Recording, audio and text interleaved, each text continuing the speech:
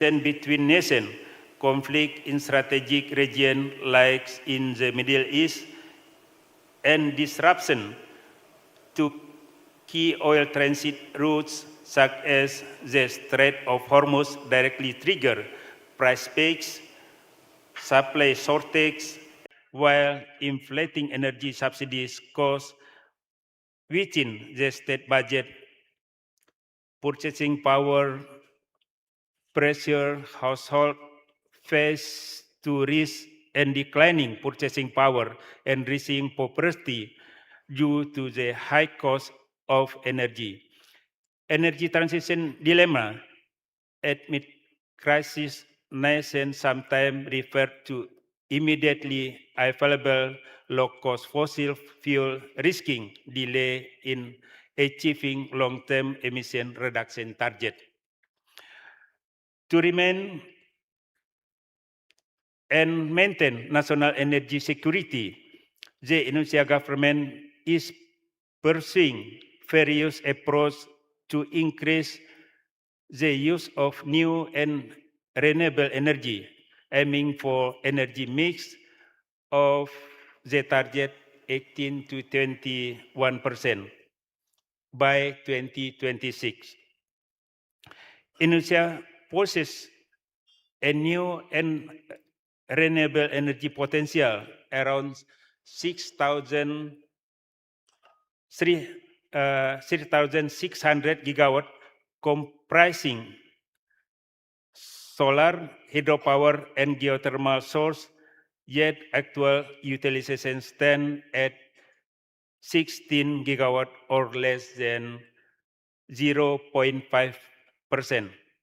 Furthermore, the development of this energy source offers the potential for carbon emission reduction, which can be valued by carbon asset and trade on domestic and international carbon market.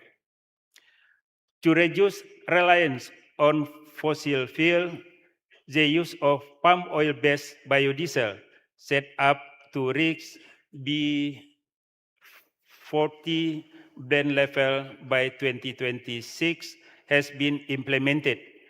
This initiative also serves as a policy for sustainable use of renewable energy. Major cities in Indonesia face significant challenges regarding air pollution and urban waste, according to the latest data from the National Waste Management Information System. Total urban waste in Indonesia is projected 21 million tons annually. Yet, the rate of successfully managed or processed waste stands only about 25%, equivalent to 17.8 million tons.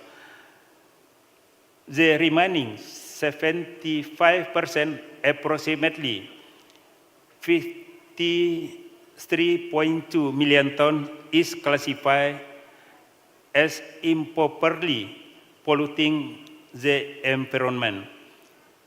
Although current processing rates remain low, this immense potential to process it waste, if it waste is sorted at the source, organic waste processing potential around 50%, dominated by household food scrap. It is highly sustainable processing into compost or biogas or fermentation technology in organic recycled waste processing potential around 25%. This category compost plastic, paper, glass, and metal waste. Regarding the plastic, especially Indonesia generates around 9 million tons annually, yet currently only 7% to 12% is effective recycled. The government has issued a policy regarding residual waste with the energy potential specificity waste that cannot be recycled or degraded, allowing it is processed into alternative energy resource through waste-to-energy technologies such as waste-to-energy power plant and renewable fuels. Excellencies, ladies and gentlemen, a prime example of a crucial international partnership in our transition journey is long-standing German-Indonesia Energy Cooperation, supported by the German Federal Ministry for Economic Cooperation and Development, BEMZ, and International Climate Initiative. This strategic collaboration has committed over 2.3 billion euro in cumulative support across a comprehensive portfolio of technical assistance, capacity building, and capital investment. This cooperative is closely aligned with Indonesia offering target of achieving net zero energy sector by 2060 under RUKN roadmap, as well as Just Energy Transition Partnership target with the aim 44% on grid renewable energy share by 2030 and peaking on grid emission at 250 metric ton carbon dioxide, our joint priority agenda span for our strategic pillars.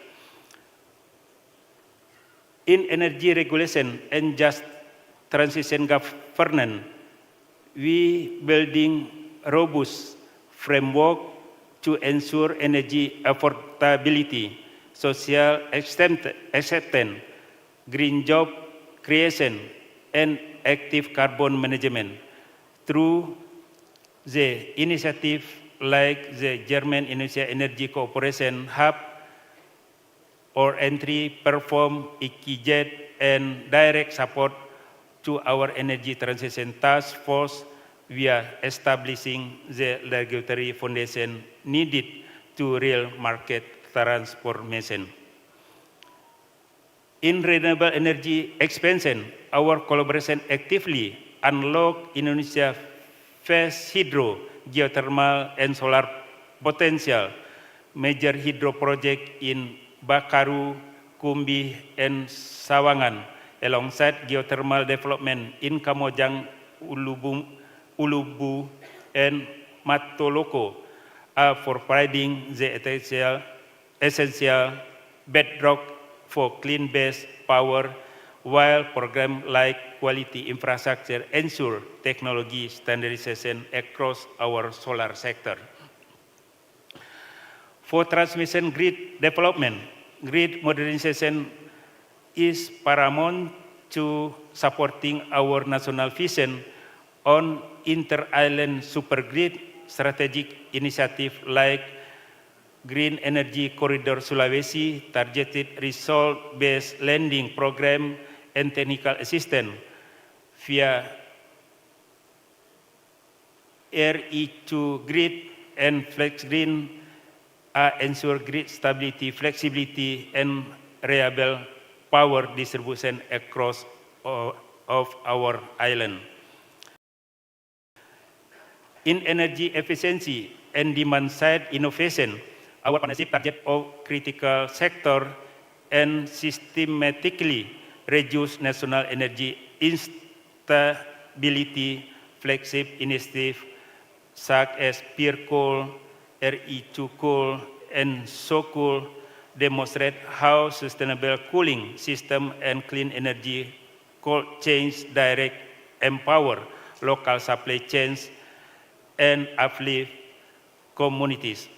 Furthermore, our partnership continuously explore emerging frontier technologies, including green hydrogen ramp-up initiative, triangular South-South cooperation for mini-grid and carbon monetization mechanism. As we embark our This new chapter for Indonesia sustainable energy let us move forward with shared sprint, collaboration, innovation, and determination. The work ahead is significant, but with our collective expertise and unwavering commitment, I am confident that we can unlock new opportunity, strengthen our energy resilience, and contribute meaningfully to global sustainable energy future. Thank you once again for your dedication and partnership. I wish all of us great success in this important endeavor, sustainable energy future. Thank you. Danke.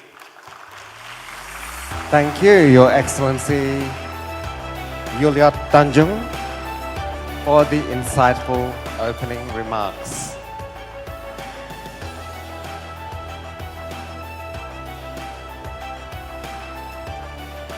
Terima kasih sekali lagi Bapak Yuliot Tanjung atas kalimat ataupun ucapan pembukanya pagi hari ini. Dan sebelum kita melanjutkan acara, kami ingin mengucapkan selamat pagi dan selamat datang kepada Wakil Menteri PPN yang juga Wakil Kepala Bappenas, Bapak Febrian Alpianto Rudia.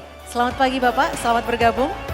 Dan juga kepada Wakil Menteri Pekerjaan Umum, Ibu Diana Kusumastuti. Selamat pagi Ibu, selamat bergabung, terima kasih. Ladies and gentlemen, we will now continue with the next opening remarks. It is our great honor to welcome Her Excellency Rim Alabali Radovan, the Federal Minister for Economic Cooperation and Development of Germany, known as BMZ.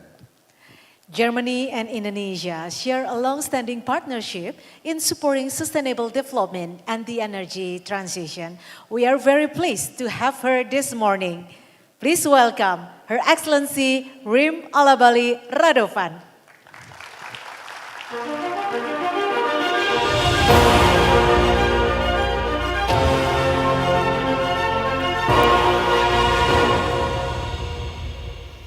Your Excellency Minister Pambudi, Your Excellency Vice Minister Tanjung, Your Excellencies, ladies and gentlemen, it is my great honor to open the Indonesia Sustainability Energy Week today. Sustainable energy is key to our common future. It will decide whether we succeed in reconciling economic growth, energy security, and climate protection. Indonesia has extraordinary wealth on renewable resources. You can draw on the power of sun, the wind, geothermal heat, and biomass. This holds an enormous potential to develop a climate-friendly, secure, and affordable energy for all. And this is precisely why the Indonesia Sustainable Energy Week is so important. It creates a space to build partnerships and to facilitate investment in sustainable energy. It brings together policymakers, business leaders, representatives from financial institutions, academia, and international partners. Together, we can build on Indonesia's enormous potential of renewable energies and advance a just energy transition. I would like to warmly thank Bappenas and the Ministry of Energy and Mineral Resource for co-hosting this conference and for their leadership in driving Indonesia's energy transition. My thanks also goes to GIZ for organizing this conference.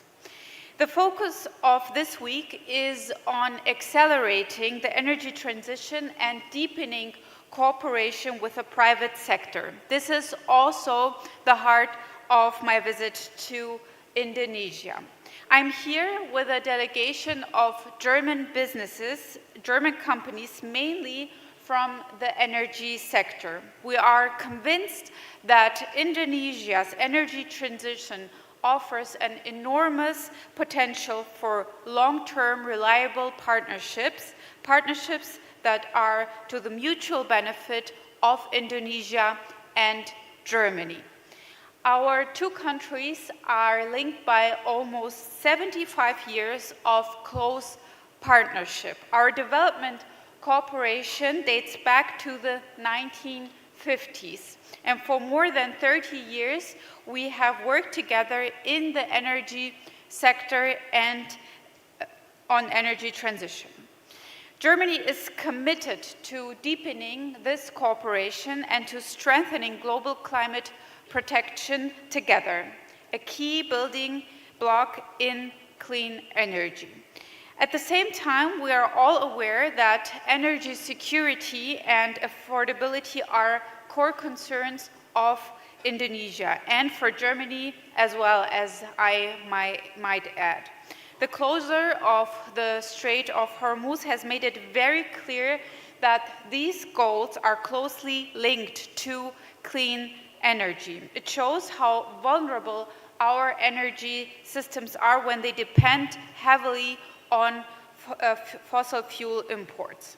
Therefore, I very much welcome that Indonesian government has responded by further strengthening its plans to expand renewable energy.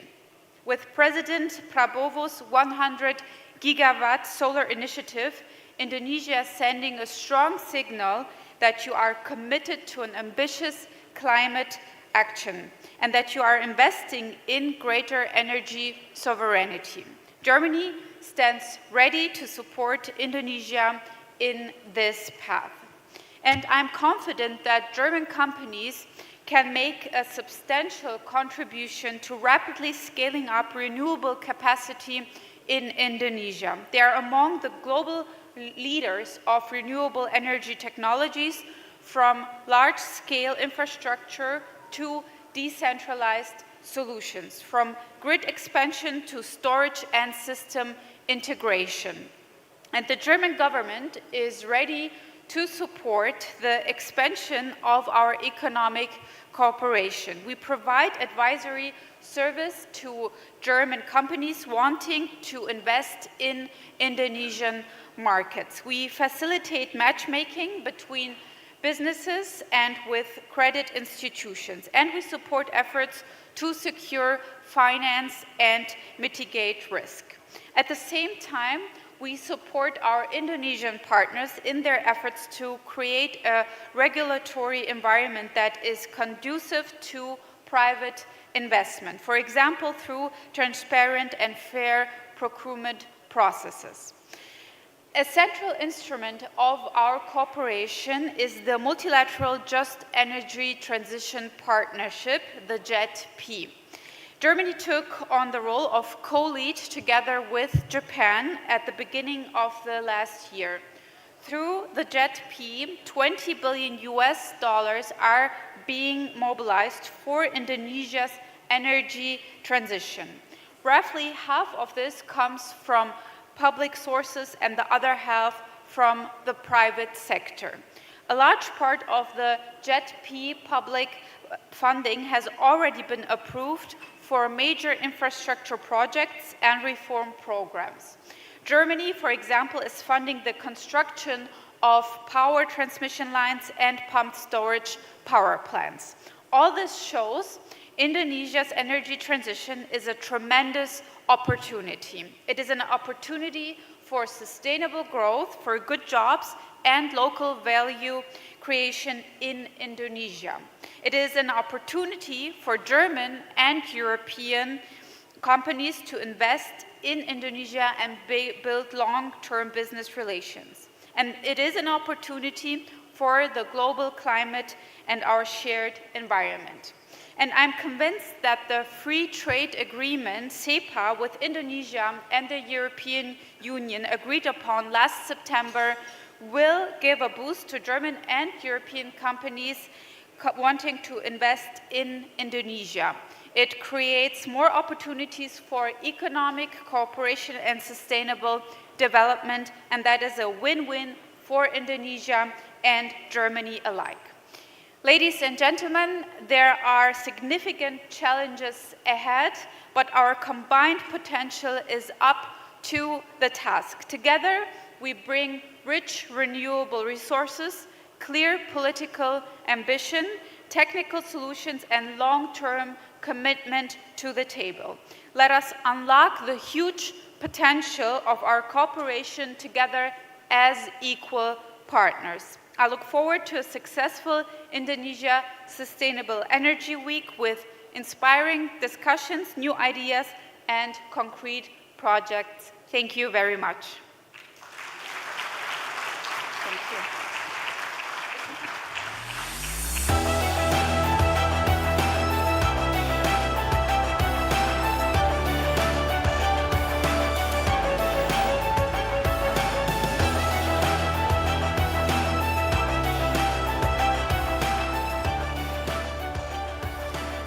Thank you very much, Your Excellency, Ms. Reem Alabali Radovan. Ladies and gentlemen, we now come to the final opening remarks. It is our great honor to welcome His Excellency, Professor Rahmat Pambudi, the Minister of National Development Planning, the Head of National Development Planning Agency.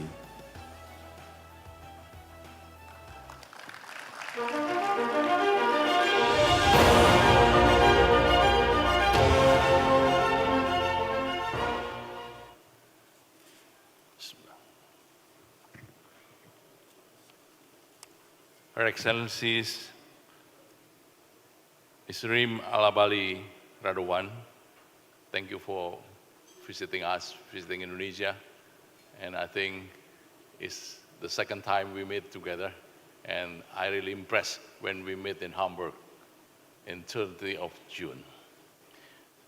Federal Minister of Economic and Cooperation and Development of the Federal Republic of Germany, His Excellency Mr. Julio Tanjung, Vice Minister of Energy and Mineral Resources of the Republic of Indonesia, Her Excellencies Ms. Diana, the Vice Minister of Public Works, Excellencies, Vice Minister of National Development Planning, Ambassador Fabian, and the very special Vice Minister of Julio Tanjung, Vice Minister of Energy and Mineral Resources of the Indonesian Republic, distinguished representative for Government of Indonesia and Government of Germany, and especially Ambassador of Germany, our development partners, representative of private sector, academia, civil society, and energy communities, and especially our friends from German companies and German government. Ladies and gentlemen, good morning and peace upon all of us. It is a really pleasure to welcome you to Indonesia Sustainable Energy Week 2026. And I think we met at an important moment for Indonesia, especially after we join in very special moment in a sustainable conference in Hamburg. So it is very special moment for renewing our economic and our economic growing for our industries and our expanding, especially new economic center are emerging across the archipelago. As Indonesia moves toward becoming a high-income economy, our demand for energy will continue to rise.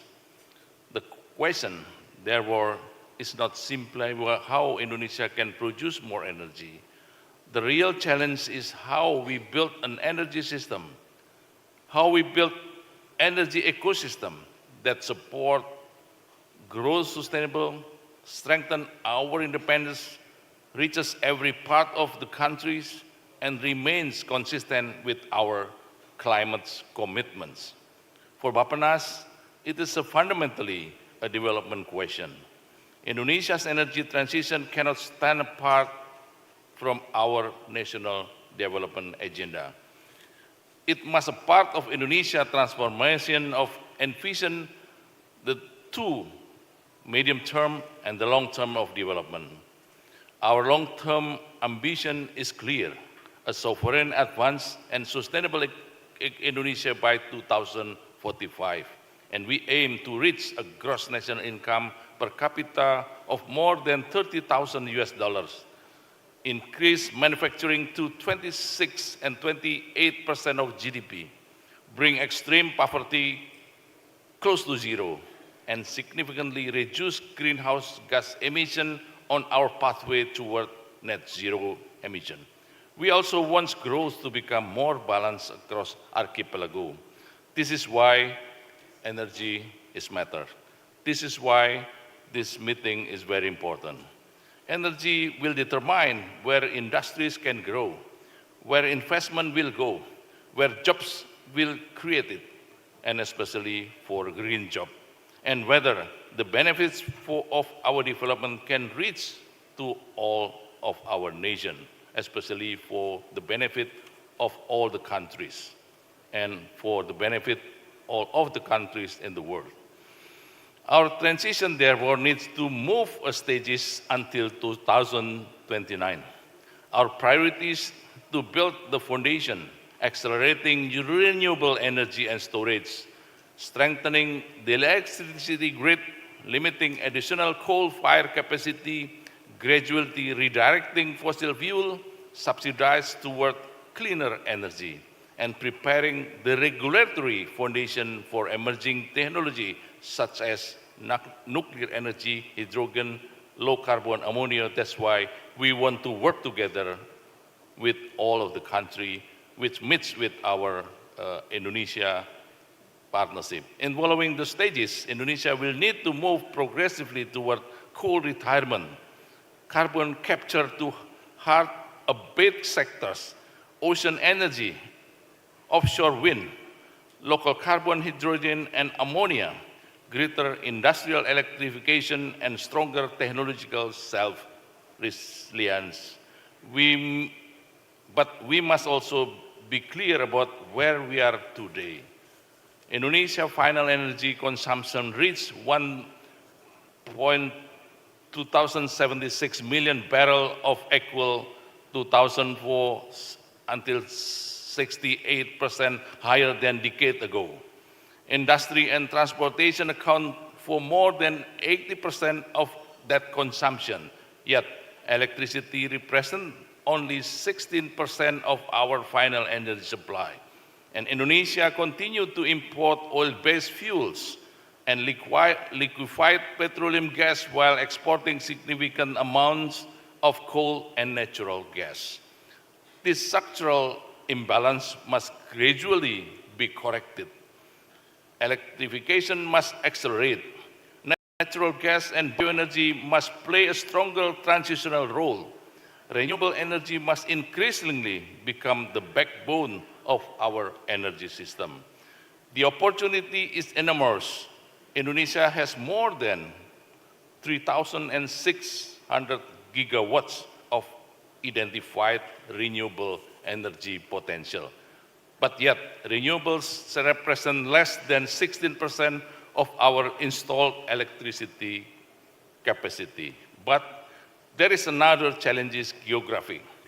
Java is home to around 56% of our population, while many of our largest renewable resources are elsewhere.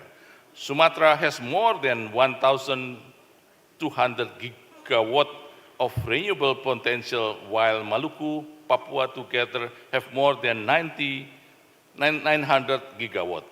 This gives us a clear policy reduction and policy direction. Indonesia must connect its energy transition with its spatial transformation. We cannot develop renewable generation without simultaneously building the transmission infrastructure needed to move that electricity and then for the new of our generation. For Bapenas, this is very critical. When we plan industrial area downstreaming centers, cities, tourism destination, and priority economic corridors, energy must be part of that decision for the beginning, not added later. The same principle applies to equitable development for rural communities, small islands, border regions, and disadvantaged, especially for the frontiers and outermost area. Energy access determines whether school still can function. Health facilities can provide reliable services, local business can grow, and communities can participate in the modern economy. And then our transition must therefore achieve two things simultaneously: support new engines of economics, and then growth, ensure that development reaches those who have historically been left behind. This direction is being translated into concrete program toward 2029. We aim to improve the quality and sustainability of electricity supply nationwide, with electricity consumption reaching 1,070 kilowatt hours per capita. This requires faster renewable development and storage, stronger inter-island transmission, expanded distribution networks, rural electrification, smart grids, and greater electrification, transport, and industry. National priority programs include 100 gigawatt and the peak solar power program with a strong rural component, conversion of 6 million base fuel motorcycle to electric motorcycle, electrification of 10,000 villages across 36 provinces, integrated large-scale hydropower development from Sumatra to Papua. And the next phase of Indonesian energy transition must be about delivery. We have strategies, we have resources, we have targets. Increasingly, we also have a pipeline of projects. Now we must connect them. Project must be technically sound, commercially viable, environmentally responsible, and we are ready for financing. We need better project preparation, lower investment risk, regulatory certainty, and stronger collaboration between public and private financing. And again, for Bappenas, planning must increasingly become an instrument for implementation. Every major energy policy should have a clear project pipeline. Every project pipeline should have a financing pathway, and every investment should contribute directly to our national development priorities. This is also where international partnership is matter. Indonesia cooperation with Germany has helped connect planning, has helped policy implementation, and help for financing. And implementation is very important. It has strengthened institutional capacity, supported technical assistance, and especially stakeholder dialogue contributed to government reform, and also helped integrated energy transition priorities for long-term and medium-term of our development. Again, we are really appreciate this partnership, but we are ready to take it further. The next generation of Indonesia-Germany cooperation should move from knowledge to investment, from studies to the project, and from policy dialogue to implementation on the ground. So that's why we always remember about our dialogue in Hamburg. We need partnership that help prepare bankable projects, mobilize blended risk finance, strengthen domestic technology capabilities, and reduce the cost and risk clean energy investment. And this cooperation must support Indonesia for our own development priorities. The energy transition should not create new forms of dependency. It should strengthen Indonesia's energy independence, technological capacity, industrial competitiveness, and human capital. Ladies and gentlemen, this is what I hope Indonesia Sustainable Energy Weeks 2026 can help us achieve. Not only simply another discussion about energy transition, but also a platform where policy meets investment, where technologies meet real development needs, and where partnership meet to the real project. Indonesia has the resources, we have the demand, we have the development ambition.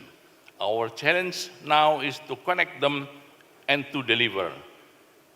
If we succeed in the energy transition, will become much more than a pathway toward lower emission. It will become a new engine of industrialization. It will strengthen our energy security. It will create new economic opportunity across our islands. And it will help ensure that Indonesia transformation toward 2045 is not only faster, but also more resilient, more inclusive, and more sustainable.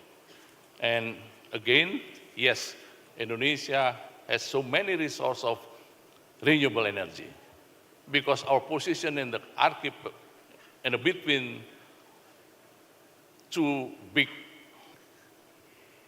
area. One of third of Indonesian area is land. 2/3 of Indonesia area is water, is sea, maritime. And yes, Excellency Minister told us that we have biomass, we have wind, we have solar, and once again, we still have another new potential energy. We are in the ring of fire. So many volcanoes, so many geothermal. So again, please work with us. We want to grow together. We want to make world greener. And because of the global climate change, we happen here, also we feel in Germany, we feel over the world, and please work us for a better future and better for the new world. Thank you very much. Dankeschön. Thank you, Your Excellency, Professor Rahmat Pambudi, agar mohon tetap di atas panggung. Ya, dan kami juga mengucapkan selamat pagi dan selamat datang kepada Bapak Abdul Malik, Deputi Infrastruktur Bappenas. Terima kasih Bapak sudah hadir dan bergabung bersama kami. Dan juga terima kasih sudah hadir bersama kami Direktur Jenderal EBTKE, Ibu Enia Listiani Dewi. Selamat pagi Ibu, terima kasih sudah hadir bersama kami. Ladies and gentlemen, we will now proceed to the symbolic opening ceremony.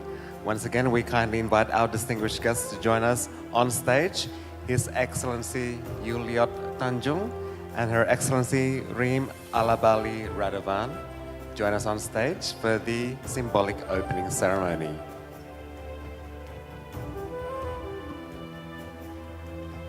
Bapak dan Ibu, simbolis pembukaan ini menandai dimulainya rangkaian Isew 2026 in conjunction with Indosolar 2026. Today we bring together two platforms and many different perspectives, united by our shared commitment to Indonesia's sustainable energy future.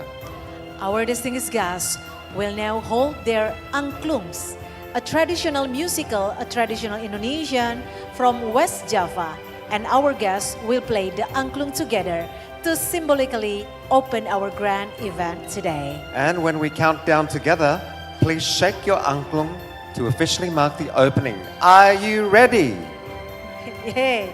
Alright, mari kita hitung bersama. 3, 2, 1. Let's give a big applause to the opening of the conference, Isew 2026 and Indosolar 2026. Ladies and gentlemen, please give our distinguished guests a big round of applause. Advancing Indonesia Sustainable Energy Future Together. Kita akan melalui sesi foto bersama. Kami Your mohon Excellencies and kesediaannya distinguished untuk guests, sesi foto kindly bersama. remain on stage for the official photo session. Usai foto bersama, kita akan melakukan sesi foto wifi bersama.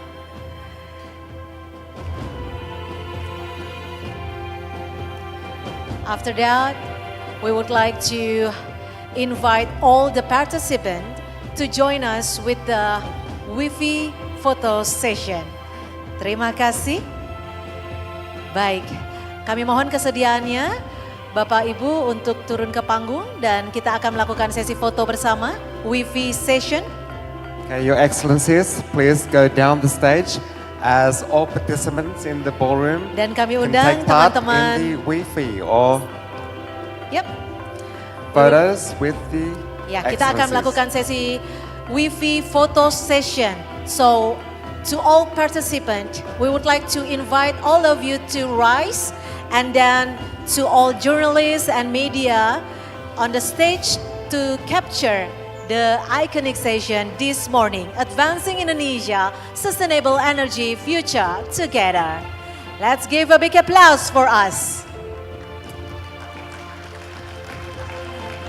Give us the big smile today. Oke, boleh ganti gaya Bapak Ibu sekalian. Kita boleh ganti gaya dengan senyum yang luar biasa pagi hari ini untuk membuka kolaborasi yang luar biasa dalam tema Advancing Indonesia, Sustainable Energy Future Together. Terima kasih. Kita boleh berikan tepuk tangan sekali lagi yang meriah untuk Bapak Ibu sekalian yang sudah berpartisipasi, memberikan atribusinya dan juga perspektifnya. Dada-dada juga boleh Bapak Ibu, oke? Kita berikan semangat yang luar biasa, tanda kolaborasi. Terima kasih. Baik, kami juga mempersilahkan kepada tamu VVIP untuk dapat mengunjungi exhibition area.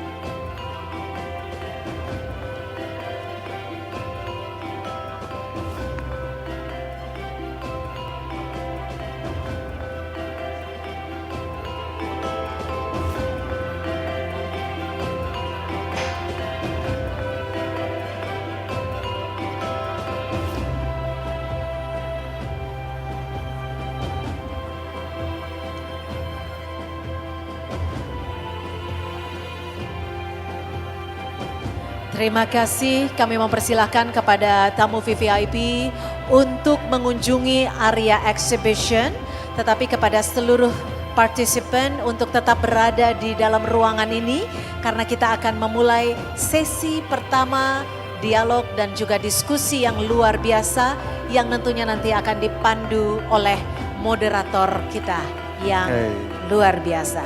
Once again to all participants, to please be seated as we are about to commence the joint session, which is the first of the joint sessions this morning.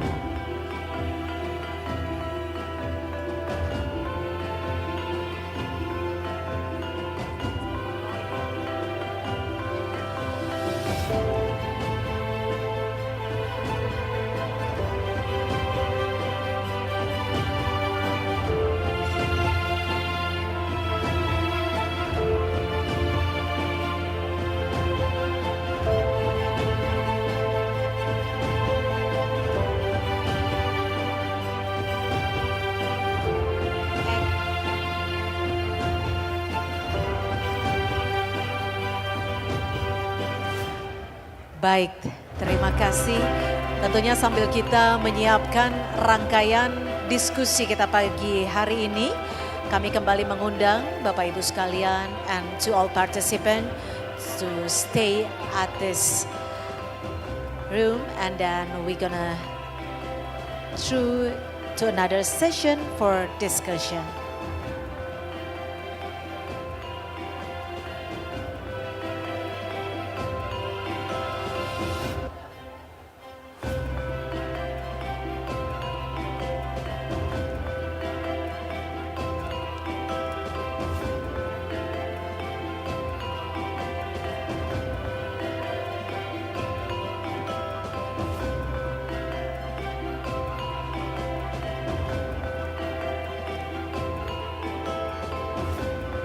Once again, ladies and gentlemen, please take a seat as we are about to commence the joint session number 1. Thank you.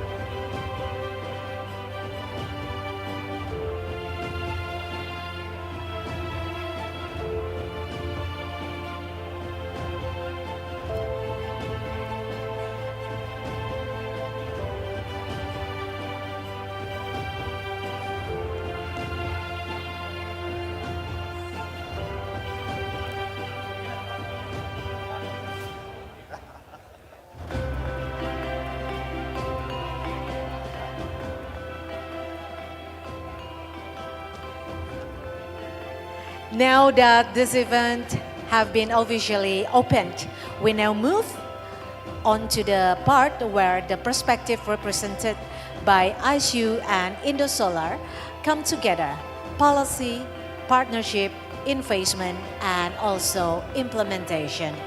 Ladies and gentlemen, please remain in the ballroom as we begin session 1.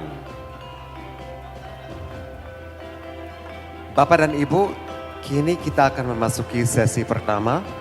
The session will explore how Indonesia can align policies, partnerships, and investment to strengthen energy security while accelerating the energy transition. Untuk itu kami kembali mengundang Bapak Ibu peserta partisipan untuk tetap berada di dalam ruangan, dan bagi para partisipan dan juga peserta yang mungkin masih berada di area foyer, kami kembali mengundang untuk masuk kembali ke dalam ruangan karena sesi diskusi akan segera kita mulai.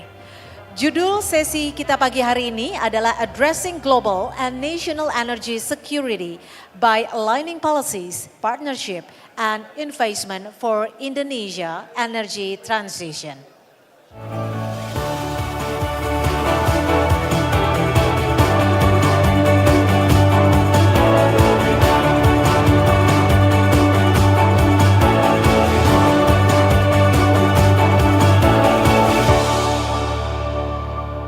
This is precisely where bringing ISU and Indosolar together becomes valuable, connecting policy dialogue with financial and private sector perspectives. Untuk memandu sesi diskusi kita pagi hari ini, we are pleased to welcome our moderator, Miss Lisa Tinscher, Energy Program Director at GIZ Indonesia, ASEAN Energy Program. Please welcome and give a big applause for Miss Lisa.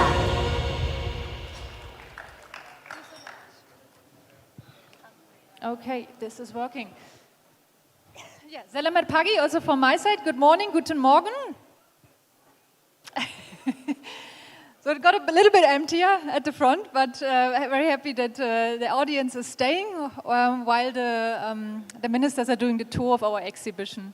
So very welcome from my side also to the representatives of the government of Indonesia, of Germany, and the wider audience.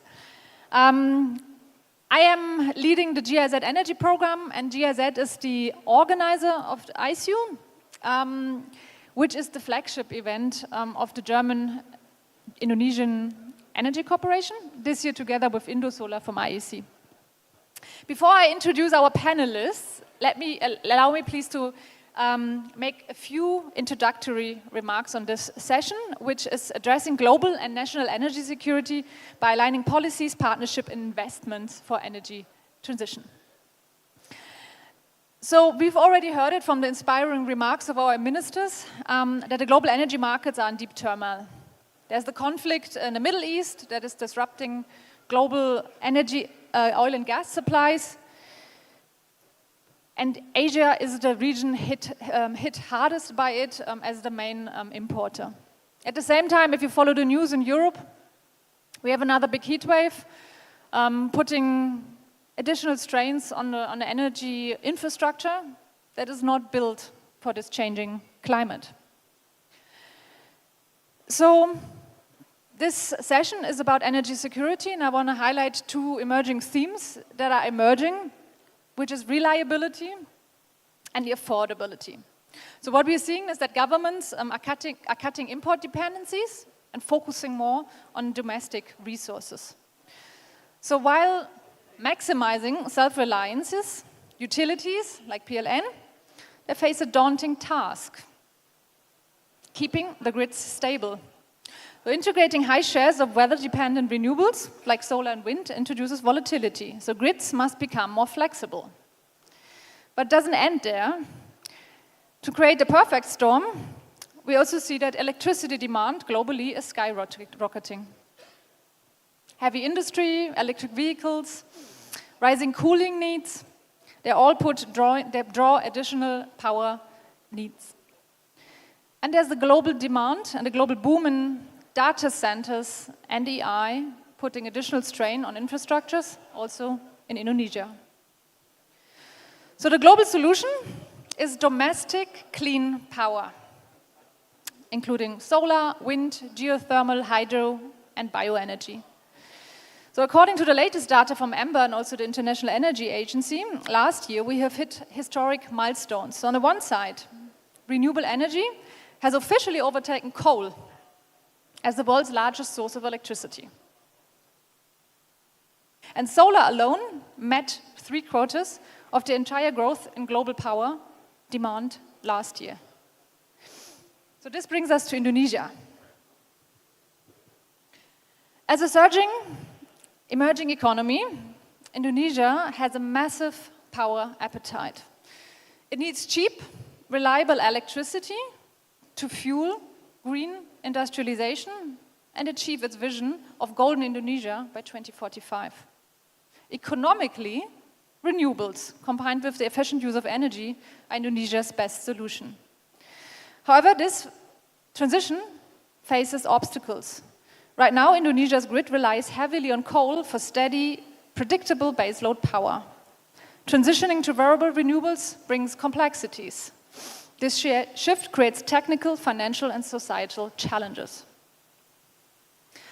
Luckily, Indonesia does not have to build this ecosystem by itself.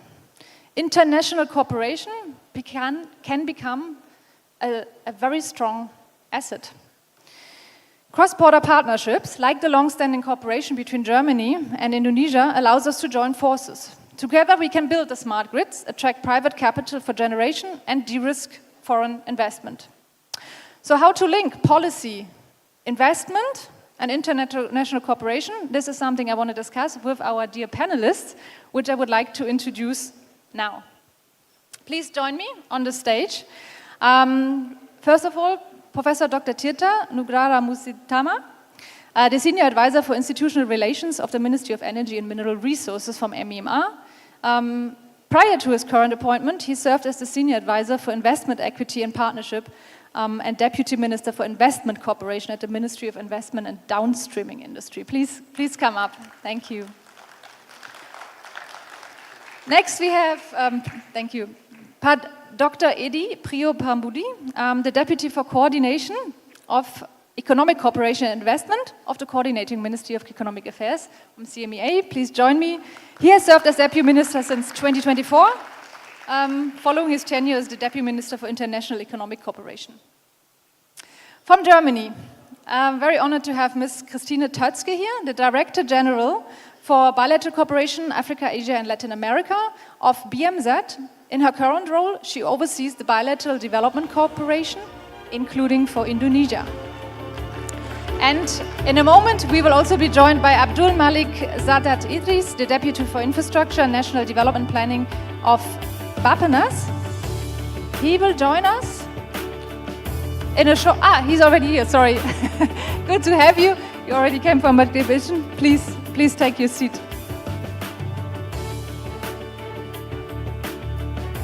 So welcome to my panel.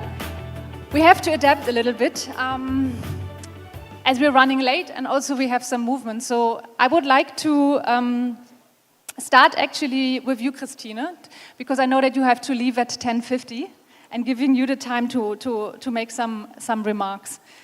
We've already heard from Mr. Minister Radovan the current shifts of Germany to policy. So I would like to hear from you a bit more, if you could tell the audience about this new approach of linking development cooperation with foreign trade promotion, and how this can link to the energy transition in Indonesia. The floor is yours. Yes. Thank you very much. Can you hear me? Yes, thank you very much. And first of all, thank you for inviting me. Thank you for organizing this conference and this very, I think, important session. You heard it this morning in the opening speech from our Minister, Rim Alabali Radovan, that Germany and Germany's development cooperation has undergone a reform, and within this reform, new strategic priorities have been identified. And one of them is to strengthen and to foster economic cooperation. But what does it mean? It means that we want to support and strengthen, especially economic cooperation with emerging economies like Indonesia. And the idea is to build on established partnerships, as we have them with Indonesia, to identify the sectors we are already involved in within our development cooperation, and see how they can link to interests and demands of German and also European companies. And the idea is to have a triple win. It should serve the Indonesian economy, it should serve the German and Indonesian governments, but also German, and I would really draw a wider circle, European economies and Germany and companies as well. And when you look at Indonesia and our development cooperation, we heard it, and I mean, this is what the Isew is about, that energy transition, energy climate protection is one of our strategic priorities within our development cooperation. So it's very obvious to make the link and try to see how we can link our development cooperation programs, and we have a lot of them in this field. You saw, I think, the slide where they were all mentioned, to involve our German and European companies. And this is how we want to move on. I think the first is, and was also mentioned already earlier this morning, to involve companies very early on, in a very early stage when it comes to the planning of the programs, and see what are their demands, what are their interests when they want to invest in Indonesia, and how can we link these two approaches and these two programs. And then, of course, ask our Indonesian partners, what do you expect from German companies? What do you expect from German technologies? And I think it is very clear that German companies, German businesses have a lot to contribute. They have a vast range of experience. They have a lot of expertise in especially the renewable energies field, be it in, and also in expansion of grids, in storage solutions, in renewable energies. So there is really a lot they can contribute and a lot of experience. We would also, and I think that is the second part, that also in Germany a lot of institutions are involved. it's not only the Ministry for Development Cooperation, it's the Ministry for Economic Affairs. It's here in Indonesia, GIZ, it's KfW, it's the Chamber of Commerce, and they are all, and even the Ministry for Environment in Germany. So they are all involved, and what we really would like to also to foster is a closer cooperation and collaboration between these institutions to make sure that German companies, but also on the Indonesian side, that we work very close together and that you know whom you can address. I think that is a very, very important point. And maybe I would like to give one example, which is more on information, which in my view is crucial. In the conversations we had with the business delegation, which is part of the delegation of the minister, I heard sometimes the issue of capacities coming up. Are there enough skilled labor, for example, in Indonesia to face the challenges when it comes to expansion of renewable energy and the technologies?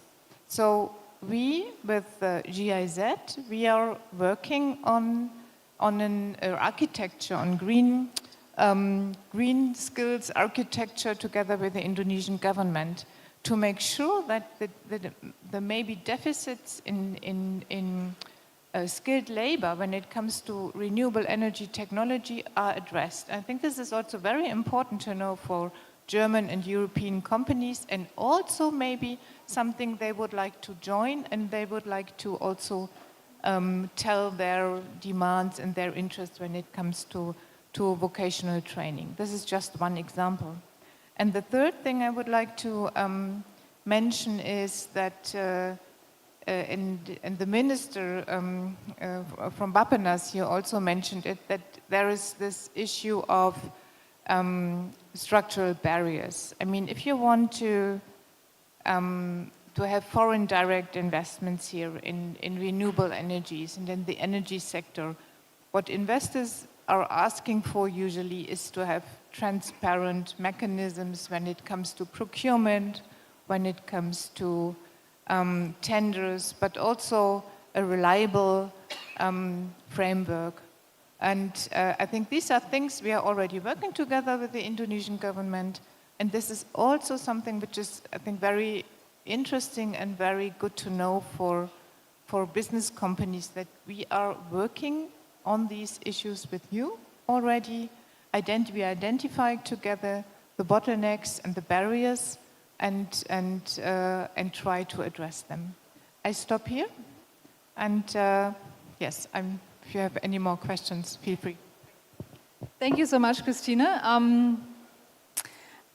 Looking at the time again, well, first of all, thank you, I think, for highlighting the facts. I think it is clear that Germany has shifted a little bit how it looks at the cooperation with Indonesia, and I think it's clear that you talked about a win-win, bringing more companies over, but I think I'm also very impressed how detailed also your understanding is, and the offer that Germany makes to support Indonesia on concrete policies and steps going forward. I would like to bring in now Bappenas, Pa Abdul, to on the one side react also on what Mrs. Tötzke has announced, and what is your view from Bappenas on the cooperation, but also under the heading of energy security, the main themes.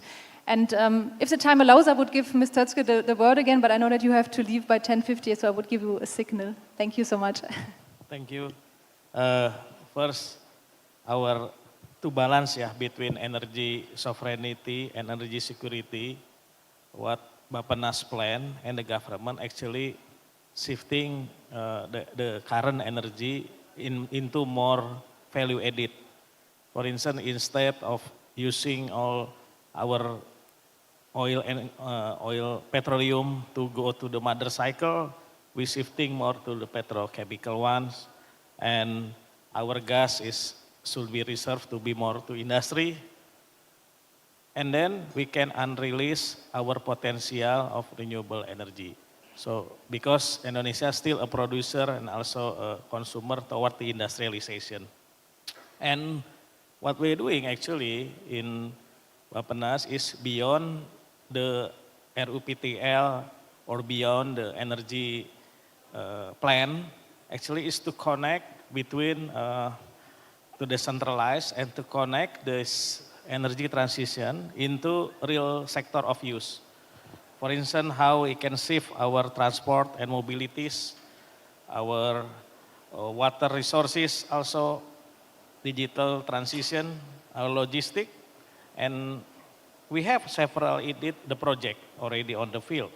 For instance, the North Kalimantan project that we connect between large hydropower and the industrial park, and then to upgrade the Jawa, Madura, Bali system, because many of our industries is located in Jawa, and the most populated area, the largest urban is also in Jawa.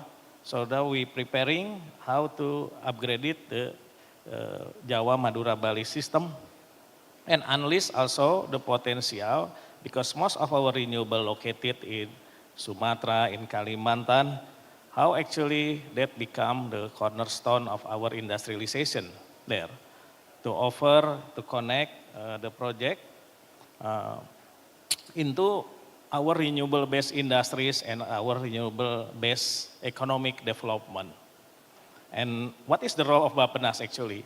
Most of the talk currently work in the macro level, same the target, same the program, make it same, but actually we need to go beyond that to see the connect in the project level, into project development, financing, and my ministry already established, since now the national strategic project is under Bappenas, we will put attention for the collaboration, especially in the project readiness level. Because many of idea, when they connect, they still need to be upgraded. To sum up all the action, so basically we will implement 5 strategy. First, I think we can go to the last slide. First, any project here should apply international best practice and sustainability standard. Because to foster the Germany investor, European or international player, we need to put in the same playing of field that use the protocol of sustainability. And second is to address the classical problem in Indonesia. We call it mohon izin, ya. It's the cross sector permitting the bottlenecking. So we be more active on that. And as my ministry mentioned, about to diversify innovative financing. PLN himself cannot do the financing. Ministry of Energy cannot do the financing. Ministry of Finance, even Ministry of Finance cannot do the financing by their own resources alone. So what Bappenas doing currently is to put the viability gap, for instance for a transmission or for large upfront project, combining the PPP approach, IPP and the Blue Book and the Green Book the project. When the PLN project is moving, when the Pertamina project is moving, basically it will show the climate that private sector could move. And then when the private sector has encouraged to move, they will invest more. That also we improve our institutional governance. For instance, we upgrade, we did a lot of capacity building to our institution. And finally, that's why it's to make more synchronized in thinking. And later on, our cross ministry and agency setup will have, let's say, unity in the mind, and we can be faster in everything. Thank you. Thank you so much, Pak Abdul. Ms. Tötzke, maybe we lose the last 2 minutes. I don't know if you want to mention also the JET-P, because you introduced the bilateral cooperation, if you want to also highlight a few points from your perspective. Yes, thank you very much. 2 words, a few words on the JET-P. As you know, it is a multilateral initiative, partnership with Indonesia to foster energy transition. Germany is, together with Japan, the co-chair. and we are also supporting the JETP Secretariat and the JETP Delivery Unit. I think it is really an excellent opportunity and an excellent framework for collaboration between different actors, for identifying joint priorities and goals with the Indonesian government, but also jointly deciding on how to reach them, to decide the paths, and we have working groups on different subjects, how we can move on and how we can achieve the objectives of which we identified together with the Indonesian government. There is, as it was mentioned, the commitment from the international side is half public and half private financing. So it is also an opportunity for private investors to mobilize, so that we can mobilize funds for the JETP. And there is a consortium of private investors who mobilize funds for the JETP, who are looking for bankable and for rent-seeking projects. And also this is a very, very good opportunity, and also for private companies from Germany, from Europe, from all over the world, I would say, to see how they can invest in those programs. There are some preconditions. There is a need of a good pipeline of bankable projects, and we are working on that. There is a need of, as I already said, reducing some structural barriers. But we saw from the slides in the opening speech by the Ministry for Energy and Mineral Resources and by Bappenas how far the plans already are. There are a lot of programs. We all know the 100 gigawatt solar program from the President. And I think these are all very, very good options. And the opportunity to have this joint approach is something I only can say I would like to encourage everybody to join in. Thank you very much. Thank you so much, Mr. Isew. With that, I also please a round of applause for leaving. Thank you. Thank you so much. Okay, with this, let me turn to our next panelists from the Ministry of Energy and Mineral Resources, Patieta. I'm curious to hear from you. On the one side, Pak Abdul, okay, thank you so much, also you have to leave. It's a very volatile and moving panel. Thank you for being with us.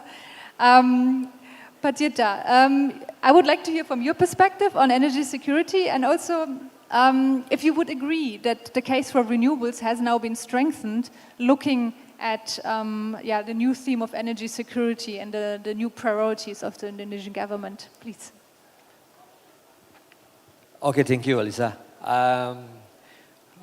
I think from the term of reference that you also give to us, of course, the renewable energy or energy security is one of our top priority. Okay, and then but we do understand that there is a implementation risk or toward the project for the RPTL 2025-2034. Yeah, I would like to talk within the allocated framework here that already prepared for our team. So first of all, maybe we need to understand how to deal with the grid and system flexibility, for example. And then one of the challenges was the variable renewable energy intermittency. So to make sure the energy security also, we need to have very good energy storage technology, for example, right? And then number two is about the infrastructure and transmission timelines that we also need to have implementation of smart grid technology that will need to construct approximately more than 47,000 of the new transmission lines, for example. And then number three is the land use and permitting, like Pak Abdul already said about the license. we have a vast land of areas need to be covered, and then therefore we need to work across the ministries how to get there. And then, of course, energy security, we need to get the consideration of the economic and financial viability, not only to support the energy itself, but also how from the perspective of the investment, also viable in terms of commercially. So we do understand that high initial investment cost is upfront is very, very high, but I think like previous speaker mentioned that from the support from the company and government from Germany, I think there's also opportunity to get the financial provided. And the last but not least is about the strategic alignment. We need to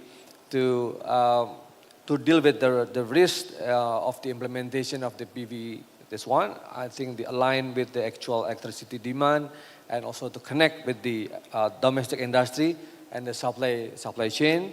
Therefore, the capacity can be supported, and that in the end of the day can contribute to to secure the energy security. Yeah, I think this is one from our side. Yeah. Thank you so much. I think you described the ecosystem quite comprehensively. With that, I would like Pak Edi, you to jump in and share the perspective of the coordinating Ministry of Economic Affairs. So you're coordinating also the energy, right, and then the related ministries.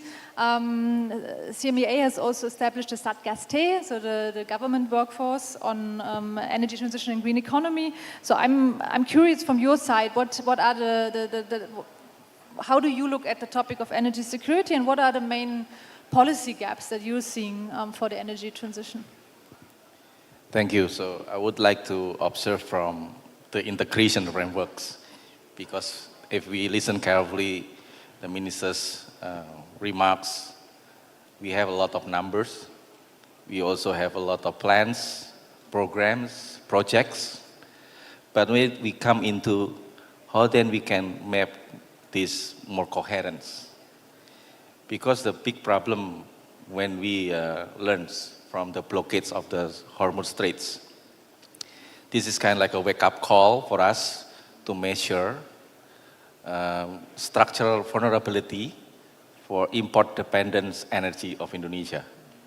So that's why this is becoming the asymmetric shocks in Indonesia.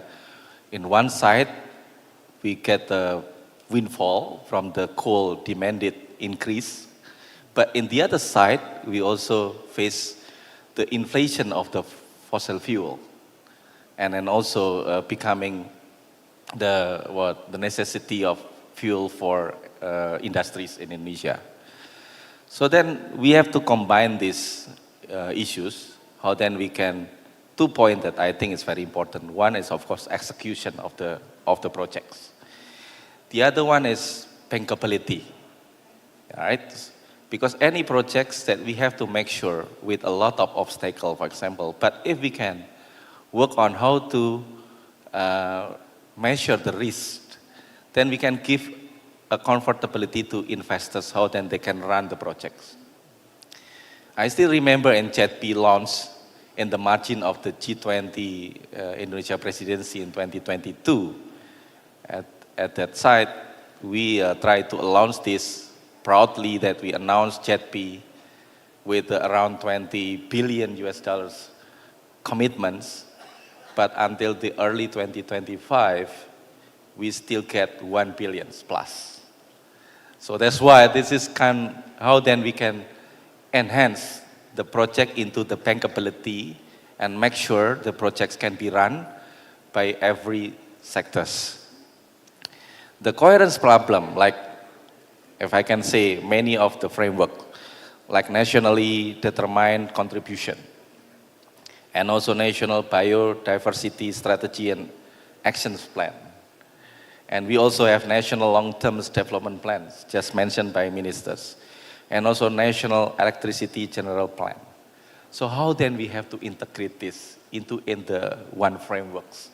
So then the issues is how we can deliver the responsibility to every across ministries and agency, and they understand how to run this based on the function and also responsibility. To just make everything clear. So that's why I think now we are discussing about the task force, for example. Even for me personally, task force is not necessary if we can distribute the responsibility properly. But how then we can make this and glue it into the integrated frameworks that make the investors more confidence, and then also they can bring even more projects into Indonesia. Because I believe with a lot of numbers and the commitment from the industries, I think the big frame is energy sovereignty becoming the policy anchor, not just alternative to transition. So that's why when we plan the demand of the electricity and energy, we have to make sure that transition is also part of the plan. So it's not only just think about the big demands that we have, but how then we can also accommodate the transition. Thank you so much. I think you beautifully laid out how policy must connect to frameworks and how to debottleneck the issues that we really move towards bankable proposals. And for this, in case you wondered why there are so many empty chairs, we actually have two more panelists who I would like to invite us to join us, who will give us the investor and private sector perspective to react to some of the remarks from Paidi or questions that were raised.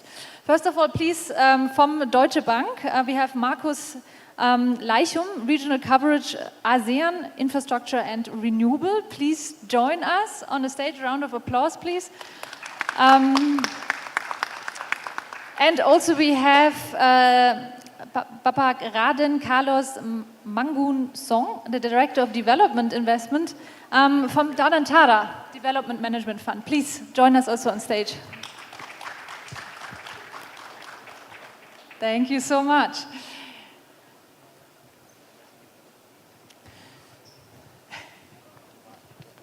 Sorry. Good to have you. Okay, now we're complete.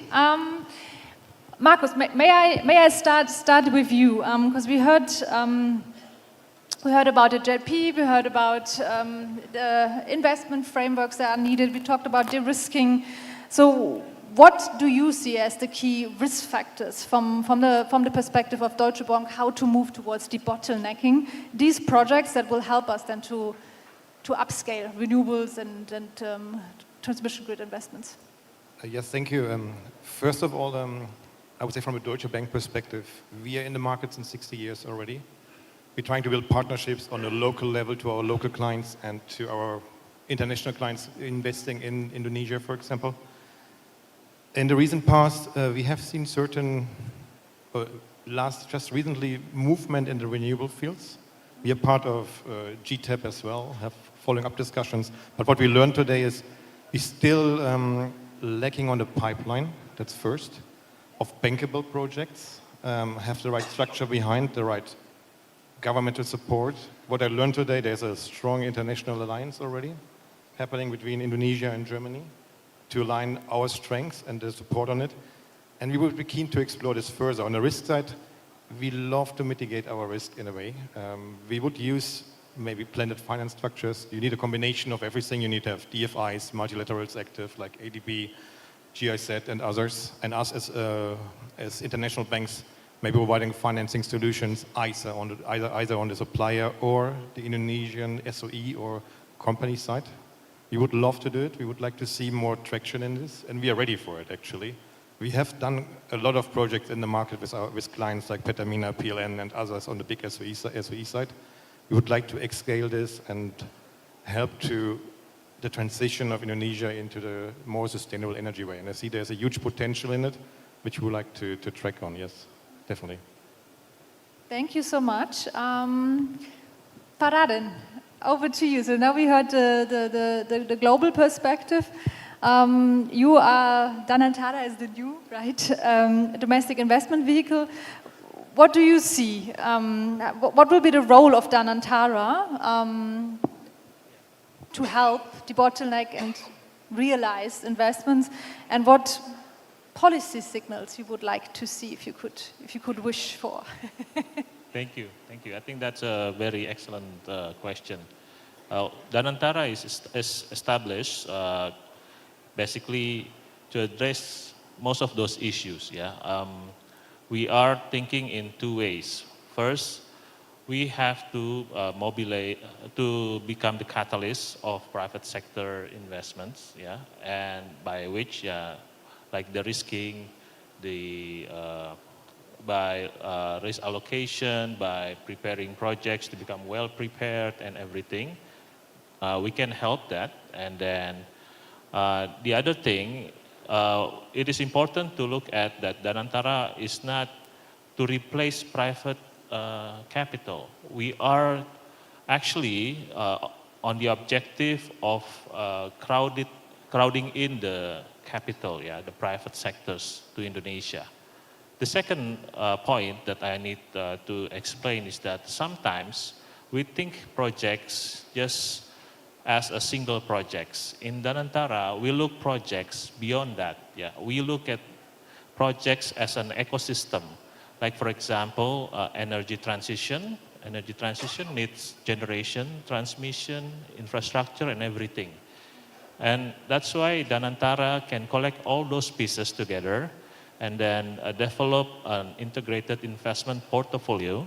And therefore, we can not only concept, we can execute the program, the projects entirely. Yeah, thank you. Thank you so much for your remarks. I would like to give our panelists the chance to also react to this. Patieta, I mean, you also have a background working for the Ministry of Investment. So I'm curious from your perspective, what would be the top priorities, or what would you react to what you just heard? Yes, of course. I think based on the 9 priorities of the investment as a, let's say, like a strategic project or priorities, what we learned that the renewable energy is one of the topest priorities. So here, along with the Ministry of Energy and Mineral Resources, I think I agree with Pa Eddie as well that how our task is to closing the investment gap between the target, the needed project, and the capacity of private sectors, including the bank, to finance the project, and providing the low interest financing, and also how to combine to provide with the fiscal incentive.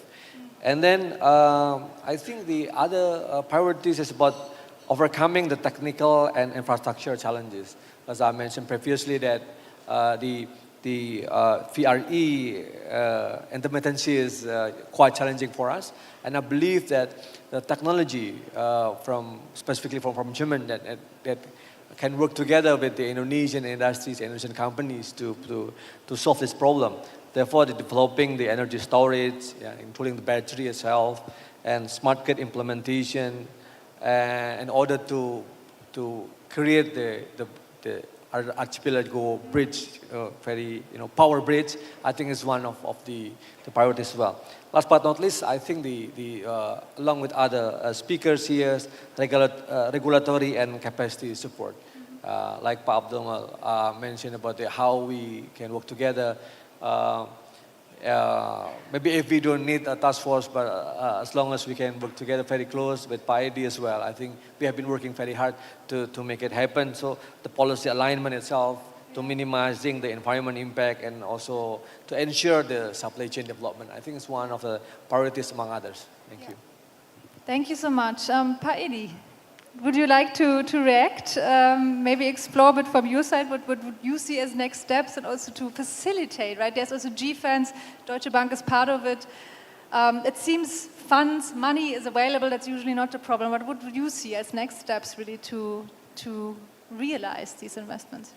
All right, so the next step in my perspective in this case is not just maintaining the mobility of fund, but I think it's very important now how to maintain the demands.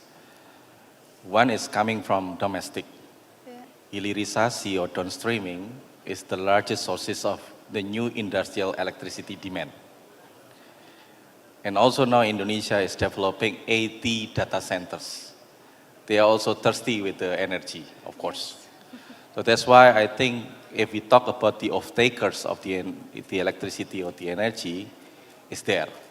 So that's why I think how then we put this into our map, how then we can work with them, and how then we can also collaborate in the industrial development policies in this case. This is from the domestic demand. From the external demands, we also need to anticipate that Indonesia will launch the entry into force into the EU CEPA. So in this case that we will like-minded with the European standards in this case, such as CBAM and others. So that's why if we do not make a transition into the green energy, then Indonesia will pay more penalty, more externality costs. So that's why this is part of the opportunity how then we can work together to bring into the export-oriented based on the green energy. So I think how to maintain this demand in the next step is very important because market is becoming more logic to shift. So that's why we have to adapt with that market. Otherwise that we lose a lot of things and then we even a lot of numbers that on our pockets with the mobility of fund, we cannot realize this investment. Thank you so much. With that, I would like to invite also colleagues from Deutsche Bank and Danantara to quickly give your final remarks. We're unfortunately running out of time, but Markus, anything you would still like to share on making the projects more bankable, and also the same question to you, Pa Dadan, also with a view towards the JETP. Okay, yeah. Danantara has several pillars right now. I'm from the Danantara Development Management Fund, while the other two is Danantara Asset Management and Danantara Investment Management. On our pillars, the project doesn't have to be commercial. Yeah, we focus on development investment. We help projects that perhaps the return is marginal, and therefore we well prepared the projects in order to be investor interested to them, yeah, and also we think beyond, yeah, we think about economic growth. When a project can really generate economic growth, even though the financial aspect are still lower than the commercial, we will help, yeah, in various ways. For example, like talking to the government how to manage this in order to execute the project. So basically, our target is to create a better economic growth. Yeah. Thank you. Markus, final words for you? Yes, on my side, from a banking perspective, we love to be involved early stage as well, as you highlighted in the discussion, to find the right structure for the financing. What I mean is that, for example, from a Deutsche Bank perspective, we are keen to finance SOEs like Pertamina PLN on a commercial level. We can do this. But for sure, for large projects, we prefer to have like structured like ECA financing, MEGA, World Bank financing options, mitigating our political and commercial risk in the end on the project, to be involved, to have open discussions. And also what I have seen recently, what I want to highlight, the big projects are not the hardest to crack open because you will find financing for it. We discussed desertification, island solutions. You have smaller projects, which are usually not bankable. We need to find maybe an approach to make it more like on a portfolio point of view, on a higher level, that we as a bank can have a larger ticket size in these projects and find a structure which then enables us also for smaller transactions to find the right solutions as well. I would say cooperation, early involvement, and an open discussion to find the right structures fitting for the financing needed in Indonesia. Thank you. Thank you, Markus. I think it's also very important, yeah, the ticketing size, and of course not everything is a JETP size project, and there's a lot of small projects that could be bundled, hopefully, so still become financeable. With that, we have to close now because there's the next session already starting. From the main key takeaways, I would say, is that yes, the case for renewable energy is very strong in Indonesia, but we need to translate the ambitions and the targets that we have into frameworks and regulations that are predictable, right, and can then be implemented. On investments, the same. We need to debottleneck. We need to de-risk. Projects must become bankable on various scales. And following also what Ms. Telske said, cooperation can help. Germany is ready to support through technologies, through investments, to know-how, bringing it to Indonesia and creating win-wins for Germany and Indonesia. So thank you very much, dear panel. Please join me in a round of applause.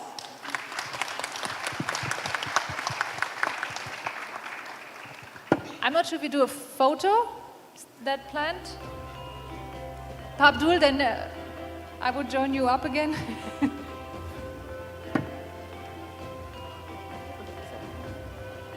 Thank you, Lisa, and thank you to all our distinguished guests and speakers, respondents, for sharing your valuable insights. Please give another big round of applause.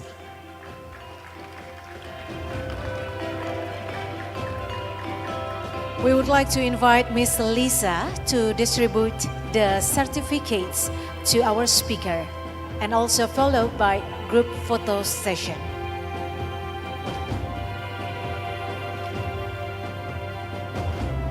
First certificate to Professor Tirta Nugraha Mursitama, the expert staff for Institutional Relation, Ministry of Energy and Mineral Resources.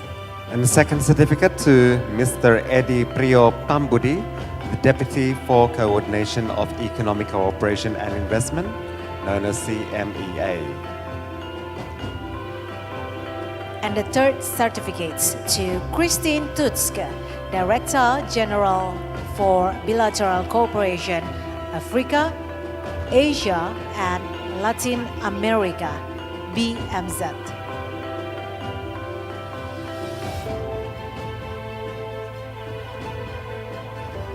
And fourthly, Mr. Abdul Malik Sadat Idris, the Deputy for Infrastructure of Bappenas.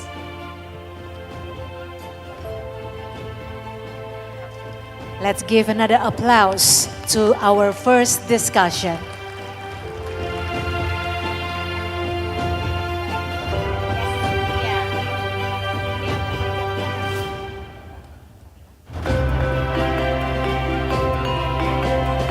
Ladies and gentlemen, as we are about to commence the second joint session,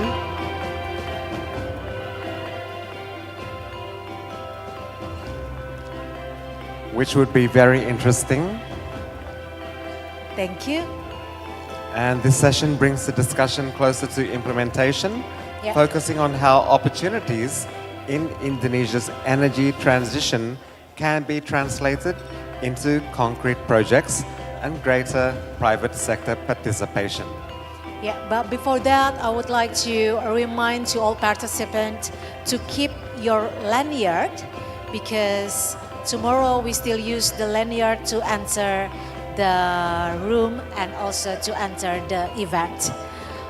Sekali lagi kami kembali mengingatkan untuk Bapak Ibu partisipan untuk tetap menyimpan lanyard Anda, karena lanyard tersebut akan kembali digunakan untuk dapat mengikuti acara pada esok hari. Terima kasih. And for those who'd like to ask any questions, you can do so by scanning the QR code on the slides.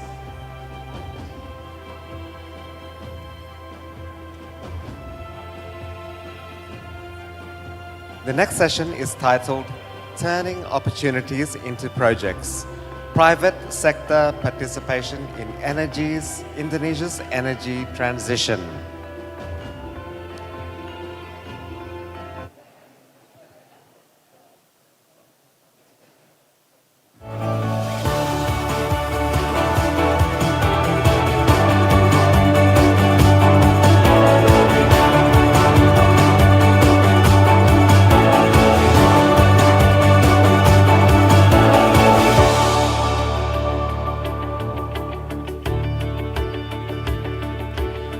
Sesi ini akan dimulai dengan Global Insight, dilanjutkan dengan presentasi dari sektor publik dan juga sektor finansial, yang kemudian talk show serta question and answer bersama para pelaku industri.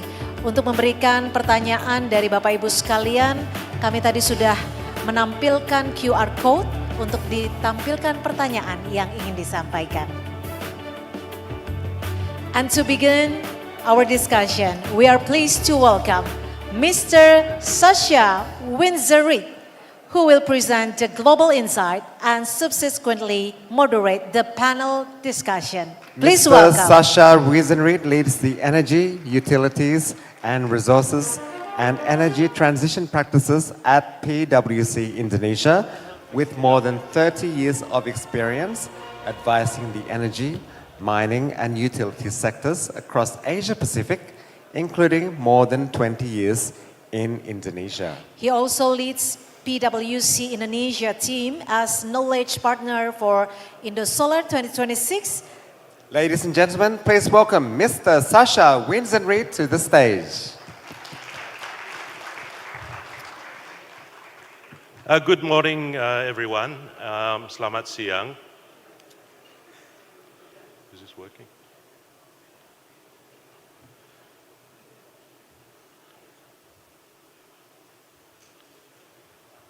Okay.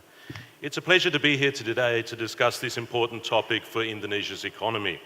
The energy transition for Indonesia is no longer only about generating electricity in a more sustainable way, but is becoming key to Indonesia's energy security future, as the government has acknowledged and we've heard this morning. We will hear more about this throughout this morning's session. First of all, I would like to thank the organisers of ISEW and also Indosolar for inviting me to present in this joint plenary session. I'm also pleased that PwC is the knowledge partner for the remainder of the Indosolar program over these 2 days. After I give some opening remarks on trends in the global energy transition and the lessons these may hold for Indonesia, we will hear from PLN on Indonesia's energy transition pipeline and opportunities for investors, and from KfW on insights for financing the energy transition. We will then conclude with a panel discussion among some distinguished industry experts.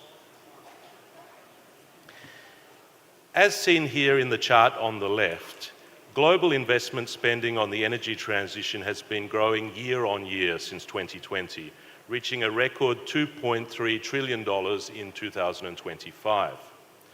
3 key sectors are contributing to this growth: electrification of transport, renewable energy, and investment in power grids. All key areas of growth that we also see as necessary for Indonesia's energy transition trajectory. On the right, we see that China continues to be the biggest contributor to energy transition spending, accounting for approximately 34% in 2025, followed by the US, Germany, the UK, and India. China also spends the highest share of GDP amongst these top markets, around 4%, followed by Germany at approximately 3%, while the US spend represents only around 1.3% of GDP. Interestingly, the largest sector for energy transition investment in China in 2025 was transportation, both electric vehicles and clean shipping, rather than renewable energy. But of course, China has been the largest contributor to renewable energy expansion already over the last 10 years. A key takeaway is that globally, energy transition trends build on success stories, often driven by business seeking to create value. We see this both with the scaling of electric transportation, again particularly in China, but now progressing fast in the rest of the world, as well as the growth of renewable energy, with capacity additions over the last 5 years more than double the previous 5 years. And this is now being supported by rapid growth in battery storage to support grid sustainability, as well as electricity supply during off-peak periods. Going forward, we see several strategic initiatives driving investment globally. Firstly, increasing investment in energy efficiency to support both decarbonisation as economies seek pathways to net zero emissions, and companies look to reduce energy costs.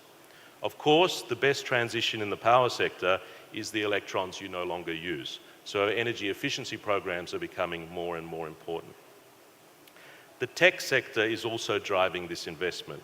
43% of new clean power PPAs signed in 2025 by generation capacity were by large tech companies. And again, the huge growth in data center investment to support AI, with approximately $500 billion in investment in 2025. So more investment is going to be needed across the whole green electricity value chain to meet these demands, right from the mining of components for electricity for data centers to investment by IPPs in renewable energy supply. Here we provide some examples of policy levers and investment environments which have supported growth in energy transition investment in some key markets. China, for instance, has designed feed-in tariffs to catalyze renewable energy deployment, combining this with incentives on water usage and land tax. India has specific incentives for investment in domestic manufacturing of components for renewable energy power plants, such as solar panels and other infrastructure, so that it is not fully reliant on imports. Germany has introduced specific incentives for coal-fired power retirement and replacement, while Slovakia provides opportunities for existing coal-fired power producers to use the same land for renewable energy plants to replace the coal-fired power generation. This tells us that countries around the world are designing mechanisms for energy transition that meet the needs of their local market. There are many examples here that Indonesia could look to in its own efforts to encourage investment and speed up renewable energy development. Indonesia's power sector transition is entering a scale-up phase, with renewable energy and storage becoming central to future capacity expansion and energy security. As of 2025, approximately 14.6% of Indonesia's on-grid power supply comes from renewable energy, predominantly from hydropower. Meanwhile, approximately 57% comes from coal and 23% from gas. But Indonesia has ambitious plans to expand this to 30% renewable energy by 2035, as set out in the ARED, or Accelerated Renewable Energy Development Scenario, of the 2025-2034 RUPTL, and 44% by 2060, when coal-fired generation is expected to be around only 14% with carbon capture. Other non-fossil technologies such as nuclear are also expected to enter the mix post-2050 alongside renewable energy.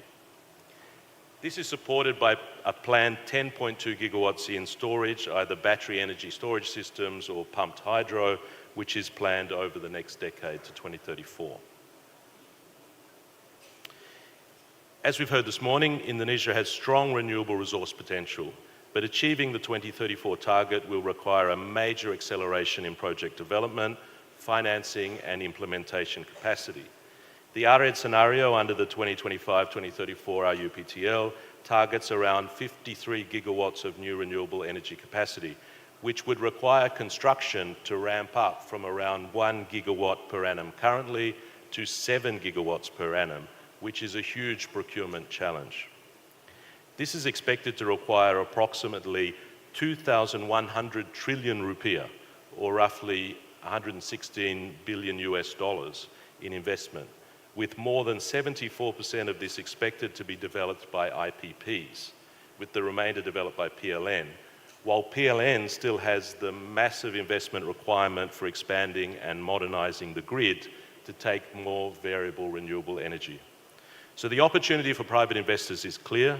The question is whether the procurement process, risk sharing and tariffs under the PPAs will be attractive to investors. There are several practical levers which could improve bankability, strengthen grid readiness, and accelerate clean energy development in Indonesia, improving the investment attractiveness for the private sector. Some of the points we mention here come out of a recent study PwC has performed with APLSE, the Indonesian IPP Association, where its members and other stakeholders in the power sector have given responses to our survey. There are a number of measures which you can see here on the slide, but briefly, several measures which may help improve attractiveness of investment in the sector include reviewing and adjusting the renewable energy tariff structures to better reflect project costs, expanding access to blended finance, concessional loans and other financing opportunities, support land acquisition for infrastructure development to accelerate RE projects, and one of the examples we heard from other countries of actually replacing land use for fossil fuel power to renewable energy could be one of the solutions.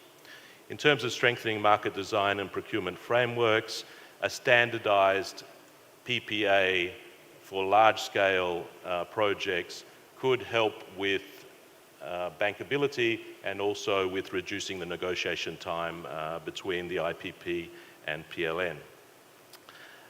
Improving grid connectivity and reducing curtailment risks is also key. And finally, on regulatory transition support, gradually phasing out market distortions favouring coal, including subsidies, as well as expanding carbon market opportunities for renewable energy investors would be significant changes that would support more investment. Nevertheless, the huge scale of Indonesia's energy transition plans creates huge opportunities for investors and for further deployment of sustainable finance. While sustainable finance deployment in Indonesia has grown significantly over the last 5 years, this is still a fraction of the kind of investment needed to achieve these goals. Some of the following speakers will cover this in more detail later in this session. In summary, a successful energy transition in Indonesia will require significant involvement from the private sector, providing opportunities for early movers to capture business value while supporting the country's transition goals. The opportunities can be broadly grouped under commercial benefits, lower energy costs, unlocking new revenue streams, and protecting market access as financiers begin to price in carbon in their calculations. Sustainability benefits, meeting investor, customer and regulatory expectations. And thirdly, resilience or energy security benefits, mitigating physical and transition risk by reducing exposure to future price volatility, power outages and stranded assets. In general, these opportunities for businesses are directly complementary to the needs of the country, which should see an opportunity for cooperation and development in the Indonesian power sector going forward. Thank you very much. That ends my comments.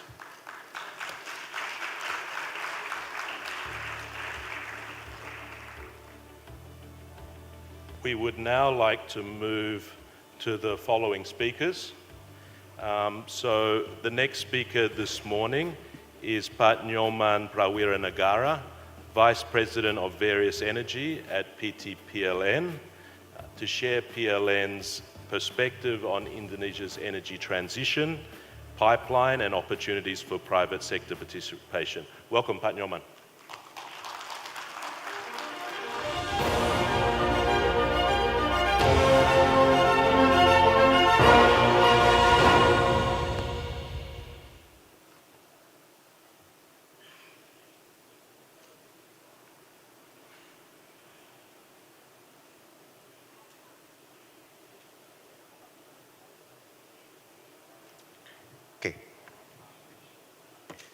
Good morning, good evening, good afternoon everybody. So selamat siang, Bapak Ibu semua.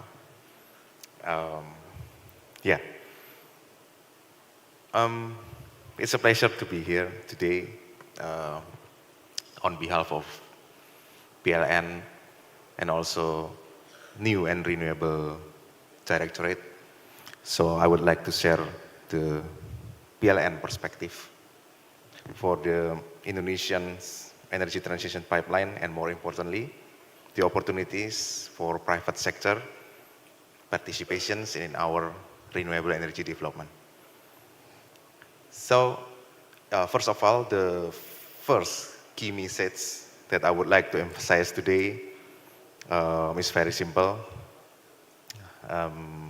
that is Indonesia's energy transitions, is creating large and diversified project pipeline, and the private sector will play a central role in turning this pipeline into actual projects.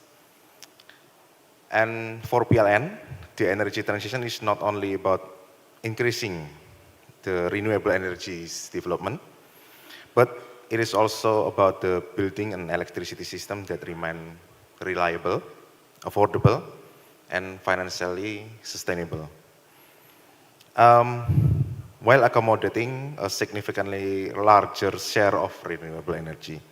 So today I would like to briefly highlight the three things: the scale of the renewable energy developments, the project pipeline, and also the participation scheme that available to private sector to be involved in our development on renewable energy.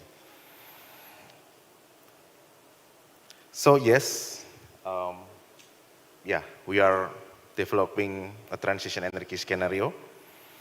And under this scenario, approximately about the 75% of new capacity towards 2040 is expected to come from a new and renewable energy, while around 25% will come from thermal generations. And this represents a fundamental transformations of Indonesia's power sector. However, the transition must be managed carefully. As we know, as an archipelagic country, Indonesia operates electricity systems that with very different characteristics from other countries. Like, we do have a large interconnected scale of system like Java, Madura, Bali systems, and a smaller one like the isolated system in a rural or in a island that spread across Indonesia. And our transition needs to achieve several objectives. First one is we need to significantly reduce emissions. And second, we need to maintain the reliability and security of electricity supply. Third, the transition must remain economic and financially sustainable for us. And this is why our strategy is not simply to add renewable energy. We need to develop renewable generations together with the storage, grid infrastructure, and a system flexibility. And this requirement creates a significant opportunities from investors, from developers, technology providers, EPCs, contractors, and financial institutions to collaborate. This one is our pipeline. It represents in our 10 years electricity business plan until 2034. And over 10 years period, Indonesia's or PLN plan to add approximately 69.5 gigawatts of new generation capacity and around 52.9 gigawatts or approximately 76% will come from a new and renewable energy and storage. While around 16.6 gigawatt will come from non-renewable resources. And if we look at the portfolio, we have approximately 17.1 gigawatt of solar, 11.7 gigawatt of hydro, 7 gigawatts of wind, 5 gigawatts of geothermal, and around 1 gigawatt of bioenergy and 0.5 gigawatts of nuclear power plant. And also in addition, our business plan also include the 10.3 gigawatt of storage facilities. They will include the batteries and also the pump hydro. And the penetration of valuable renewable energy will become increasingly important for energy shifting, balancing the system, flexibility, and grid reliability. So when we talk about the Indonesia's renewable energy pipeline, we are not only talking about solar panel or wind or maybe generations power plant. So we need to talk about more about the grid infrastructure that still include in our RUPTL and our business plan in 10 years. And this will create more broad investment opportunity for the private sectors. So this is the most important point of today's presentations. The renewable pipeline is distributed across all of Indonesia, from Sumatra, Kalimantan, Java, Madura, on Sulawesi, Maluku, Papua, and Nusa Tenggara. But the most important message is not only the geographical aspects, it is the who will going to develop these projects.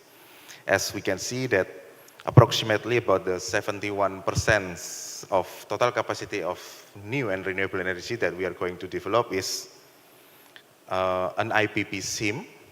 So yes, it's clearly demonstrate that Indonesia Energy Transition is not intended to be delivered by PLN alone. Instead, PLN is creating a greater space for private sector participations, and this will become an opportunities available across multiple technologies, regions, and also different project of scales.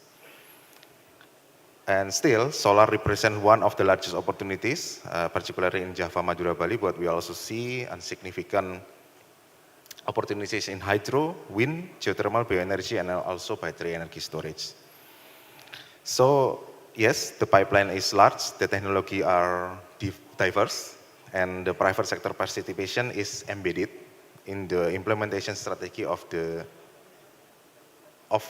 our 10 years business plan. So we are going to, we have the 3 different SIM for the private sector to become our partners or our collaborators in renewable energy developments.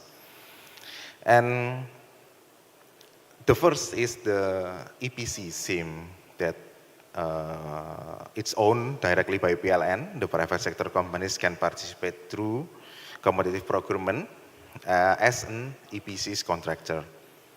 Second one is through the PLN subholding scheme or through our subsidiaries and become partner with our subsidiaries to have an PPA with us. Under this model, development can be assigned to PLN subholdings and as we call the generations company at Genco as a strategic partnership, and then this will provide the opportunities for partner not only as a contractor but also through deeper project level collaborations. Third, and particularly important, the model is independent power producer or IPP SIM, and under this structure, the project is developed through a special purpose company with PLN acting as electricity off-taker through a power purchase agreement. Depending on the project structure, PLN generation subholding may also participate as a partner with ownership up to 30% where applicable. The important point is that there is no single door for private sector participation, and it is we open up wide opportunities for the private sector to collaborate. And our approach provides multiple source and multiple doors through EPC, strategic partnership with PLN subholdings, and direct participation through an IPP structures. And this flexibility is important because the scale of Indonesia's energy transition requires participation from a broad ecosystem of capable partners. So yes, for the closing, Indonesian energy transition pipeline, opportunities for private sector participations, the opportunity is substantial, and we do have 69.5 gigawatt development pipeline, and approximately about 76% is dedicated of new and renewable energy, and around 71% of the current development is expected to be delivered through the IPP SIM. And this number demonstrates the private sector participation is not only complementary to Indonesian energy transitions, but also its fundamental success. It's fundamental to its successful implementations.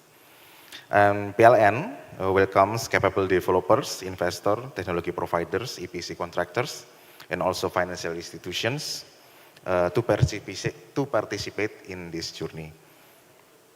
And yeah, Indonesia has the ambitions, the pipeline is being established, and the partnership opportunities are open. We look forward for working together to transform this pipeline into a bankable projects, an operating asset, ultimately a cleaner, stronger and more sustainable electricity system for Indonesia. Thank you, and hope we'll have good discussions today.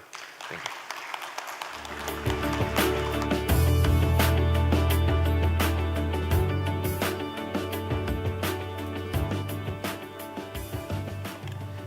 Thank you very much, Pak Nyoman. A very insightful presentation and very much on time, so that's also good to see.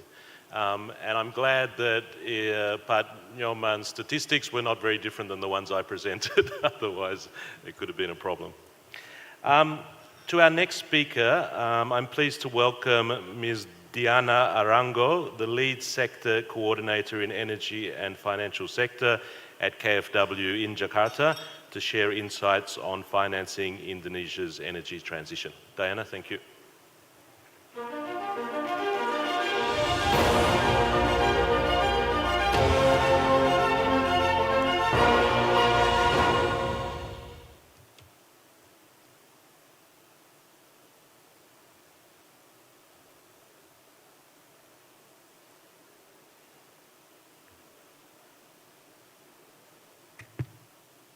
Yes. Good morning, everyone. My name is Diana Rango. I work at KfW Jakarta office, and I'm heading the energy team here. And I'm very honored today to represent KfW and introduce to you what financiers look for and what our requirements are. Before I start, I would also like to express our condolences for the victims in Flores after Saturday's earthquake. I will present to you 3 slides. In these 3 slides, I will focus on our financing instruments, our requirements, but before I start, I would also like to explain to you who we are and why it matters.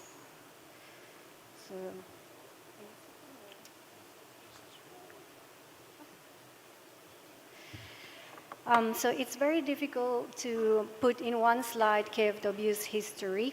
KfW was a bank that was founded after the Second World War II, when Germany was completely destructed. The Allies, they called the Marshall Plan, which these funds, Germany was supposed to be rebuilt and reconstruct. This was the beginning of KfW as a bank and as a banking group. And as you can see here from the slide on the left side, there are still several activities focused on the domestic market to foster in small and medium enterprises, municipality financing, individual financing such as student loans, energy efficiency measures, but also seed capital for startups. But from all the experience gained throughout these years, this has been the basis for our international business. So basically all this knowledge has been transferred by 3 business areas in the bank to developing countries and developed countries as well. That's what you see on the right side. We have the international business areas, starting with IPEX. IPEX is our business area supporting the export financing for German technologies and European technologies, as well as project financing in developed and developing countries. We have at the same time DEG, and later on you will be following the panel discussion. My colleague Pranay will be presenting what they do and which activities they cover, because they are focusing on the private sector and private companies financing. And as for me, I'm representing the public side of business, the development bank, where we provide the sovereign funding here in Indonesia. So you see all these three institutions are working closely together here in Indonesia, and together we bring a portfolio of 3.6 billion euros.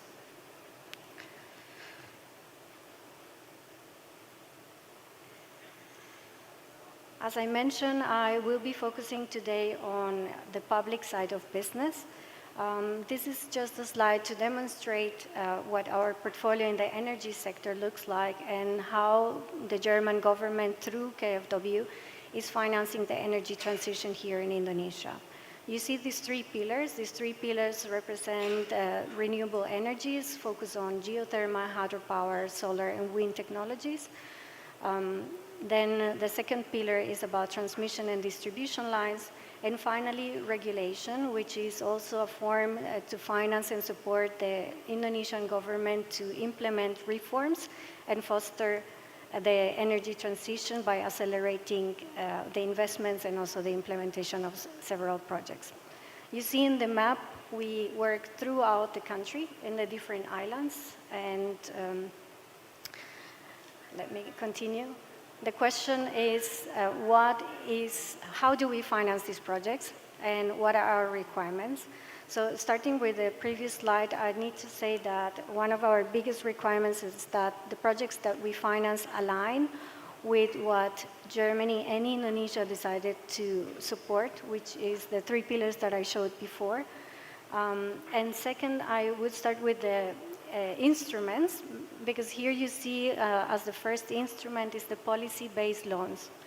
Policy-based loans is an instrument that we provide to the government here in Indonesia when we decide and agreed upon specific reforms, public actions such as development of roadmap of hydrogen, or later, I think a few years before, the development of the CIPP, which was the basis of the investment plan for the JETP energy, for the Just Energy Transition Partnership, and so on.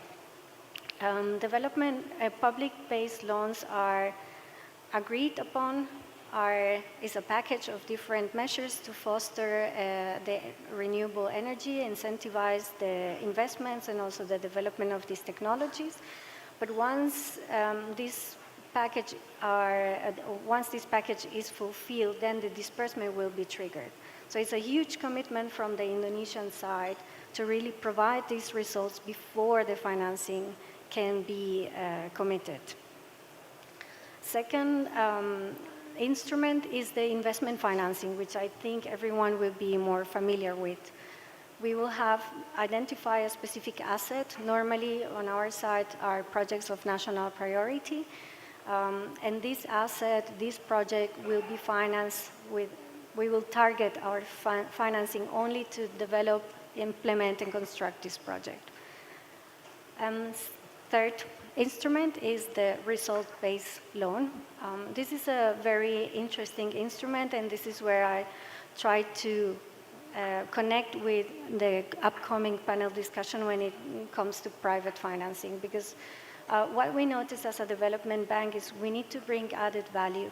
And added value is definitely not in those technologies that are standardized and where IPPs and also private sector can finance this type of projects.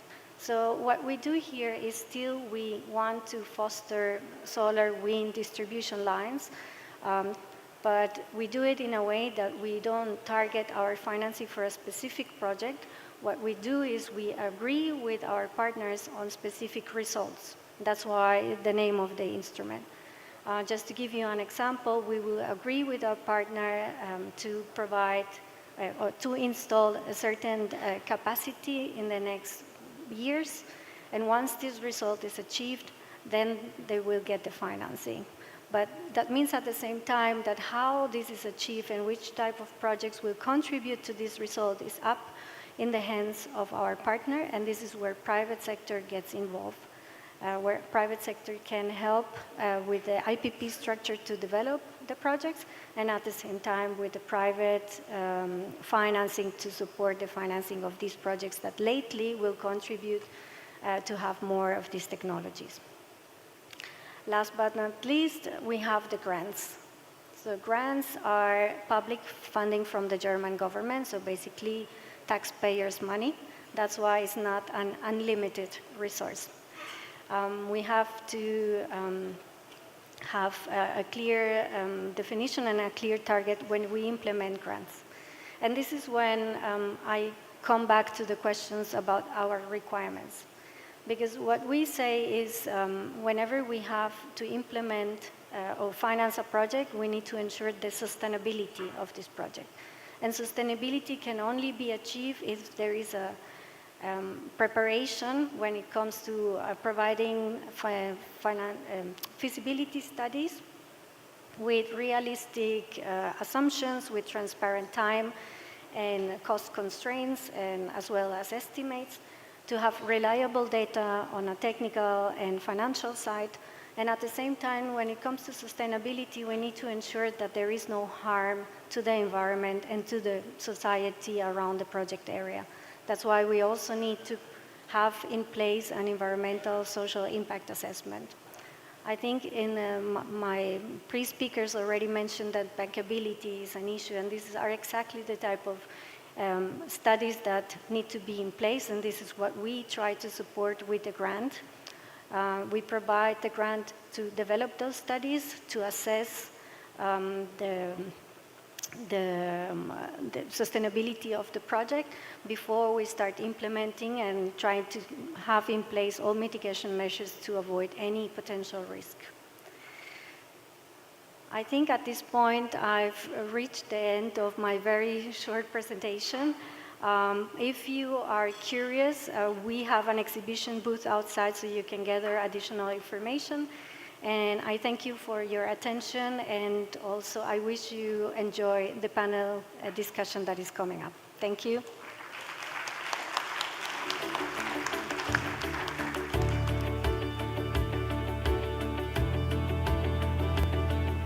Thank you very much, Diana. I think it was very key that you mentioned that KfW is always looking to see where it can add value to the relationship.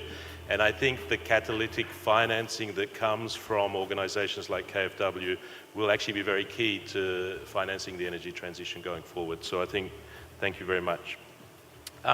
We now move to the panel discussion session of our morning's proceedings. So I would like to invite our distinguished panelists to come to the stage as I call your name. So firstly, Mada Ayu Habsari, the chairwoman of the Asosiasi Energi Surya Indonesia, or the Indonesian Solar Association. Please, Bu Mada.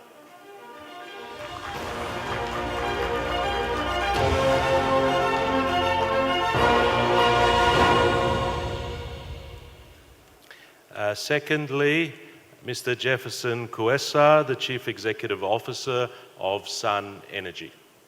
Please, Jefferson.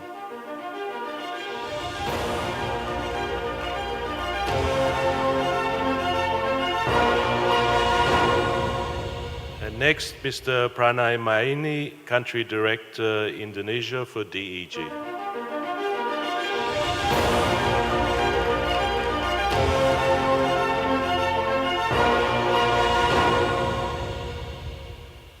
And please, Lea Dunst, Head of Project Development for the German Solar Association, BSW Solar.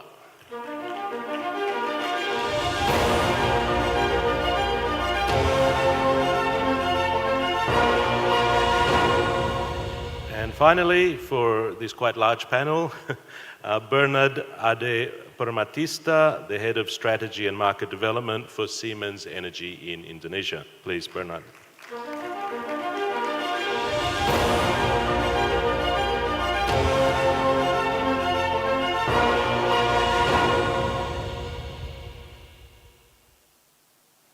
First of all, thank you all for being here this morning. I would like to start off by asking each of you just to briefly introduce yourselves, with the organization you're with, and perhaps some very quick opening remarks. Not more than 1.5 minutes. Boom, please. Yeah, thank you, Shasha. Hello, everyone. My name is Mada Ayu Hapsari. People call me Mada. I'm the chairperson for Indonesia Solar PV Association. Now our member is 170 companies which cover all ecosystem of solar PV industry in Indonesia. Thank you. Thank you, Bu Mada. Jefferson? Hi, everyone. My name is Jeff. You can call me Jeff. I'm the CEO of Sun Energy. Sun Energy is Pumada's ISIS members, but also one of the leading solar developer in Asia with a 500 megawatt. In Indonesia alone, we're the largest at about, we have installed about 250 megawatt. And recently, we also expanded into electric vehicles. So I think looking forward for the discussion today. Thank you. Pranay? Hi everyone, I am Pranay. I am the director for DEG in Indonesia. As Diana mentioned, DEG is the private sector financing arm of the KfW banking group, and we do development and impact financing across emerging economies. I'm very happy to be sitting next to Jeff, who's actually one of our long-standing clients where we finance very early in our. Hello, everyone. My name is Lea Dunst, and I am here for the German Solar Association, where I've been working for the past 4.5 years and work as head of project development currently. And we represent around 1,000 companies all along the solar value chain. And I personally represent one of the sections that is less typical maybe for an industry association, at least in Germany or in Europe. So that is an international unit where we also have a very strong third-party funded activity, and that revolves around associations very much. So I may or may not be a little bit biased when it comes to associations and the important role that I think they play in a market.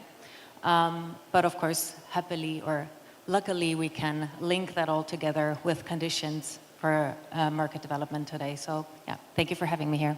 Thank you. Bernard? Yeah, thank you, Sasha.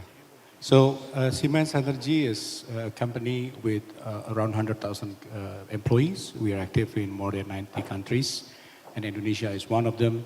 And we've been here for more than 50 years already.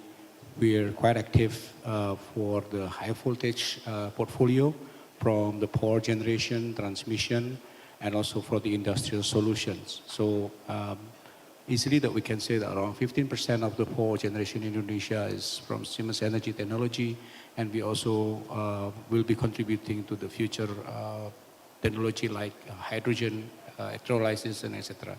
Thank you. Okay, thank you.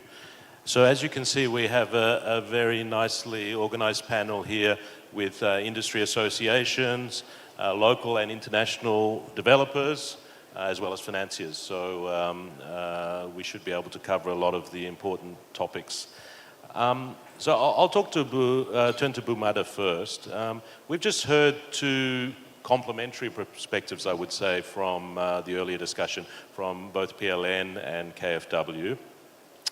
Learning what the opportunities are, as well as how financiers are looking at the energy transition. Today's panel connects these two sides, the growing pipeline of opportunities on one hand, and the conditions needed to make projects bankable and implementable on the other. So I think implementable is one of the key things we want to talk about today. What makes concrete action? So first of all, to Bu Mada, from the perspective of Indonesian solar developers, what are the on-the-ground realities that you're seeing around permitting, grid access, land access, that determine whether, you know, the RUPTL ambitions can really become projects, right? Yeah, okay. From through our perspective from Indonesia Solar PV Association, we saw that actually now government already changed gesture, which is nice for us, because since like I've been appointed as a chairperson of this association, there is some regulation has been changed. For example, like the the ministry decree number 2 about the rooftop quota, and then the ministerial decree number 5 about the transaction with the PLN or PJBL. I think that's one of the gestures that government show to us how to support the acceleration of solar PV in Indonesia. But again, we still have to create like another demand here, because until now, through our potential demand around like the 3,200 gigawatt in Indonesia for the solar PV, we already achieved 1.5 giga in the last 2 years. So I think we still need a lot of like gap to be achieved, but still means that it's a good positive or a good sign for us. There's plenty project that we can still achieve. The problem is what we see is about the permitting and also about the land acquisition, because this one is one of our big challenges through the solar PV. As you know that solar PV need a quite big land. So until now, people trying to do the acquisition, and some of the area maybe they have different way to approve the permit itself. And also the other one about the access to the grid. So as we know that we are laying in the archipelago country, so the grid cannot be connected all over the island, especially for those who living in a very remote area. The access to the grid is quite hard. So that's why this is the importance of us to build the mini grid. As for now, we are trying to make some program how we can strengthen this grid to accept the solar PV. And then the last one, of course, about the supply chain and also the green job. As we know, the supply chain will help the implementation of solar PV if there is like the product or the equipment is available in those rural area, much more easier for us to do the maintenance. So I think that's the key challenges that now we are facing. No, I think that's very interesting. And I think it's interesting that you immediately highlighted access to land permitting and those kind of issues, because when we talk about Indonesia, especially if we're starting to talk about development in regional areas, the issues with land become, one of the key bottlenecks, right? Yeah. That's right, Sasa. Thank you. No, thank you for that. I think that gives us a good picture of some of the challenges and the conditions that are needed, but also good input that the government is actually starting to bring forward some of the regulatory changes that are necessary for this. I'd like to move to Jeff now, if I could, on a similar theme. PLN highlighted a pipeline of upcoming projects. But the pipeline only creates value once the projects reach financial close and operation. So from your experience as effectively the largest developer of solar PV in Indonesia, from planning through to implementation, what have been the decisive success factors and also the most common bottlenecks in bringing projects to realization? Right. I think there are 2 points that I want to highlight, especially this topic about the private projects as well, right? So I think point number one is, I think over the past 2 years, what I've seen in terms of the demand of getting renewable energy, be it from solar, battery, or others, is very high, right? From the private sectors in Indonesia, right? For multiple reasons. One, a lot of the companies are in Indonesia, providing supply to Europe, to America, for example. So they have to follow their sustainable regulatory framework from Europe or US, right, as the suppliers, right? But more and more, particularly in the last 6 months that we talk with our clients, it's all about energy security, right?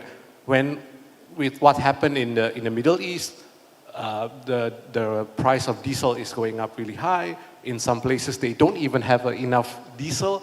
So energy security is becoming more and more prominent, right? So the demand is there. So now how can the regulatory, if we talk about permit, land, and others, quota, and whatnot, can catch up to that or can facilitate that, right? Because we hear a lot, sometimes we are the ones that have to tell our client, oh, I'm sorry, I cannot install the rooftop solar right now because we have to wait for the next quota cycle and so on and so forth, right? While they have to report to their headquarters, hey, my company have this RE100 target that I need to achieve right now, right, this year. So how can our regulatory keep up to meet the demand, the speed of the demand, right? I think that's point number one. Point number two is, as we, Sun itself, explore to more energy intensive industries, mining, pulp and paper, cement, you know, those that require a lot of energy. And by energy, not just electricity, but also diesel genset. Now the question is, okay, I need to find project financing for that, right? And when we spoke with few institutions, oh, I'm sorry, you know, I still cannot provide financing for mining because mining is deemed as the dirty industry. That's part of the education, I guess, right? Like our role is to actually help to create the green mining industry, right? How can we help the mining company to reduce their diesel genset, reduce their reliance on solar, and at the same time installing more renewables, right? So I think both on the regulatory and the financing, how can it catch up with this trend that I've seen in Indonesia? No, I think that's, those are all very good points. Particularly your point that actually development of renewable energy is a way to improve energy security for Indonesia. I mean, traditionally we've thought we're a very large coal producer, but you know, the right quality of coal is not always going to be there, and the more we disconnect ourselves from these global commodity supply chains, the more security and affordability we'll see in the electricity sector, at least in Indonesia. No, thank you for that. I'd like to move to Pranay now, if I could. We've heard the developers' view on what makes projects deliverable. KfW set out some ideas on what financiers look for and the role of blended finance, guarantees, concessional funding, all this sort of catalytic kind of financing. So let's turn now to what a development finance institution like DEG brings to the table. How does DEG mobilize and de-risk private sector investment for clean energy in countries like Indonesia? Yeah. Thanks. So broadly speaking, DFIs de-risk in two ways. First is on the financial structuring and credit enhancement side, and second is on the policy, technical and market support. Now, within the financial structuring part, there are various instruments which have already been discussed. For example, blended finance, but we also do first loss, subordinated tranches, and there's also availability of political risk insurance and guarantees. Lastly, there's also concessional debt. Lastly, there's also concessional debt, and that's not only in terms of pricing, but also in terms of tenors. Longer tenors give you better cash flow, especially in earlier parts of the projects, which is more risky. Now, coming to the policy, technical and market support, there's a lot of technical assistance which is provided during the early stage, which basically helps to turn a raw feasibility study into a bankable project. Then there's signaling credibility. Whenever a DFI comes in, it validates project integrity, and this helps to bring in other financial institutions. I would say that this is one of our main roles as a catalytic funder, especially when it comes to new technology and new projects. Lastly, we also focus a lot on local capacity building. Just as an example, we are equity investors in IIF. Now, IIF is a domestic DFI, and we help to build capacities there when it comes to technical as well as environmental, social, and corporate governance. Yeah. Okay, very good. I mean, because a lot of what we're talking about now is actually how Indonesia scales up this journey, right, to try to meet some of the targets. Do you see any sort of financing mechanisms that are particularly, you know, useful in that sort of expansion and scale up mode? Or, you know, do you need to be looking at only large scale projects with, you know, large cash flows, or is aggregating smaller projects? I mean, how does blended finance work best? I mean, as institutions, we do need a minimum ticket size, and that is where some of the previous speakers mentioned we need to think of how we can bundle small projects. I think that's key, especially when it comes to countries like Indonesia, where you need small island solutions. That's where probably we can work together with the Energy Association, see how we put a bundle of projects together. Even PLN is now thinking of bundling projects. So I would say it's not only about large projects. There are solutions for small projects when we sit and work together. Yeah, which I think we've seen in PLN's de-dieselization programs in Eastern Indonesia and things like that, right? And I think that links very well to Bu Mada's point, right? I mean, we don't have an integrated grid across Indonesia. We're talking about disaggregated, smaller grids, and perhaps aggregating smaller demand centers could be a way to bring the financing in as well, right? So, yeah. Okay. Which goes back to how the procurement processes are run, when PLN brings those to market. No, thank you for that. Obviously, financing and de-risking are essential to the whole scale-up opportunity. I'd like to move to Leah now from the German Solar Association. Germany, as we heard earlier today, scaled solar from a niche technology to mainstream investable asset class. That journey holds some valuable lessons for Indonesia. From Germany's experience, what ultimately made solar PV investable at scale? And which of these lessons do you think are most transferable to Indonesia? Thank you, Sasha. And I'd like to start this with a small thought experiment, because what are the indicators to measure whether your technology and your project have become investable? And I would argue that in at least one of them is if a very conservative local bank will give an ordinary customer a loan for a solar roof. And that 25 years ago in Germany, of course, same as in everywhere in the world, but let's say definitely for Germany as well, was not the case. And then came in the German Renewable Act, the so-called EEG, and changed that by introducing a feed-in tariff, by having priority grid access and a very reliable purchasing mechanism. And so that turned PV into a predictable revenue stream, which was very decisive. And I think there is a quieter lesson underneath all of this, because of course it was a financeable asset, but also money is shy. And so it only really worked because the rules did not change, and especially not retroactively. And so what can we transfer from that to Indonesia? Of course, that is not the EEG itself. Indonesia has its own instruments, but certainly the principle. So removing the same risks just with today's tools, and in many instances that will be the bankable PPA, something that I'm repeating that other people have already mentioned. But so having a remuneration fixed and high enough to repay the loan, have clarity around grid access and curtailment, and have a very reliable purchasing mechanism. And of course, there is one additional point here, which we were admittedly quite privileged to not have to deal with, which is currency, which has to be dealt with in the contract. And the same suggestion here then would apply, being that it is worth it finding a solution that really works for all sides, and then make it a standard and create certainty around it. Because at the end, and I know it's easy to say as a German, but I would argue with PV and being the upfront investment, it just really helps to be quite German about it, be very boring, predictable, and yeah, don't change the rules.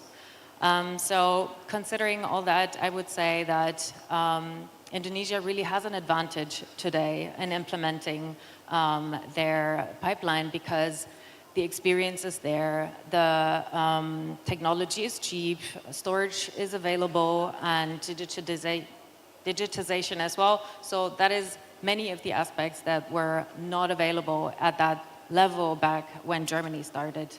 Yeah, exactly. So maybe Indonesia has an opportunity to leapfrog in some ways, because it hasn't gone through the slower technological rollout that the rest of the world has been through. I think that's a good point. And I think you basically spoke on behalf of all of us and all investors when you're saying that the key thing is a bankable PPA with clear terms, certain terms, which have things like clear currency translation provisions, clear escalation factors for inflation, and all the other things that we need that makes something truly bankable.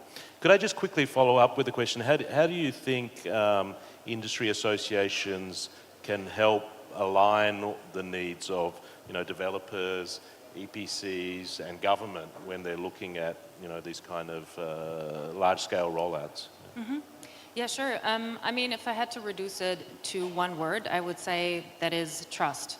Because at the end, if you have 100 companies, you have 100 lobbyists, and an association can turn them into one partner with a unified voice and have reliable information that is both something that will create trust, because a bank will finance what it trusts, a customer will invest in what they trust, and the government will move much faster when they have information they can trust. So that is the space an association can fill.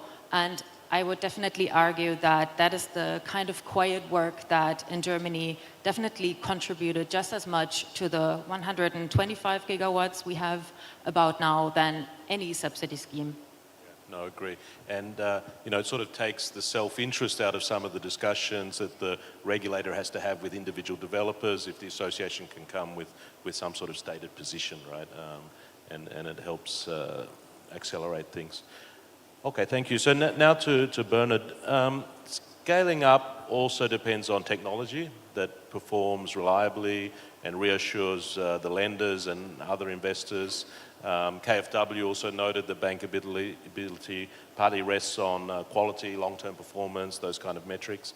So as a global technology player, that works across generation and grids and other parts of the sector, how can emerging power generation and grid technologies help reduce project risks and improve affordability of electricity supply? Okay, thank you, Sacha. So I'm being thankful to be put as the last question speakers, because then I can also learn from the other speakers. And I mean, based on this discussion, I think we all agree that this country is not lack of initiative. This country is not lack of projects. The country has big ambitions, even targeting 8% of growth and energy sovereignty. But of course, that we know that I think all speakers agree that the most challenging part is to convert all those opportunities into implementable and bankable projects. And I would like to emphasize that technology should not be seen as only equipment, right?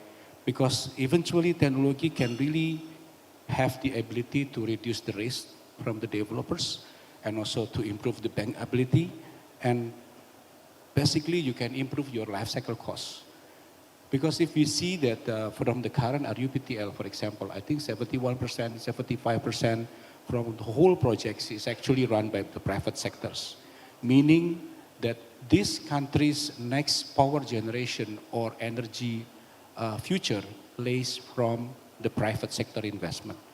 This is be seen as opportunities, as I say, but also that as our technology is also should be seen as an opportunity to reduce the risk. As Indonesia is also moving towards the energy transition, like for example, gas.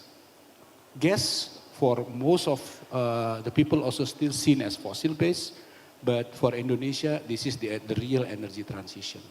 There is around 10 gigawatt of opportunity for gas-fired power plant in the RUPTL. And if I see from the next 10 years where renewables basically is going to be also dominating the opportunities, gas should be seen as also a flexible power resource that also can be added up to the power system. It can also add as the basic power, it can also add as peaker as well. So the gas can play really flexibility and also can ensure that the investment is actually all the bankables. The other thing is about grid. I think technology is not the issue. Digital substation, grid automation system, HVDC, they're all already available and also already implementable. But the question is that how much investment is actually going to be there? Based on the RUPTL, I think there would be around almost 100,000 kilometer circuit of transmission and also I think almost 50,000, 100,000 MVA of substation that's going to be investing. But I am also joining the dissemination of SPDC, for example. It's not easy because the risk is there and it involves so many layers of permits and license, different ministries, and in Indonesia it needs to really in a good collaboration on having this discussion moving forwards. So I think the most important part for putting the project into realization is that the collaboration between all stakeholders and understanding the risk and also sharing the risk accordingly. Thank you, Sacha. No, thank you. I think, we have to recognize the huge challenge that the government and PLN have with the grid, right? I mean, I think we're talking something like $50 billion in investment required just to meet the kind of targets that are in the RUPTL if we're talking about this kind of increase in generation capacity, right? So that is a huge investment. And if we are going to leapfrog in technology terms and talk about modern grids, even AI use in power allocation and all the rest of it, I mean, that is a huge opportunity for Indonesia, but yeah, obviously a huge investment cost. And your point on gas, I think, is quite relevant. Many of us for many years have thought of gas as a potential transition fuel while renewables are built out. The issue we have, of course, today is if you start gas procurement for a gas-fired power plant today, you can't get a turbine for, I don't know, 10 years. So hopefully we build the renewables fast enough that that's no longer needed as the transition fuel. But no, thank you for those comments. I would just like to quickly remind everybody that there is an opportunity to ask questions through the Slido application. I think you saw a QR code for Slido earlier. So as we're talking, please submit your questions and we can come to those at the end. So thank you, speakers, for those initial comments. I'd now like to open up the discussion to all panelists and again remind the audience to please submit any questions you have. We've now heard, 5 complementary perspectives: local market realities from ASE, developer experience from Sun Energy, de-risking and finance experience from DEG, how to make solar investable at scale from BSW, and technology bankability ideas from Siemens. So I think there's a recurring theme around alignment between PLN's pipeline and what actually needs to be done to achieve that. So I would just like to open up with a broader question. What forms of collaboration do you see as necessary between, government, PLN, developers, financiers, even German technology providers and financiers, that could help close the gap so that we can actually get to a steady flow of bankable, implementable projects? Maybe Bumada first, and then I'll go in order down the line. Yeah, I think in this case, what we can do actually, like for example, now from IC itself, now we are trying to create some program to find what is the solution that we can go to try to accelerate about the solar PV in Indonesia. One example is now we are trying to do the program called distributed power generation. The base is like a rooftop solar, but it will like cover all the rooftop, even though maybe there is no need a lot of power, but we will cover to alternate find the land, because the problem is about the land. And then the second is, I'm interested about from the DEG college said about the financing, because the other hand, for example, in the city, much more easier to find the demand. But how about in the rural area? The problem is about the scale. And in this case, means that what we need is about the blended finance. I think that's how we can de-risking the project if we can help the investor here to aggregate the project and then make the bundle which is feasible for the financiers. Yeah, I think that's one of. Maybe I'll move to Pranay then first because it's directly relatable, I think. No, I think two aspects on that. One way is that we work on a very strong feasibility study, and we can do that by providing assistance and grants. That's a form of blended finance that we strongly encourage.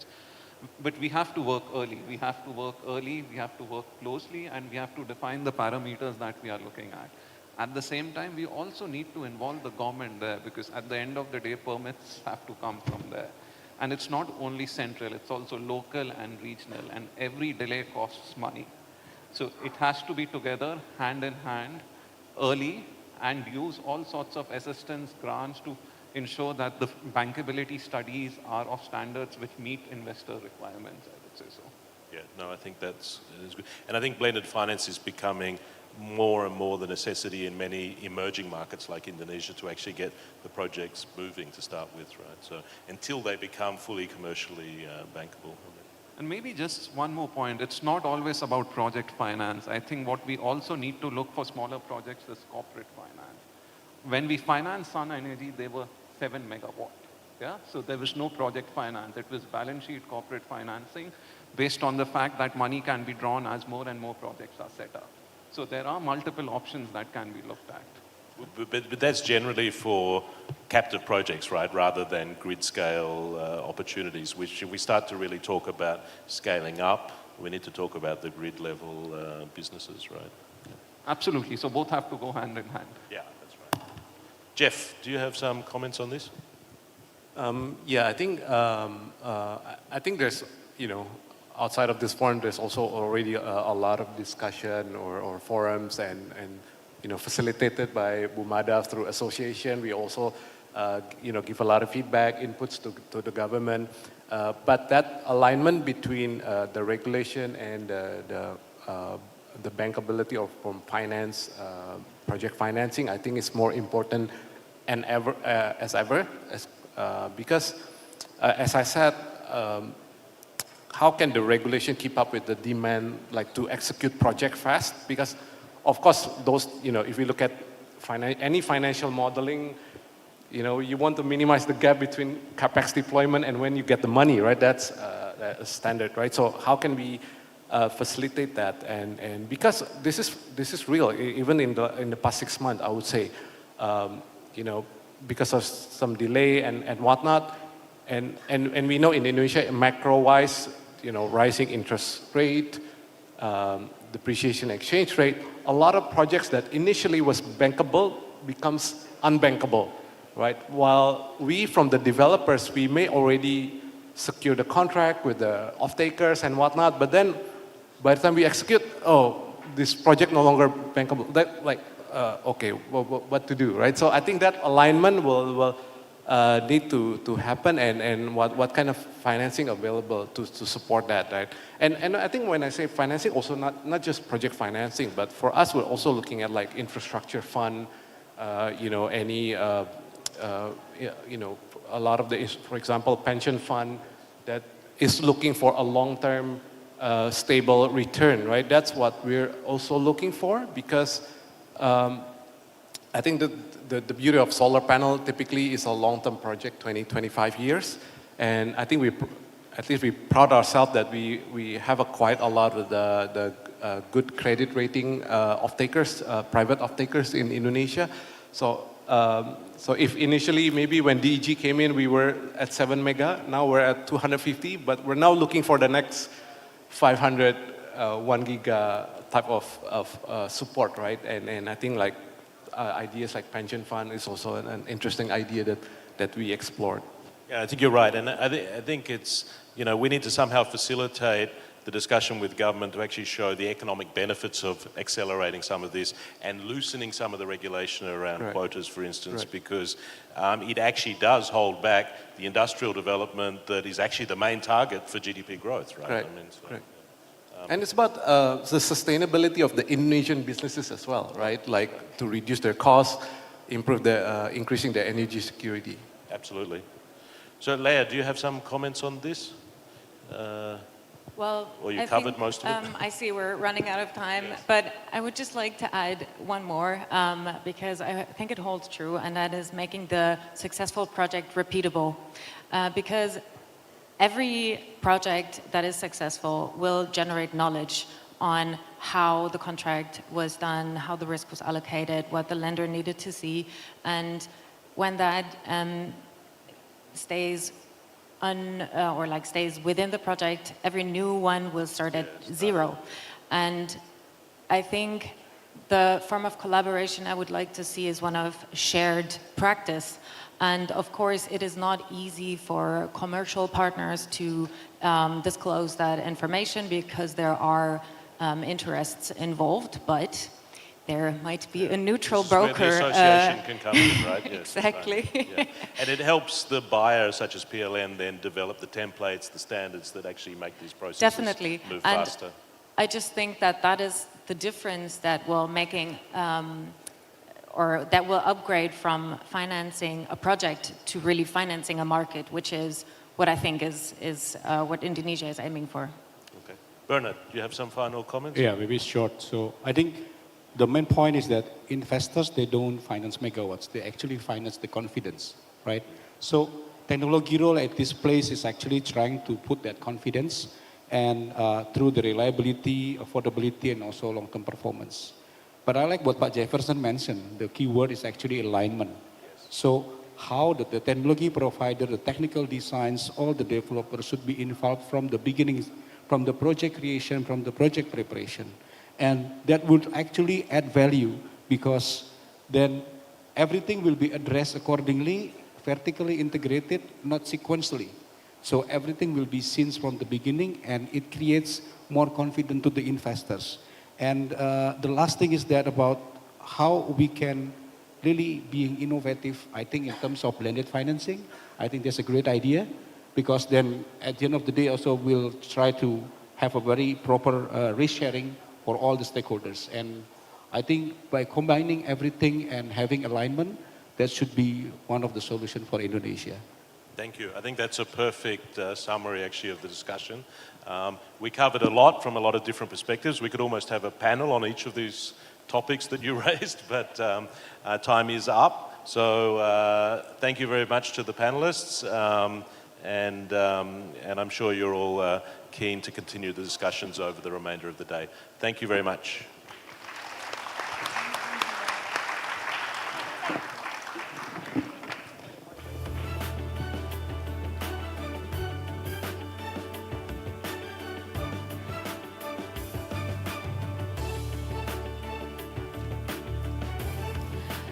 And thank you, Sasha.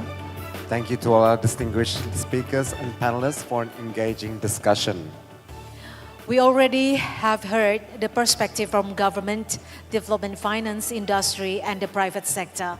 Exactly the kind of exchange that this conjunction between Isew and Indosolar aims to facilitate. And we will now proceed with the presentation of certificates. And yes, I'd like to call upon We invite Ibu Mada Hapsari to give out the certificates to our panelists. Let's give a big applause to the first certificate to give to Mr. Sasha Winzenrick, Mr. Jefferson Koesar, Chief Executive Officer of Sun Energy, Mr. Pranay Maini, the Country Director of Indonesia at DEG, Ms. Lea Dans, Head of Project Development at German Solar Association. And also thank you, Bernard Ade Permatista, Head of Strategy and Market Development at Siemens Energy Indonesia. and last but not least, Ms. Diana Arango, the Lead Sector Coordinator in Energy and Financial Sector from KFW. Let's give another applause for our second discussion. Thank you, Mr. Sasha, and thank you to all panelists, Ibu Mada, Mr. Jefferson, Pranay Maini, Ms. Lea Dans, Bernard, and also thank you very much, Miss Diana. Bapak dan Ibu, we have now reached our lunch break. We invite all participants to enjoy lunch at the foyer outside of this ballroom and take this opportunity to rest and network. Kembali kami ucapkan terima kasih untuk para narasumber, untuk moderator yang sudah memberikan perspektif yang luar biasa pada discussion kita siang hari ini. Dan tentunya saat ini kami mempersilahkan para partisipan dan juga peserta untuk dapat menikmati santap siang yang telah disediakan dan juga bisa memanfaatkan kesempatan ini untuk beristirahat maupun melakukan networking. And also don't forget to visit and experience our exhibition area in the ballroom to the left at the door. And for the full agenda for today's plenary sessions, you may scan the QR code which is on the screen. And one more important note before you leave. After lunch, the ISU and Indosolar programs will continue separately. Peserta nantinya akan masing-masing menuju program room, di mana sesi plenary ISU akan tetap berjalan di ballroom ini, Bapak Ibu sekalian. Sementara untuk peserta Indosolar akan dipersilahkan untuk menuju area ballroom di sebelah kanan pintu. Terima kasih. Selamat menikmati santap siang Anda.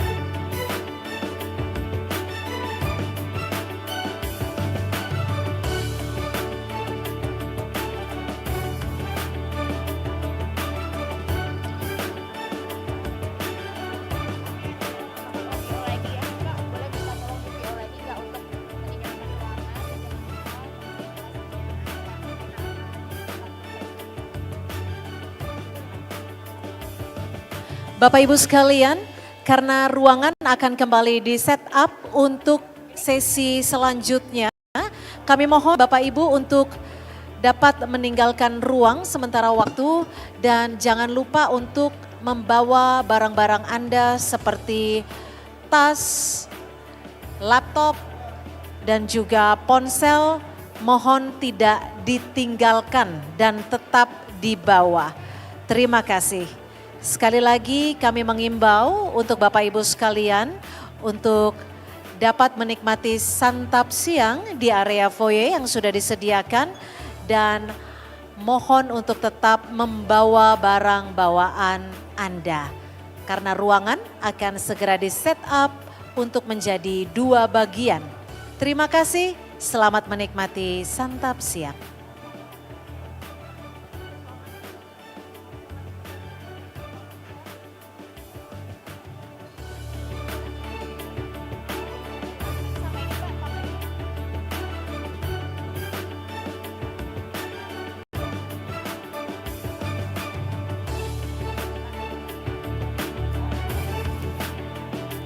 Bapak Ibu sekalian, kami mohon kesediaannya untuk dapat membawa barang-barang bawaan Anda sambil menikmati santap siang di area foyer.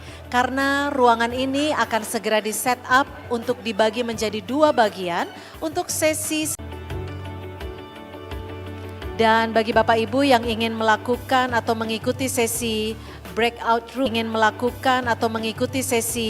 breakout room, kami persilakan untuk dapat menuju lantai 3, di mana di lantai 3 sudah disediakan sesi breakout room untuk berbagai. Dan bagi Bapak Ibu sekalian yang membawa device interpreter, kami mohon kesediaannya untuk dapat mengumpulkan kembali di area CMM dan nanti dapat kembali digunakan di acara selanjutnya. Sekali lagi, we would like to announce to all participants who's bring the device of interpreter, please give it back to the stage, to the CMM, and then we can come back to bring the device shortly when the discussion start in the after lunch. Thank you.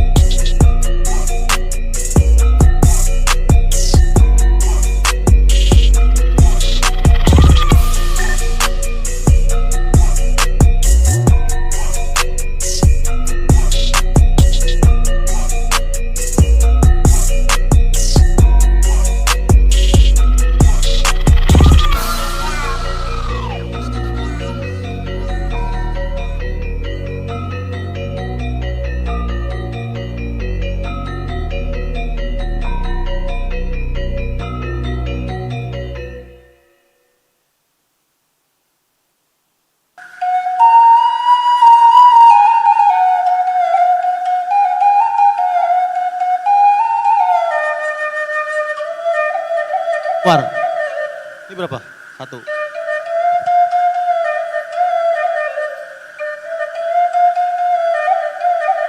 2.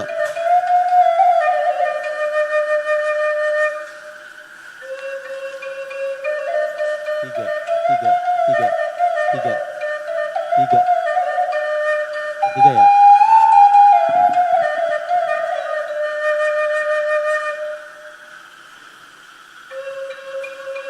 4.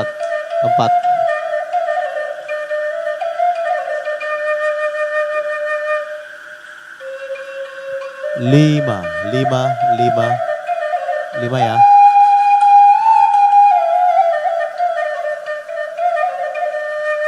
6.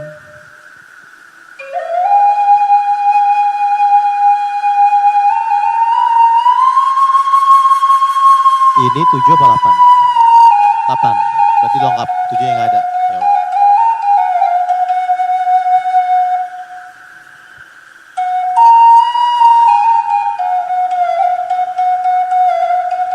Cek.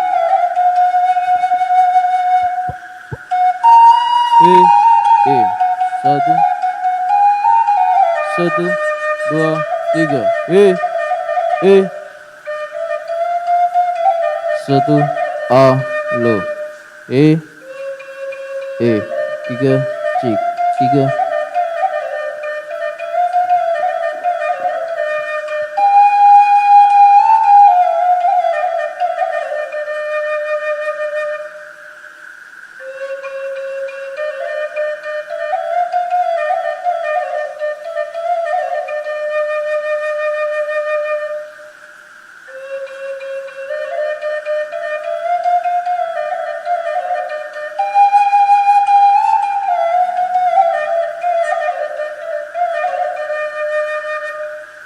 Cek. Lo. 3.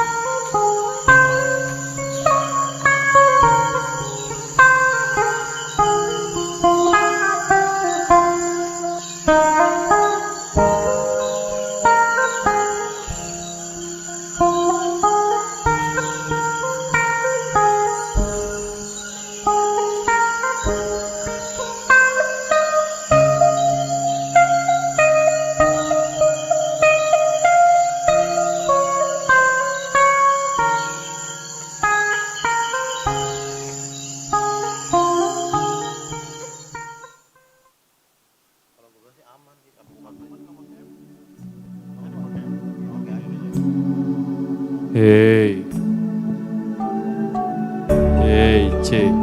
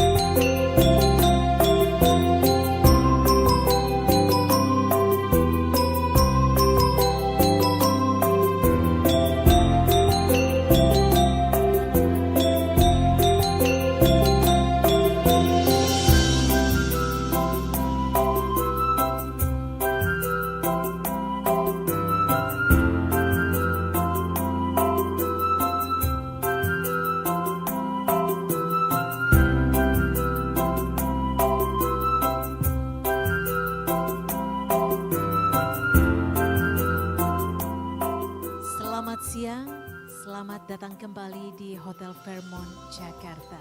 Kepada seluruh partisipan yang ingin mengikuti sesi Building Indonesia Solar Industry from Supply Chain to Global Competitiveness, kami undang untuk segera memasuki ruang acara.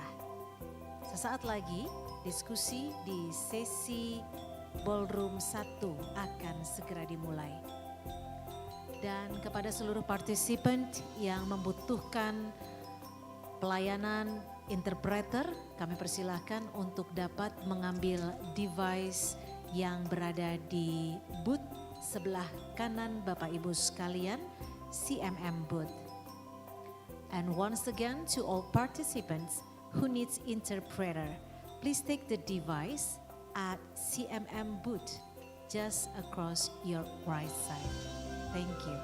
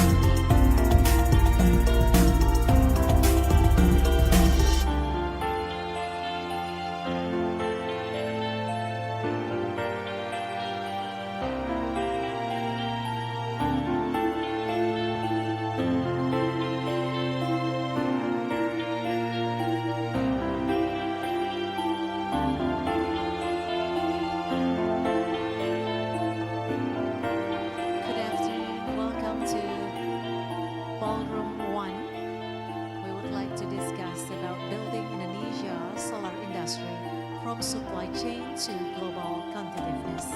To all participants who needs interpreter, please take the device at CFM booth just across your right side. Channel number 1 for Indonesian language and channel number 5 for English language. Thank you.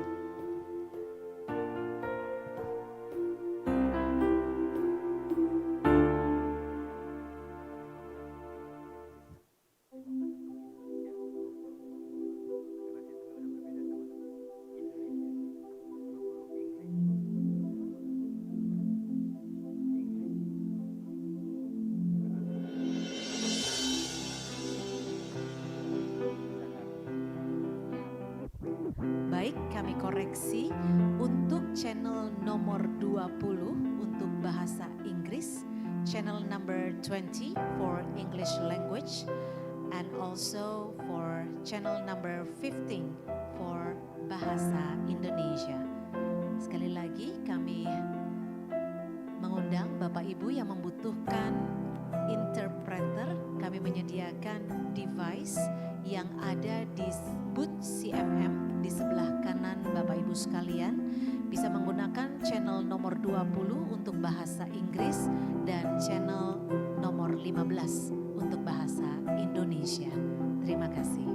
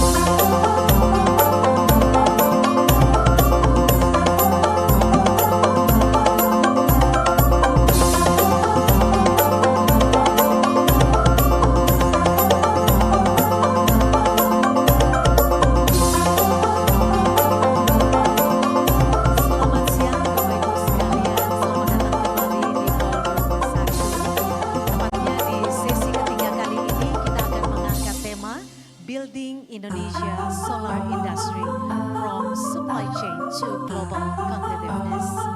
Good afternoon, ladies and gentlemen. Welcome back to Indosolar 2026.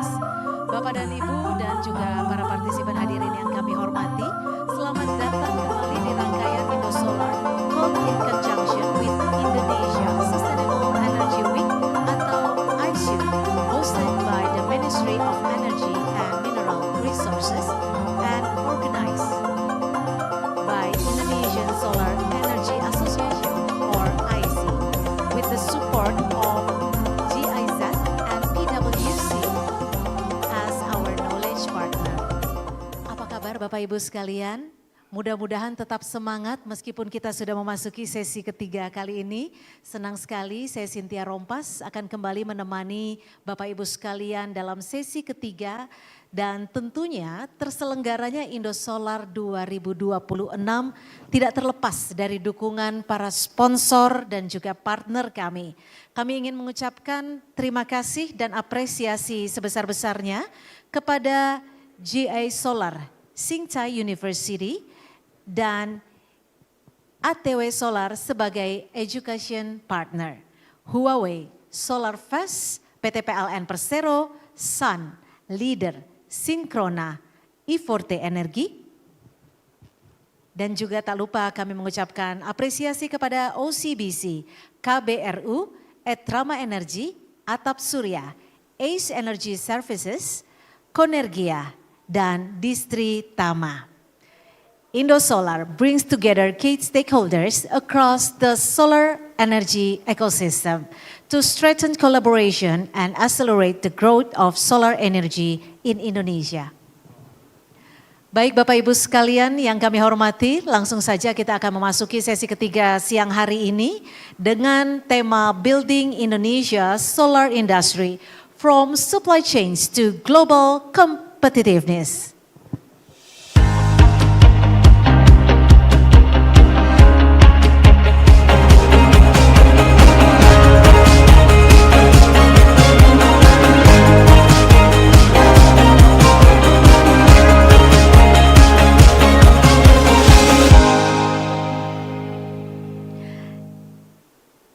Ya, selamat datang kembali para hadirin dalam rangkaian Indosolar. Indosolar diselenggarakan oleh IC bersama Kementerian ESDM dan Bappenas in conjunction with Isew dalam rangka mewujudkan percepatan pengembangan industri energi surya di Indonesia.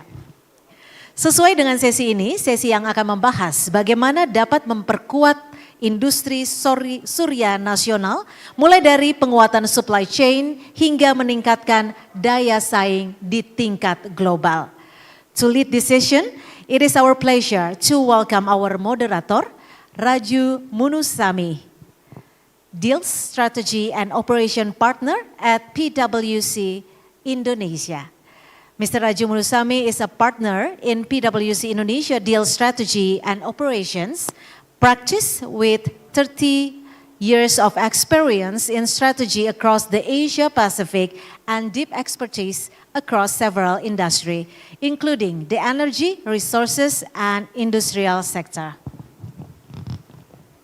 He also has worked closely with private sector, COS, and development finance institution on engagement requiring deep sectoral insight and strategic advisory. His energy and sustainability experience, among others, include leading end-to-end value chain analysis of Indonesia lithium-ion battery industry, covering upstream to downstream process including reuse and recycle, and energy transition and decarbonization, study assessing Indonesia renewable energy landscape, and also growth strategy and market study across Indonesia energy sector, spanning solar PV, hydropower, bioenergy, and gas. And also as a member of ASEAN Business Advisory Council, he was tasked to be the policy manager for Sustainability Task Force in 2023 when Indonesia was the chair of ASEAN. Previously, he was also trusted to be policy manager for the Finance and Infrastructure Task Force during B20 2022 events. And also please welcome Mr. Raju Munusami to the stage.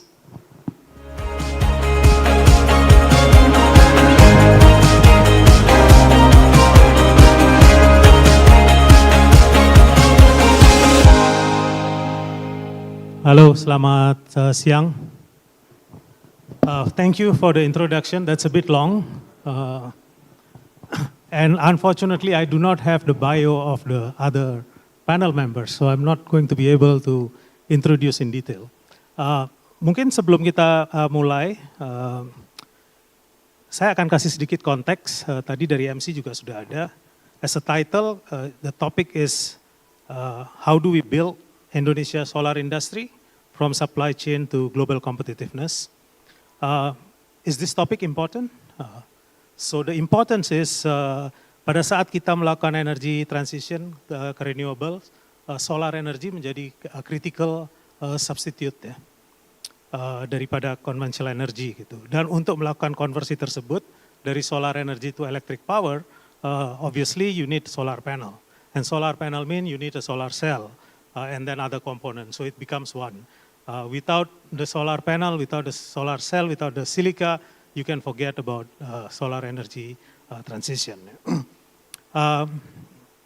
So what is the purpose of having this event? I think the key thing is the outcome yang kita inginkan adalah we can share and develop a comprehensive view into two things ya, where to play and how to play di industri ini. Kemudian juga untuk mengerti lebih banyak what are the enablers yang bisa membuat solar panel manufacturing ini thriving to support the energy transition. Very interesting today, kita punya speakers, ada yang dari regulator, yaitu dari kementerian, kebetulan akan jual online, saya tidak tahu apakah sudah join. Kemudian kita ada dari asosiasi industri untuk solar manufacturing, kita juga punya dari pemain industrinya, kemudian juga kita ada dari asosiasi upstream, yaitu dari silika, very important component, and not to forget, solar energy is only available during daytime. So we need a battery. So we also have from IBC. So it's quite comprehensive to look into the industry itself. Jadi kalau di akhir ini mungkin kita bisa menemukan satu formula untuk bagaimana menjadikan industri ini menjadi pendukung gitu ya, atau to make our energy transition a success. So let me call our speakers. Our panel members. Yang pertama di online sudah ada belum ya? Sudah ya? Yaitu Pak Solehan SPMM, beliau adalah Director of Machinery and Agricultural Machinery Industry dari Kementerian Industri. Kemudian yang ada di sini saya minta supaya bisa naik langsung, begitu saya panggil ya. Pertama adalah Pak Imade Sandika Dwiantara. Hari ini beliau ini hadir di sini sebagai Chairman dari Indonesian Solar Module Manufacturers Association, APAMSI. Beliau juga mewakili PT Surya Energy Indotama. Silakan Pak Made. Selanjutnya ada juga Pak Umar Rivaldi Pulu Kadang, Bachelor of Engineering, CPI.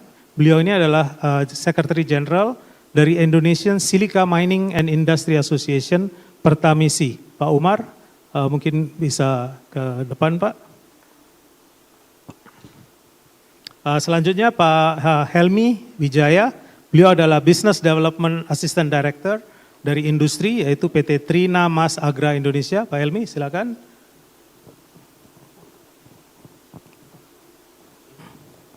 Silakan Pak Helmi. Dan yang last but not least, Pak Aditya Saputra, Senior Vice President Corporate Strategy and Business Development, Indonesia Battery Corporation. Silakan Pak Aditya.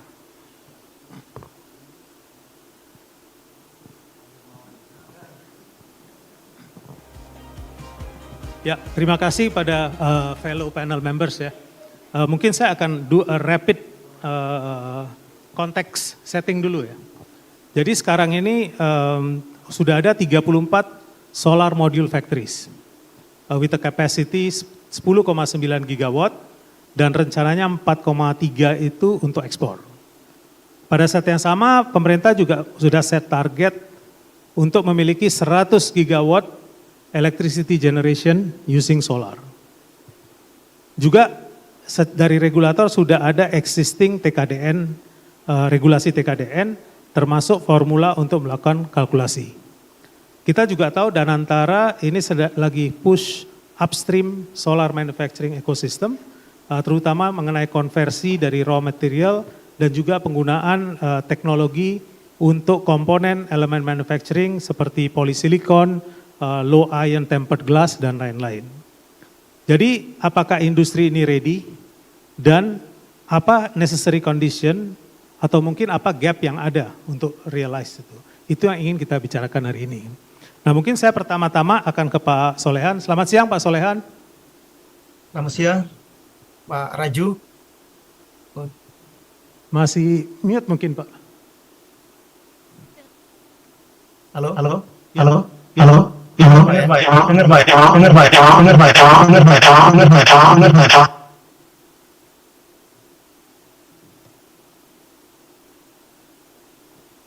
Oke. Halo, halo. Ya, kayaknya sudah oke Pak Solehan. Oke. Halo, halo. Ya, bisa terdengar Pak. Terdengar ya Pak? Ya. Oke. Mungkin Pak Solehan saya akan masih ada echo nih.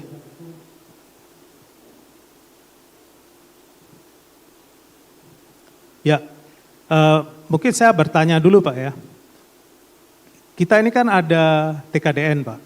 Jadi pertanyaannya mungkin bagaimana Indonesia bisa menghindari trade off ya antara industrial policy dan kecepatan untuk deployment. Jadi dengan kata lain, bagaimana TKDN ini bisa mempercepat pengembangan dari domestic manufacturing tanpa harus meningkatkan biaya untuk solar adopsi solar ataupun membuat biayanya lebih tinggi Pak. Mungkin itu saya buka dengan pertanyaan itu dulu. Ya, thank you. Terima kasih Pak Raju. Jadi TKDN ini memang kita tingkatkan dengan TKDN ini adalah instrumen yang dilakukan oleh pemerintah untuk pengadaan barang dan jasa pemerintah. Jadi peningkatan TKDN atau yang kita sebut local content dalam industri manufacturer untuk modul atau industri surya nasional ini dapat berjalan dengan bersamaan atau simultan dengan percepatan pengembangan energi surya melalui strategi kepastian pasar dan harmonisasi kebijakan lintas sektoral. Jadi kuncinya, the key is market certainty, Mr. Raju. Jadi yang pertama ada dua strategi. Yang pertama adalah menciptakan kepastian pasar sebagai dasar investasi. Ketika terjadi kepastian pasar, industri komponen PLTS ini sangat tergantung pada pasar pengembangan energi surya itu sendiri. Jadi tanpa adanya jaminan pasar yang jelas, produsen dalam negeri akan sulit untuk mencapai efisiensi yang dibutuhkan untuk bersaing. Misalnya kepastian pasar ini dalam jangka pendek sudah investasi, kita besar tapi tidak ada kelanjutan untuk sustainable. Itu yang kita sayangkan. Mudah-mudahan kepastian pasar ini berjalan panjang atau long term. Kemudian kepastian pasar ini akan mendorong hilirisasi supply chain yang lebih dalam ya. Kita punya kekayaan yang cukup besar untuk di mineral ya, terutama di pasir silika ini dalam konteks ini. Ini termasuk industri hulu ya, nanti diproses menjadi namanya MGSI, metallurgical grade silicon, itu di hulu, kemudian bergerak di industri antara. Di antara itu adalah industri yang tadi polisilikon, kemudian silikon ingot, and wafer.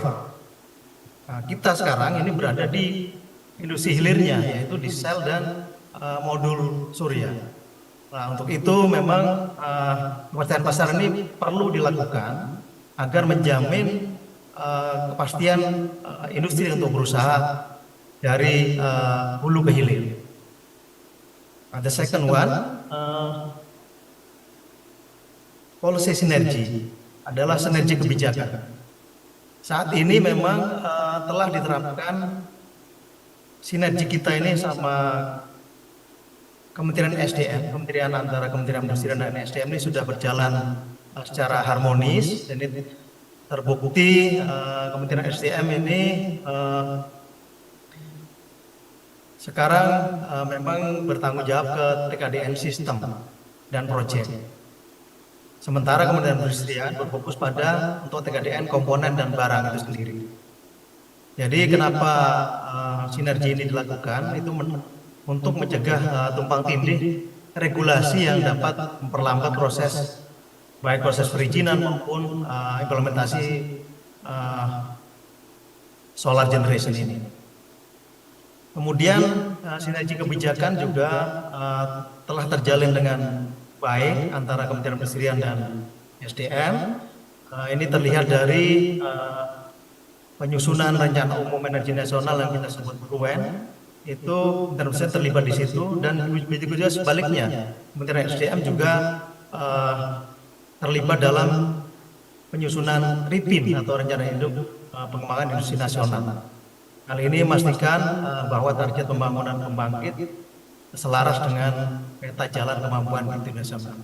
Jadi the point is market certainty, Mr. Raju. Terima kasih Pak.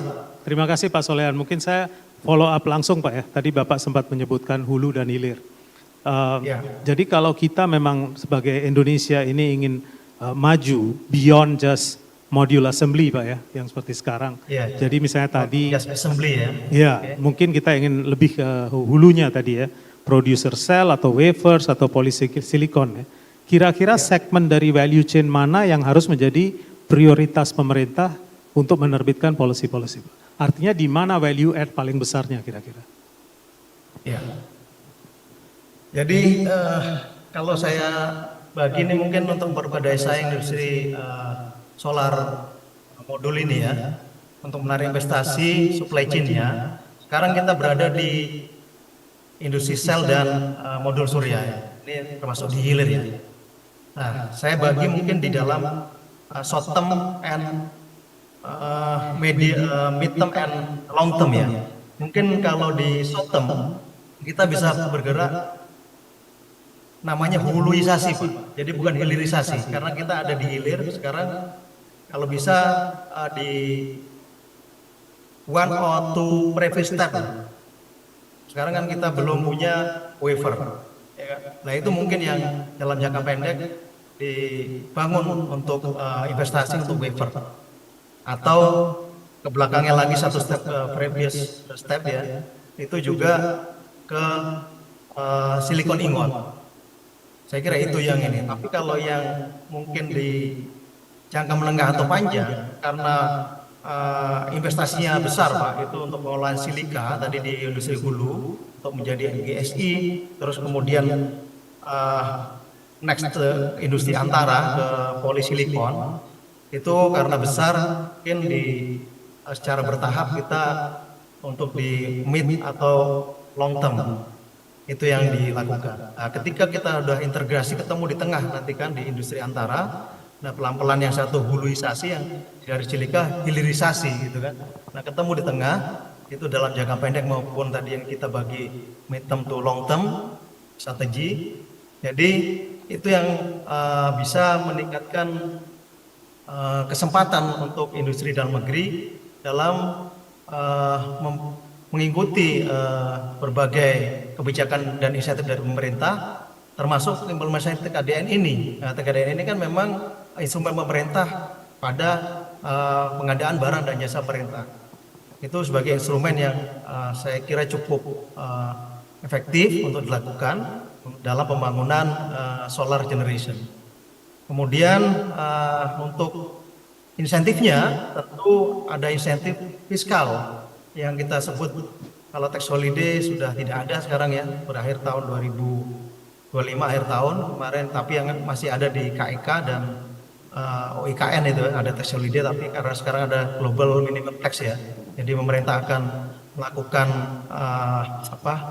menyusun kembali pengganti tax holiday. Yang bisa dilakukan adalah tax allowance. Tax allowance itu untuk pengembangan industri komponen energi ya, itu guna menarik investasi atau investor di sektor hulu dan antara. Tax allowance ini digunakan untuk industri pendukung PLTS, diantaranya bisa untuk di industri sel suryanya, kemudian di baterainya, base-nya, dan juga kabel dan industri pendukungnya termasuk distribusinya, termasuk transformator ya, itu trafo ya. Nah itu yang bisa kita lakukan. Saya kira itu Pak Raju. Oke, terima kasih Pak Solehan. Nanti saya balik ke Bapak setelah sesi berikutnya Pak. Mungkin saya ke Pak Made sekarang sebagai dari asosiasi solar module manufacturer Pak ya. Kita kan tadi juga kita sebutkan kita sudah punya install manufacturing capacity yang cukup besar. Walaupun mungkin kalau dilihat dari target pemerintah yang 100 gigawatt mungkin masih kurang gitu Pak ya. Kira-kira apa yang menghalangi kita untuk lebih meningkatkan capacity utilization Pak dari yang ada sekarang ya? Untuk mencapai globally competitive level. Artinya kan ini kan ada scale effect juga ya. Apa yang menghalangi kita? Apakah ini masalah demand, economics, teknologi, atau policy uncertainty? Baik, terima kasih. Assalamualaikum warahmatullahi wabarakatuh. Perkenalkan saya Made, saya adalah Ketua Umum Asosiasi Pabrikan Panel Surya Indonesia. Terima kasih Pak Raju. Mungkin sedikit aja boleh nggak saya tampilkan breakdown terkait masalah komponen TKDN. Yang bukan paparan ini tapi yang tadi. Sedikit Bu Hana coba di... sambil menunggu, biar clear terkait masalah TKDN juga Pak Raju. Jadi tadi sudah di-mention sama Pak Solehan dari Kemenperin bahwa saat ini kita bicaranya memang kepastian terhadap demand tadi ya Pak, mengenai pasar. Nah, apa yang saat ini kami hadapi sebenarnya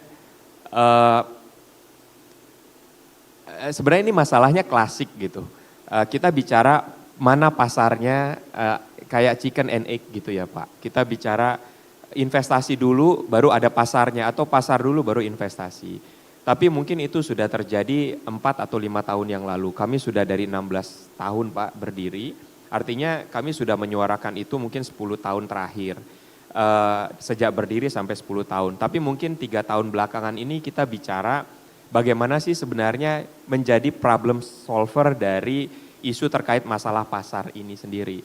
Sebenarnya kalau kita bicara keterlibatan panel surya Indonesia, itu kan pasti bicaranya masalah competitiveness ya, global competitiveness. Artinya apa? Artinya harganya kalau bisa sama dengan harga import begitu. Tapi yang kita lupa adalah komponen import itu banyak hal yang tidak kita lihat secara overall kondisinya. Oh ada insentif-insentif yang menyusun kenapa angka tersebut bisa dijual lebih murah di Indonesia. Terakhir kita bicara 3 bulan yang lalu tax rebate. Ada insentif dari China, pemerintah China yang mengurangi tax rebate di mana secara angkanya dikurangi sehingga secara competitiveness jadi semakin kecil antara produk lokal sama impor begitu. Artinya itu bukti nyata bahwa ketika keterlibatan pemerintah dalam memberikan insentif itu menyebabkan level competitiveness kita itu bisa lebih atraktif sebenarnya, begitu. Mungkin bisa nggak ditampilkan terkait komponen TKDN tadi? Bisa ya? Sudah? Belum? Maaf. Tapi filenya ada? Ya. Jadi yang ingin saya jelaskan sebenarnya menyambung supaya relate sama pembina kami Pak, Kementerian Perindustrian, bahwa kalau kita bicara TKDN, ini, maaf mungkin bisa ditampilkan.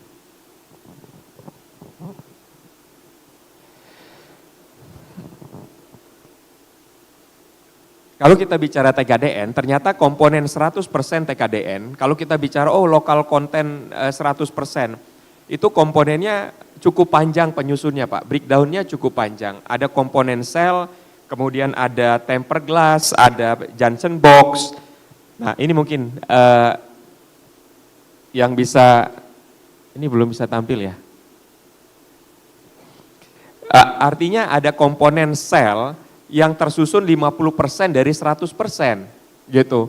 Dan kalau lihat dari komponen 50% sel itu isinya kita mulai dari upstream Pak, yaitu pengadaan pasir silika. Mungkin nanti teman-teman dari Pertamisi juga bisa menyampaikan itu.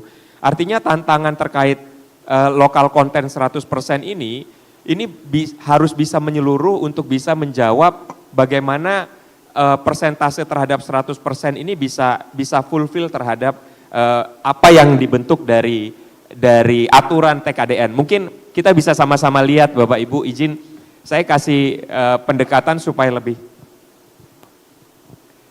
real ya Pak. Kurang lebih kalau bicara TKDN, apa sih TKDN komponen panel surya? Nah kurang lebih itu ada komponen 1 sampai 8 Pak. Kemudian komponen nomor 1 itu kurang lebih kalau dihitung ya Pak, bobot itu dari 2,5 sampai 7,5 itu angkanya 50%. Sisanya 50% lagi nomor 2 sampai nomor 8. Artinya apa? Kalau kita bicara hari ini TKDN untuk satu komponen barang yang namanya panel surya sebesar 25%, itu apakah kita harus melihat bagaimana industri upstreamnya akan memang benar-benar akan kita kembangkan secara nasional. Karena kalau kita bicara 25, mungkin kurang lebih kita bisa fulfill dari poin nomor 5 dan poin nomor 3 gitu ya. Mungkin ditambah 9, tambah 8, 17, mungkin tambah komponen tenaga kerja dan mesin produksi bisa 25. Begitu. Tapi hari ini kita berhadapan di sesi ini kita ada teman-teman dari Pertamisi, teman-teman yang bicara masalah pasir silika. Kemudian ada dari TMAI yang bicara masalah sel. Artinya apa? Kebijakan yang kita punya, kalau Pak Solehan menyampaikan poin nomor 2 bukan hanya demand, tapi bagaimana sinergi antar kebijakan, kita belum bisa bicara itu juga Pak. Kenapa? Karena kalau kita bicara 25, tadi saya bilang fulfill-nya angkanya demikian. Tapi kalau di atas itu, ayo, kalau tanya teman-teman dari TMAI gitu, poinnya yang blue cell dan printing cell, yang 7,5 sama 7,5, teman-teman sudah fokus Pak.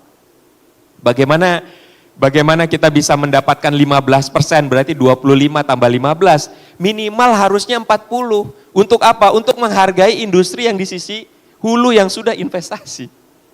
Gitu. Artinya ini sesuatu hal yang sekali lagi men-trigger kita semua bahwa TKDN ini jangan sampai menjadi satu isu, oh mahal gitu ya. Tapi bagaimana kita mensinergikan semua kebijakan, bagaimana melihat teman-teman yang sudah berani invest, sehingga bisa menjadi satu kesinergian antara dari hulu ke hilir, sehingga menjadi satu produk yang kita sebut sebagai local pride tadi.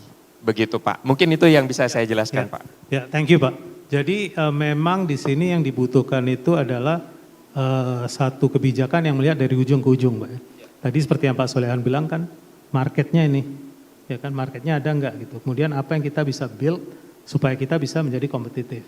Nah, tadi Bapak juga singgung tentang market. Mungkin pertanyaan saya nyambung ini Pak. Ya kira-kira signal apa yang dibutuhkan ya. Nanti juga mungkin dari upstream juga bisa melanjutkan ini. Signal apa yang dibutuhkan supaya orang tuh mau berbondong-bondong investasi di sektor ini Pak. Nanti pertanyaan yang sama mungkin saya akan tanyakan ke upstream, juga ke battery nanti. Karena ini juga kalau kita bicara tentang market berarti kan harus market signal ya. Betul. Harus ada signalnya nih, kemudian mereka, oh benar marketnya akan ada gitu. Dan biasanya ini lebih banyak menyangkut policy yang trigger the demand, ya kan? Ya, okay. Silakan. Baik, terima kasih. Mungkin kita sering dengar sekarang Pak Presiden membahas terkait program 100 giga ya Pak Raju. Itu menjadi satu tema yang sangat menarik hari ini bagi Indonesia terhadap tren di mana semua manufaktur dari luar berminat untuk join sama manufaktur lokal Pak sebenarnya. Artinya apa? Ini konsep ada gula ada semut ya.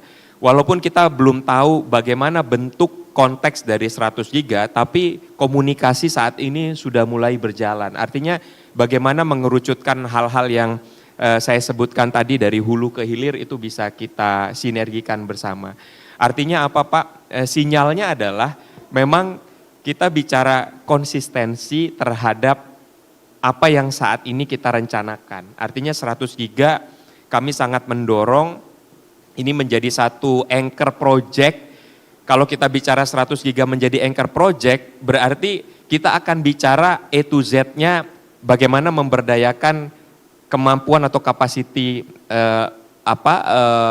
sumber daya kita ya Pak, termasuk pasir silika tadi. Sehingga menjadi satu kesatuan yang bisa menjadi atau mencerminkan bahwa kita bisa untuk mengembangkan industri lokal kita. Jadi sekali lagi kami dari asosiasi sangat menyambut baik komitmen pemerintah terkait 100 giga karena ini akan menjadi enabler bagi industri lokal dan sekali lagi jangan sampai menjadi label saja, artinya ada produk yang kita labelkan, tapi benar-benar kita perhatikan dengan angka-angka yang tadi saya sebutkan menjadi salah satu cara kita untuk berkomitmen bahwa industri hulu di belakangnya atau pendukung industri kami di belakang kami itu benar-benar bisa terjadi economic multiplier effect gitu Pak dari dampak ekonomi yang terjadi atas Anchor Project 100 giga tadi. Mungkin itu Pak yang bisa saya tambahkan. Thank you Pak Made. Saya mungkin ke Pak Umar. Tadi Pak Solehan juga mengatakan tentang midterm itu melihat ke upstream Pak ya, karena itu mahal, capital intensive gitu. Nah mungkin di sini pertanyaannya adalah ya Indonesia memang punya silika resource yang besar gitu ya. Tapi value creation itu, profit margin itu kebanyakan terjadi di downstream gitu. Tapi capitalnya besar di upstream gitu. Nah kira-kira bagaimana Indonesia bisa menghindari hanya menjadi raw material supplier gitu Pak, tapi bisa capture largest share of the value gitu. Tes. Selamat siang Bapak Ibu sekalian, jadi sebelumnya saya Umar, Sekjen Pertamisi, Persatuan Tambang dan Industri Silika Indonesia. Jadi memang ini topik yang sangat menarik ya. Tapi sejauh lebih lanjut kita jawab, kita harus tahu status quo silika. Bertepatan juga kami selaku pelaku usaha yang ingin menyampaikan bahwa banyak orang yang mendengar silika precious material dan kita Indonesia memegang peran yang sangat besar. Tapi kita harus bicara fakta. Silika, komoditas silika, kita baru diklasifikasikan sebagai komoditas strategik dan komoditas kritis berdasarkan Kepmen ESDM tahun 2023. Yang berarti pemerintah melihat bahwa silika itu salah satu komoditas yang sejenis nikel dan bauxite. Yang salah satu komoditas kritis dan strategis. Tapi kita harus tahu bahwa sumber daya silika kita itu banyak sekali, 26 miliar. Ya, 26 miliar tapi belum kita manfaatkan. Tapi kepemilikan sumber daya kita itu hanya nomor 9 dari dunia maupun 10. Beda dengan nikel maupun bauxite. Let's say nikel itu kita nomor 2. Nomor 1 dan nomor 2 tergantung limonite atau saprolite lawan Filipina. Tapi kalau silika itu tidak seperti itu. Jadi memang kami mendukung tapi harus memang perlu koordinasi. Karena silika itu luas Pak. Di saat pemerintah mendefinisikan hanya silika, SiO2, berarti kita tidak hanya bicara silika untuk panel surya industri, foundry, semen, konstruksi, semuanya butuh silika. Kaca kita silika, HP kita dari silika, bagian dari semen ada silika, sehingga memang harus ada klasterisasi. Nah masalah silika di hulu itu ada 3 Pak. Pertama kita masalah definisi silika.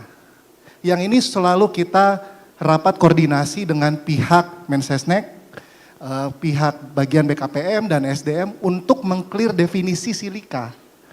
Dari tadi kita mungkin bicara pasir silika Pak. Tapi sebenarnya solar panel bukan butuh pasir silika, tapi quartzite namanya. Which is those materials such a really different one. Itu berbeda, memang sama-sama SiO2. Tapi kalau pasir silika dia untuk glass panel. Kalau untuk sel surya, panel surya, itu kita butuhnya quartzite. Pasir silika dalam bentuk pasir, quartzite dalam bentuk batu, which is rocks. Nah, masalah di kita adalah definisi itu tidak clear. Kita hanya mengambil as a macros definitions bahwa silika ya silika. Padahal ini penting karena jangan sampai tata kelola pasir silika dan quartzite disamakan menjadi satu definisi silika. Nah itu yang harapannya kami dari Pertamisi selalu kami siap menjadi mitra strategis untuk menyampaikan bahwa komoditas silika untuk definisi awal kita harus clear. Itu satu. Kedua masalah kita terkait definisi, kedua adalah inventarisasi Pak. Kita punya izin tambang yang masuk dalam pencadangan, eksplorasi maupun produksi hampir 10.000. Hampir 10%-nya adalah izin usaha pertambangan silika. Berarti sekitar hampir 10.000, hampir 1.000 izin tambang silika Pak. Yang mendapatkan izin operasi produksi dari 1.000 itu hanya 100. Dari 100-an tidak semua yang real beroperasi produksi. Setiap tahun kita hanya berproduksi silika sekitar 3-4 juta kubik. Which is kalau kita kali density itu sekitar 8 juta ton lah ya. Nah, kalau kita fokus kepada silika untuk panel surya, kita belum bicara kuarsit karena sampai sekarang pemerintah belum fix mendefinisikan antara silika dan kuarsit. Nah, jadi ini yang menjadi PR. Nah, kalau kita lihat sekarang, khusus untuk panel glass, untuk solar panel, kita bicara silika itu ada 3 tier. Di bawah 97% kita bicara untuk konstruksi, foundry, dan so on. Itu range dari 90 sampai 97. Kedua kita bicara untuk panel glass, untuk gelas dan lain-lain lah ya. Itu 97 sampai 99,5% SiO2. Dan untuk HPQ yang crucible-nya jauh lebih purity, 99,99% itu tier 3. Indonesia sampai saat ini fokus di tier 1 dan 2. Tier 1 konstruksi dan lain-lain, kedua tier 2. Jadi kita fokus di tier 2. Tier 2 itu adalah yang biasa kita sebut low iron silica. Nah, kami sangat mendukung terkait dengan adanya penerapan hilirisasi ini. Gitu, supaya produk kita bisa diabsorb. Karena sampai saat ini ekspor low iron silica itu 90% masih ke Cina. Berarti 10% yang hanya diserap dalam negeri, mungkin seperti teman-teman di APAMSI atau teman-teman di KCC, Asahi, dan seterusnya. 90% itu masih diekspor ke Cungko, ya, masih diekspor di China, ya, which is daerah Xiamen, ya, daerah Xiamen salah satu produksi utama glass. Jadi masalah kedua adalah inventarisasi di mana masalahnya. Kita bilang kita punya banyak sumber daya, tapi kita tidak tahu grade silika kita itu berapa sih. Jadi mostly tambang-tambang silika kita itu arsip dan inventarisasi kita hanya bisa tonasenya berapa, totalnya berapa. Tapi gradingnya nggak tahu apakah memang masuk industri panel atau enggak. Dan tidak bankable, which is tidak masuk ke dalam catatan yang mungkin dalam GORC, KCMI atau SNI. Sehingga dipertanyakan angka, dipertanyakan grading. Kenapa ini bisa efek domino? Karena investor ingin adanya insurity dan memperkecil uncertainty, khususnya dari spek silika Indonesia. Itu masalahnya inventarisasi silika grade Indonesia itu sampai saat ini kita masih banyak PR, tapi kita harus segera berbenah. Ketiga masalah kita setelah kita bahas definisi, inventarisasi adalah tata kelola. Jadi tata kelola kita saat ini, silika saat ini berada di dalam jurisdiksi pemerintah gubernur, pemerintah daerah, provinsi. Ya, dulu sempat ditarik ke pusat, dulu di daerah, terus tiba-tiba ditarik ke pusat, dari pusat ditarik lagi ke daerah, ya dalam waktu 1-2 tahun, kami merasakan tambang kami berproses tiba-tiba di daerah, di pusat, terus di daerah lagi ya. Abis itu muncul beberapa perizinan yang baru-baru ini yang seperti adalah izin kapal keruk, izin tuks, dan beberapa izin yang seharusnya sudah di-cover izin operasi produksi. Di sini kami lebih berharap bahwa tata kelola ini perlu adanya harmonisasi antara kementerian. Karena jangan sampai di saat Capman di SDM muncul, atau Capman terkait dengan hubla muncul, itu ternyata saling tumpang tindih dengan Balai Bendungan Sungai atau tumpang tindih dengan PUPR. Sehingga layering permitting yang misalkan kita sudah cukup mengeluarkan sangkos 6-7 layer permit, ternyata bisa nambah sampai 10-12. Dan ini sebenarnya bukan masalah sangkos, tapi masalah waktu, timeline, dan investasi. Kalau 3 ini bisa kita selesaikan bersama-sama, 100 gigawatt itu harusnya menjadi mungkin. Tetapi ini bukan PR yang mudah, karena bukan hanya pemerintah, pelaku usaha juga harus clear. Karena kita sekarang lagi berjuang terkait dengan harga patokan mineral, silika, yang sekarang goib. Ya, orang melihat kita penambang banyak duit, belum tentu Pak. Karena kita nggak ada indeks, kita nggak ada ICI, kita nggak punya indeks sama sekali. Kita Pertamisi lagi kerjasama dengan Shanghai Metal Market, kita lagi proses formulasi untuk supaya mendorong ada minimal referensi indeks pasir silika. Karena goib, karena kita dibeli FOB, ternyata CIF-nya memiliki tren yang jauh berbeda, dan kita mau nggak mau dibeli murah. Dan itu akhirnya kita harus menjadi fairness, karena kalau dari sisi hilir, maunya mendapatkan produk yang paling murah, itu standar. Hulu kita pengen mendapatkan produk yang paling mahal, dan itu supply dan demand. Tapi kita perlu ada fairness. Kita melihat trader ini bukan musuh, tapi adalah mitra. Tapi bagaimana semua stakeholder itu everybody is happy. Harapannya di tahun ini kita bisa merilis harga patokan mineral dibantu dengan SMM, Shanghai Metal Market, untuk low iron silika, agar ini menjadi minimal justifikasi kepada pemerintah, karena baru-baru ini Pak Presiden, Pak Prabowo, sempat mengatakan bakal ada harga patokan khusus mineral ya, mungkin terkait dengan BIM ya. Kami mendukung, tapi kami mencoba memberikan referensi.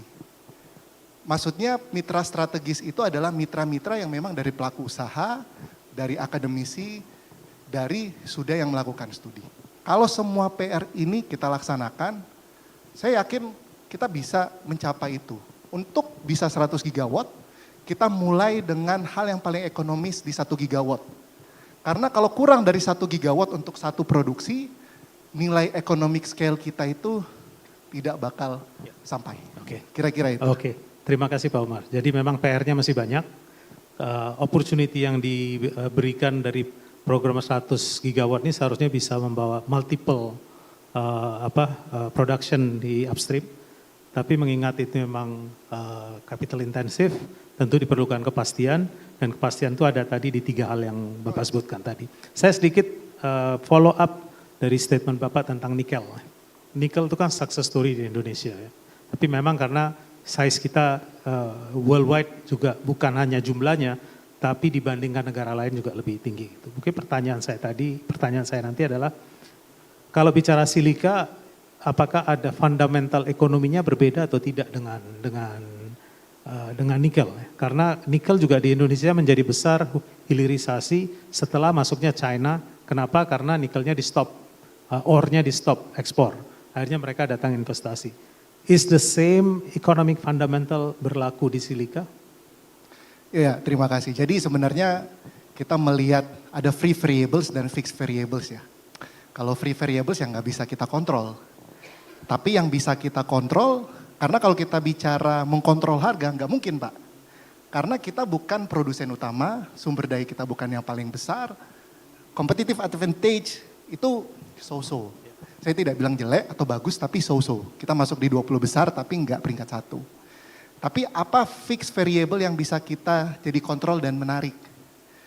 Yang menarik itu adalah kalau kita melihat kayak nikel, itu adalah teknologi. Dulu untuk memproses, mungkin kalau kita lihat teknologi nikel itu kalau mau diproses dulu untuk RKIF, dia perlu grade Ni di atas 2,1%. Jadi kalau kita bicara nambang nikel di atas di bawah 2,1, kita bilang itu low grade. Which is sekarang kita bilang 1,6% itu high grade, itu sudah termasuk high lah. Iya, HPAL lebih kurang Pak, 1,2% malah. 0,5 sampai 1,2%. Jadi semakin teknologi semakin bagus, speknya semakin turun, cadangan semakin membesar. Ini bisa terjadi dengan silika. Silika sampai saat ini berdasarkan Kemendak, kalau kita lihat dari Kementerian Teknis SDM, untuk low iron silika itu speknya 99,5%. Itu udah dasar dari tahun 2014. Tapi 2014 ke 2027 itu teknologi udah luar biasa Pak. Jadi kalau di 2026 sekarang, dulu kita terima 99,5%, teman-teman di China, di Xiamen itu bisa mengelola dengan kualitas yang sama di grade 97%. Jadi kalau teknologi itu bisa masuk, bisa memberikan efek domino cadangan silika kita membesar. Karena yang grade di bawah 99,5% ke 97% bisa dijual. Itu hal yang sama yang terjadi di nikel. yang which is grade yang awalnya 2,1 sampai 1,5 sampai 0,5 pun dianggap waste atau tailing. Pada saat teknologi yang dari China masuk, bisa memproses, unit cost-nya masuk, ternyata bisa dijual. Harapannya itu yang bisa jadi pemantik supaya silikanya bisa tetap gas. Thank you. Thank you, Pak. Terima kasih. Ya, saya mungkin langsung ke industri, ke Pak Helmi mungkin ya Pak. Tadi ya teknologi terjadi bukan hanya di upstream tapi juga di downstream. Dan juga kita lihat di industri ini terutama solar cell manufacturing terjadi cost compression. Makin lama costnya makin rendah gitu.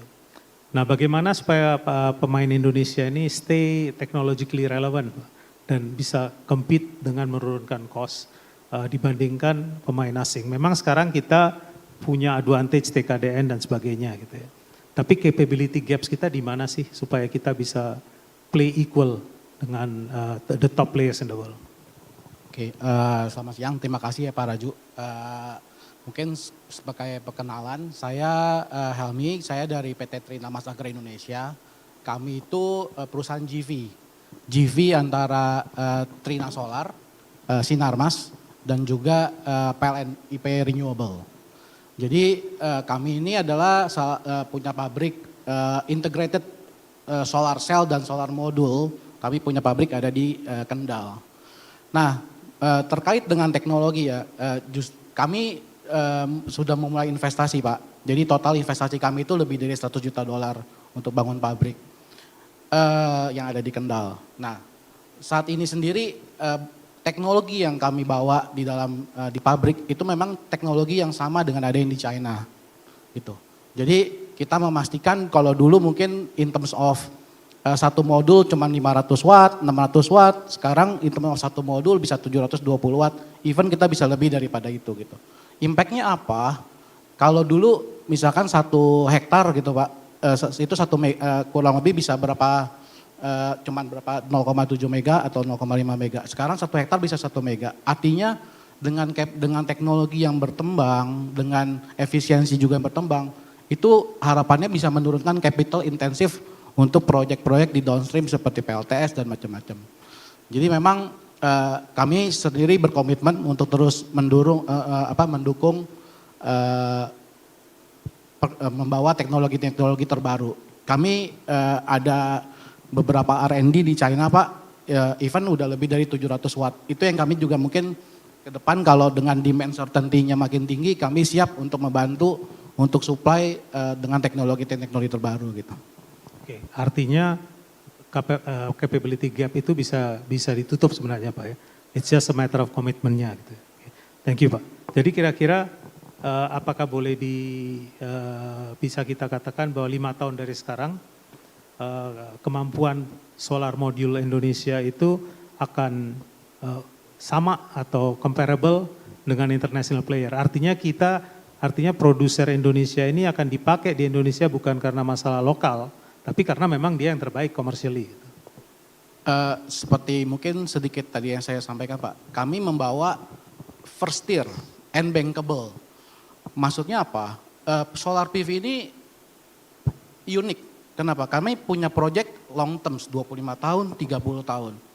Artinya bagi investor, lenders, bagi semua stakeholder pasti berkepentingan untuk nggak cuma harga murah, tapi bagaimana yang kita produce listriknya adalah sesuai ekspektasi, bahkan even bisa melebihi dari kita punya financial model expected return apa yang kita hasilkan. Jadi kalau ditanya dalam 5 tahun ke depan, kami sekarang produksi kapasitas produksi 1 giga 1 tahun Pak. Dan itu pabrik bisa extendable bisa sampai dengan 5 giga. Jadi kalau kami siap untuk mendukung pemerintah dan terutama dalam percepatan proyek 100 giga ini Pak. Tapi menarik juga tadi yang Pak Solehan juga sempat mention Pak. Salah satu masalah adalah memang demand certainty. Demand certainty-nya ada nggak? Kalau kami lihat demand-nya ada dengan proyek Hijau Indonesia, proyek Mentari gitu. Nah cuman terkadang antara planning dengan eksekusi memang ada gap. Gapnya apa? Kadang-kadang untuk menentukan PPA, biasanya ada namanya kita KKP Pak, kajian kelayakan proyek. Dari KKP sampai dengan PPA itu waktunya memakan waktu bisa bertahun-tahun. Belum dari PPA sendiri, sampai dengan eksekusi COD itu juga ada critical kok tadi yang teman-teman ada tata kelola itu juga salah satu isu yang ada di solar panel gitu. Bagaimana tadi kalau 1 mega itu adalah kurang lebih 1 hektar, berarti kalau kita punya proyek let's say 1 giga berarti kan 1000 hektar. Mencari lahan itu juga pasti pembebasan lahan juga itu salah satu isu struktural. Jadi memang kalau saya bilang kita memang harus kolaborasi sih Pak. Harus gandengan tangan, kita nggak bisa hanya sendiri-sendiri gitu. Thank you Pak Helmi. Sekarang saya mau ke Pak Aditya ya.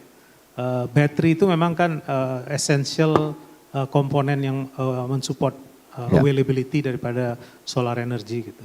Mungkin Bapak bisa share rencana dari IBC sendiri berbicara tentang battery storage deployment ya. Karena kita juga consider demand untuk battery ini kan di IBC bukan hanya untuk solar ya. Motor listrik juga kemarin 1 juta motor listrik. Tentu ada minimum scale yang dibutuhkan. Kemudian ada mobil nasional, pasti juga membutuhkan baterai, ada minimum scale-nya juga gitu. Nah, bagaimana solar energy conversion ini in terms of priority di IBC? Karena ini jauh lebih besar dari 2 giga bicaranya.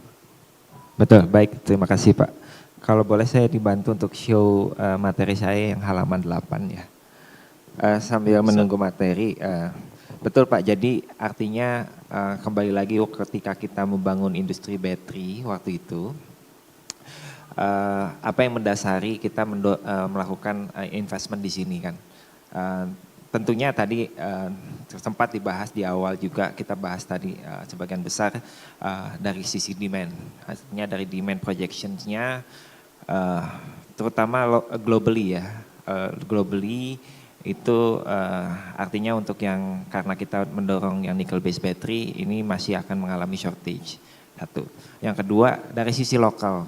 Nah lokal itu apa driving demand factors-nya? Sebenarnya ada 2. Yang satu dari segmen mobility yang ya EV cars ya, Molinas, Mobnas atau EV lainnya. Kemudian yang kedua adalah dari segmen BESS, Battery Energy Storage System. Walaupun dari sisi chemistry base-nya baterai yang digunakan berbeda. Jadi kita dari sisi industri baterai tetap memproduce dua tipe chemistry battery. Jadi 2 segmen ya. Jadi yang pertama LFP based battery, yang kedua nickel based battery. Nah yang nickel based battery itu yang kita lakukan sejak 5 tahun yang lalu. Kita mendorong hilirisasi secara end to end dari nickel ore-nya sampai battery cell dan pack-nya. Dan sekarang sebenarnya kita sudah mulai beroperasi salah satu joint venture kita dengan CATL, boleh ke halaman 8 langsung. Dengan capacity sekitar 7 gigawatt. Nah 7 gigawatt consist of battery yang mana? Surprisingly kita juga melihat dari sisi market, ini dominan adalah untuk BESS. Jadi untuk battery energy storage system. Kita punya target sampai dengan 15 gigawatt hours of battery. Itu mungkin dalam 2-3 tahun ke depan akan reach that capacity. Mostly saya bisa bilang 80-90% adalah untuk battery energy storage system yang LFP base. Sementara sisanya adalah nickel base. Kenapa? Ini juga memperhatikan tadi dynamics of the market ketika segmen EV itu yang terutama yang pada low dan mid range price itu mostly menggunakan LFP base juga. Jadi tetap mandat hilirisasi untuk nikel tetap kita dorong, artinya ada a portions of nickel based battery di situ. Tapi yang kedua adalah kita juga melihat potensi demand-nya. Pertama tadi dari program 100 gigawatt itu sendiri, yang kedua adalah ini kita juga targeting global export gitu ya. Nah ini juga yang menjadi second factor kenapa kita drive the investment juga. Terkait dengan daya saing sebenarnya kan. Sejauh mana sebenarnya how competitive we are to build the battery industry. Saya rasa ini juga apply to solar panel industry ya. Apakah kita punya resourcesnya, teknologi, labor, kemudian electricity dan infrastructure readiness-nya seperti apa. Jadi kalau dari kami sih sebenarnya issues-nya bukan di supply. Artinya dari sisi battery itu dari tadi ya dua driving factor itu kita sudah memiliki roadmap dalam 3 tahun ke depan itu hingga 15 gigawatt hour. Bahkan untuk additional project yang satu lagi itu akan top up 20 gigawatt hour. Jadi total dalam 5 tahun, 6 tahun ke depan itu akan mencapai 35 gigawatt hour. Nah concernnya sekarang adalah can domestic industry absorb the supply of the battery gitu ya. Kalau tidak ya kita akan menjadi exporters gitu ya. Karena tadi kita sendiri tadi dari sisi competitiveness itu kita bisa bilang kita kedua terbaik setelah China. Makanya kebanyakan Chinese companies berinvestasi di Indonesia. Tadi dari sisi trade juga kita punya keuntungan ya. Artinya sekarang ada trade protection juga dari US dan EU kepada China, sehingga Indonesia sebenarnya menjadi basis atau entry bagi investment China untuk bisa penetrate US dan EU market. Makanya kenapa kita tadi bisa mendorong tadi rencana investasi hingga 35 gigawatt hour. Oke, jadi intinya kembali kepada market certainty-nya Pak ya. Kalau ada market certainty-nya, we'll be able to scale up quickly. Betul, betul. Otherwise ya kita akan ekspor gitu ya. Oke, sebenarnya kita udah out of time, tapi saya sebelum mungkin dibuka quickly one to question, saya ada satu pertanyaan buat semuanya itu ya. Bisa dijawab. Jadi pertanyaannya, kalau bapak-bapak di sini bisa merekomen satu hal saja, apakah itu policy reform, apakah itu industry action atau investment priority atau apapun untuk 3 tahun ke depan yang bisa membuat industri ini benar-benar take off. Mungkin saya kalau Pak Solehan masih ada, saya tanya ke Pak Solehan dulu mungkin ya. Apa kira-kira Pak, satu reform mungkin yang perlu untuk membuat industri ini bisa lebih maju? Ya, terima kasih Pak Raju ya. Jadi pemerintah dalam hal ini Kemenbrin memang fokus terhadap hal ini ya, terutama di pengembangan industri komponen PLTS. Ini kami masukkan di usulan rencana induk pengembangan industri nasional Pak, di tahun 2025 sampai 2045. Ini consist of meliputi hilirisasi terintegrasi, yaitu mendorong integrasi produksi secara end-to-end. Ini mulai dari pengolahan silika dari kuarsit ya, jadi polisilikon, wafer, kemudian sel surya hingga menjadi modul surya. Tentu yang kedua ini adalah pendalaman struktur industri Pak. Ini terutama yang masih impor. Komponen yang selama ini masih dominan di impor adalah backseat Pak, EVA film dan PV ribbon, juga solar silicon. Jadi itu yang kami masukkan di dokumen perencanaan, sehingga yang tadi masih diimpor untuk komponen modul surya ini bisa difokuskan untuk pendalaman struktur atau bisa berinvestasi di sini dulu. Tentunya yang bernilai tambah tinggi, teknologi tinggi, dan kalau bisa mensuplai dalam negeri baik dari pasar pemerintah, pasar swasta dalam negeri maupun ekspor. Itu untuk kemandirian kami Pak. Jadi satu lagi, memang kita lihat pelaku industri saat ini memang menghadapi beberapa tantangan Pak ya. Yang kita tahu di PLTS terutama pemasangan PLTS atap ini ada pembatasan kuota ya, yang belum mengakomodir seluruh kebutuhan sektor industri. Kemudian tadi ada kebutuhan ketergantungan bahan baku, seperti yang core-nya di sini adalah wafer dan ingot. Yang tadi seperti saya sampaikan sebelumnya, kalau jangka pendek mungkin huluisasi jadi Pak. Jadi ke private stat ya, one or two private stat yaitu di wafer dan silikon ingot. Perbaikannya apa? Ya tentu mengingat di industri dalam negeri ini saat ini ada 34 manufacturer untuk modul surya dengan nilai TKDN sudah di atas 44%. Tiruan, salah satunya ada Trina tadi, Trina Mas Agra, itu pemerintah akan mengusulkan agar memang yang kepastian pasar tadi untuk TKDN Project LTS ini ditingkatkan, Pak. Yang tadinya 20% ini ditingkatkan lagi karena barangnya sendiri itu sudah lebih dari 44%. Terus pembebasan kuota di kawasan industri itu juga kalau off-grid itu agar dibebaskan dengan kuota, kalau on-grid itu kita minta ditingkatkan kuotanya. Terus kemudian the last but not least ini ada melakukan pendalaman struktur industri yang tentunya melalui strategi hilirisasi dari hulu hilir tadi, dari silika kuarsit sampai menjadi industri modul surya. Saya kira itu Pak Raju, terima kasih. Thank you, terima kasih Pak Solehan. Mungkin dari Bapak-Bapak di sini, mungkin mau ada menyambung atau aspirasi yang mau disampaikan. Pak Made dulu. Terima kasih. Ya menyambung Pak Solehan tadi sampaikan Pak. Jadi mungkin dari kami sederhana saja, konsisten di TKDN. Jangan diturunkan, kalau bisa kita kembali lagi ke formulasi awal. Kemarin kita bicara komponen panel dari 40 diturunkan ke 25, saat ini kita mengupayakan kembali lagi ke 40 Pak.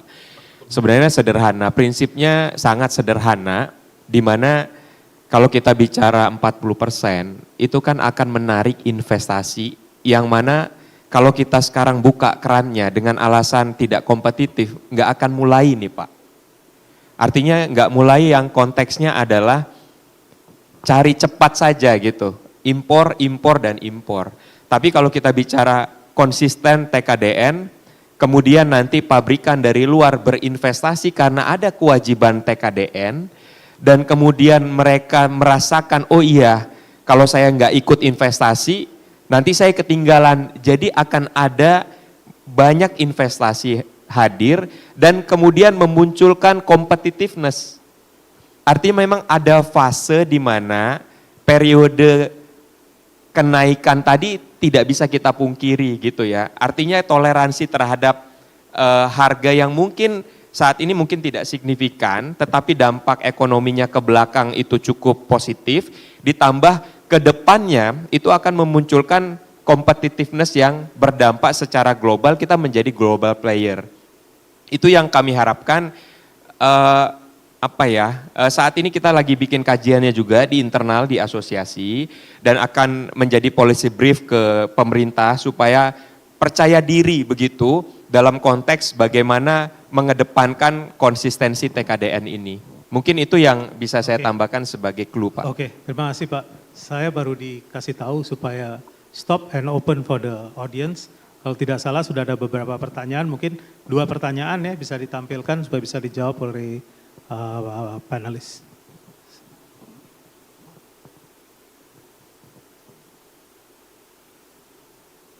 Ya, ada pertanyaan pertama ini, berapa harga per watt panel PV yang sudah punya pabrik di Indonesia dan berapa lama garansi PV-nya? Wah ini langsung tembak langsung ini harga dan garansi.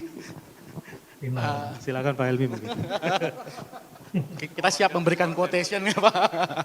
Oke, saya mungkin nggak akan langsung jawab perihal harga per watt panel. Tapi nanti kalau ada Bapak Ibu ada mau bicara ke kami siap untuk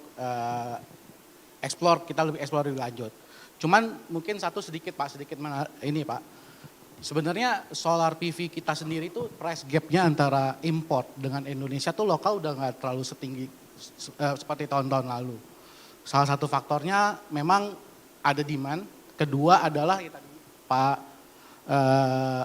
Made bilang perihal dari China sendiri udah nggak ada tax rebate Pak, dia udah XM udah revoke untuk masalah tax rebate, jadi itu salah satu ini. Nah kami sendiri secara IMF Pak punya kajian Pak, jadi memang secara harga lokal akan lebih tinggi, cuman secara economic impact yang ada di Indonesia, in term of economic of scale, itu jauh lebih beneficial buat Indonesia. Jadi kalau kemarin IMF saya pernah baca Pak, dari setiap 100 juta dolar yang diinvest, itu bisa return 230 juta dolar, jadi 2,3 kali. Bahkan ada beberapa penelitian bilang bisa sampai 10 kali. Jadi yang tadi Bapak juga bilang, ada yang dimention, kita ini sebenarnya mau jadi produsen, atau kita mau jadi importir. Kalau kami selaku produsen, kami siap untuk support. Nah, in terms of masalah warranty, kami bisa garansi sampai dengan 25 tahun Pak. Jadi kita punya namanya Trina Global Warranty Standard. Jadi apa yang global warranty yang ada di Trina, applied juga untuk di Indonesia gitu. Jadi kami bisa pastikan apa yang ada di Trina kami bawa di Indonesia. Karena tujuan kami adalah balik lagi untuk memajukan industri solar PV di Indonesia, juga untuk memperkuat ketahanan energi di Indonesia. Oke, mungkin sudah terjawab untuk garansinya. Kalau harga mungkin tergantung size dan sebagainya Pak ya. Sulit untuk dijawab mungkin saat ini. Oke, saya akan buka pertanyaan langsung ke audiens apabila ada, silakan. Mungkin 1-2 pertanyaan.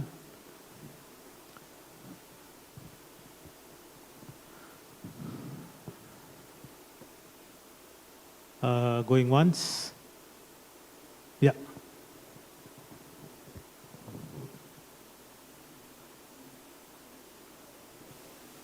Satu. Ya. Tadi masalahnya tadi adalah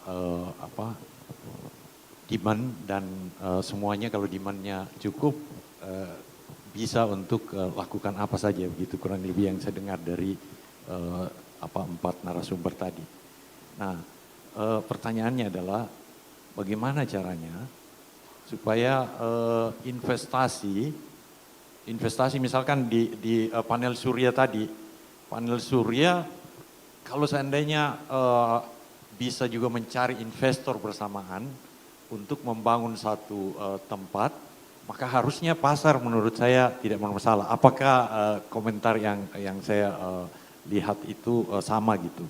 Karena beberapa yang di teman-teman kita itu mereka kalau ada investornya, kebutuhan energi di Indonesia menurut saya sangat tinggi dan ke depan akan sangat tinggi gitu. Investornya bagaimana kita melingkan, jangan industri PV, baterai, kemudian industri pendukungnya jalan sendiri, tetapi harus dilingkan juga dengan investor yang tadi dikatakan di pembukaan bahwa investornya tidak masalah. Apa kira-kira kendalanya bisa melingkan itu? Terima kasih. Oke, mungkin ada yang mau jawab, tapi mungkin kita garis bawahi juga bahwa kalau kita bicara energi listrik di Indonesia, customernya yang grid cuma satu Pak ya. Jadi mungkin balik lagi pertanyaan itu dijawabnya ke sana. Yang kedua mungkin kita juga bisa apresiasi bahwa grid kita juga not yet all smart grid untuk bisa akomodasi dan mungkin the investment untuk smart grid itu mungkin sama besarnya dengan investasi di solar sendiri. Tapi silakan mungkin pertanyaannya bisa dijawab oleh yang lebih kompeten. Ya, oke. Ini terima kasih Pak pertanyaannya. Jadi kalau dari point of view-nya Pak, sebenarnya kalau dilihat dari perkembangan pabrik modul surya Pak terakhir, bahkan sampai hari ini sudah ada pabrik sel seperti teman-teman di Trina.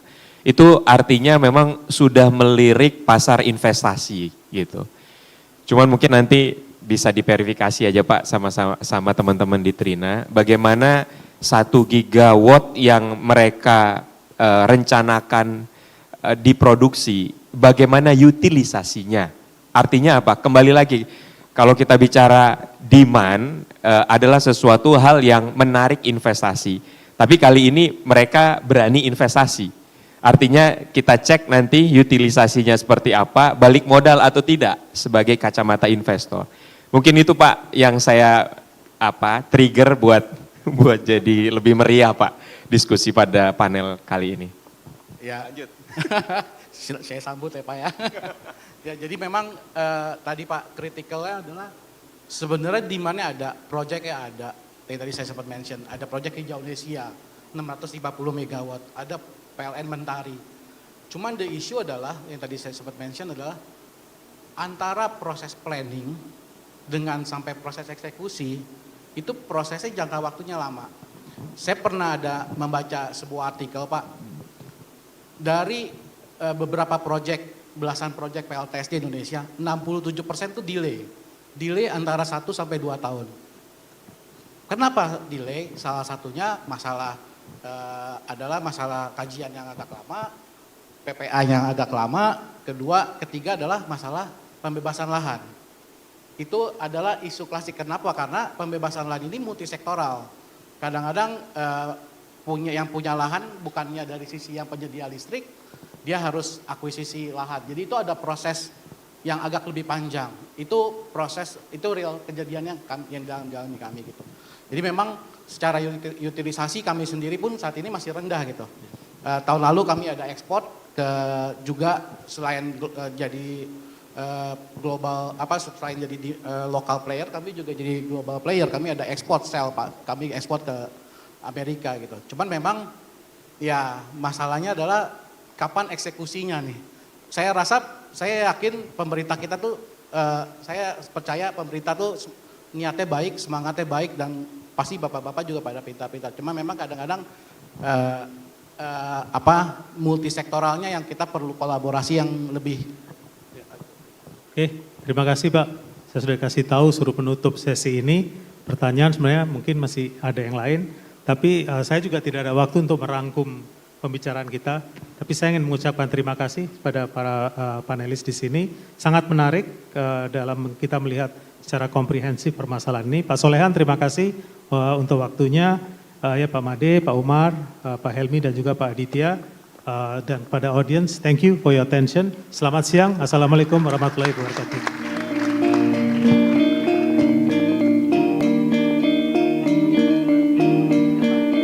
Terima kasih Bapak Raju Munusami yang sudah memoderatori sesi diskusi sore hari ini dengan sangat hangat dan luar biasa.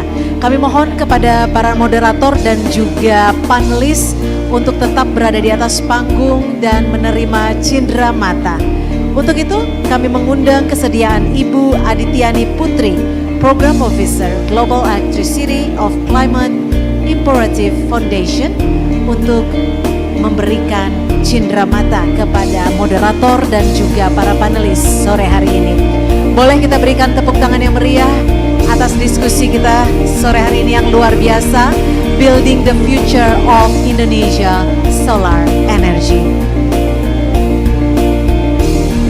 Terima kasih sekali lagi atas moderatornya Bapak Raju Munusami, dan juga terima kasih kami ucapkan kepada seluruh panelis, Bapak Solehan, Director General of Metal Machinery, yang sudah bergabung melalui sambungan online, dan juga terima kasih Bapak Imade Sandika Dwiantara, Bapak Umar Rivaldi Pulukadang, serta Bapak Aditya Saputra, dan juga terima kasih Bapak Helmi Wijaya. Boleh kita berikan tepuk tangan sekali lagi yang meriah, luar biasa. Terima kasih, kami persilahkan untuk dapat kembali ke tempat yang telah disediakan. Terima kasih. Tentunya diskusi sore hari ini diharapkan mampu menjadi representasi dan juga masukan bagi Bapak Ibu sekalian, sehingga tema besar ataupun tema sore hari ini bisa diimplementasikan di lapangan, bisa diimplementasikan di dunia nyata. Building the Future of Indonesia Solar Energy. Dan juga Bapak Ibu sekalian, kami memiliki waktu sekitar 15 menit untuk bersama-sama kita melakukan coffee break, dan juga kami persilahkan kepada Bapak Ibu partisipan untuk memanfaatkan waktu coffee break ini untuk refreshment dan juga melakukan networking dengan para partisipan. Kita akan kembali lagi sekitar pukul 3:15 menit dalam sesi yang keempat. Selamat menikmati coffee break.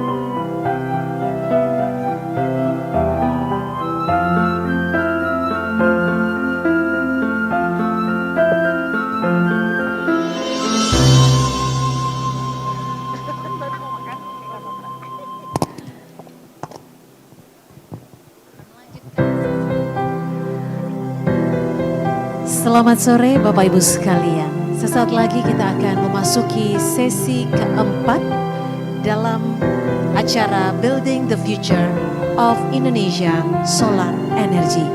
Bagi Bapak Ibu yang masih berada di area foyer, kami persilakan untuk kembali memasuki ruang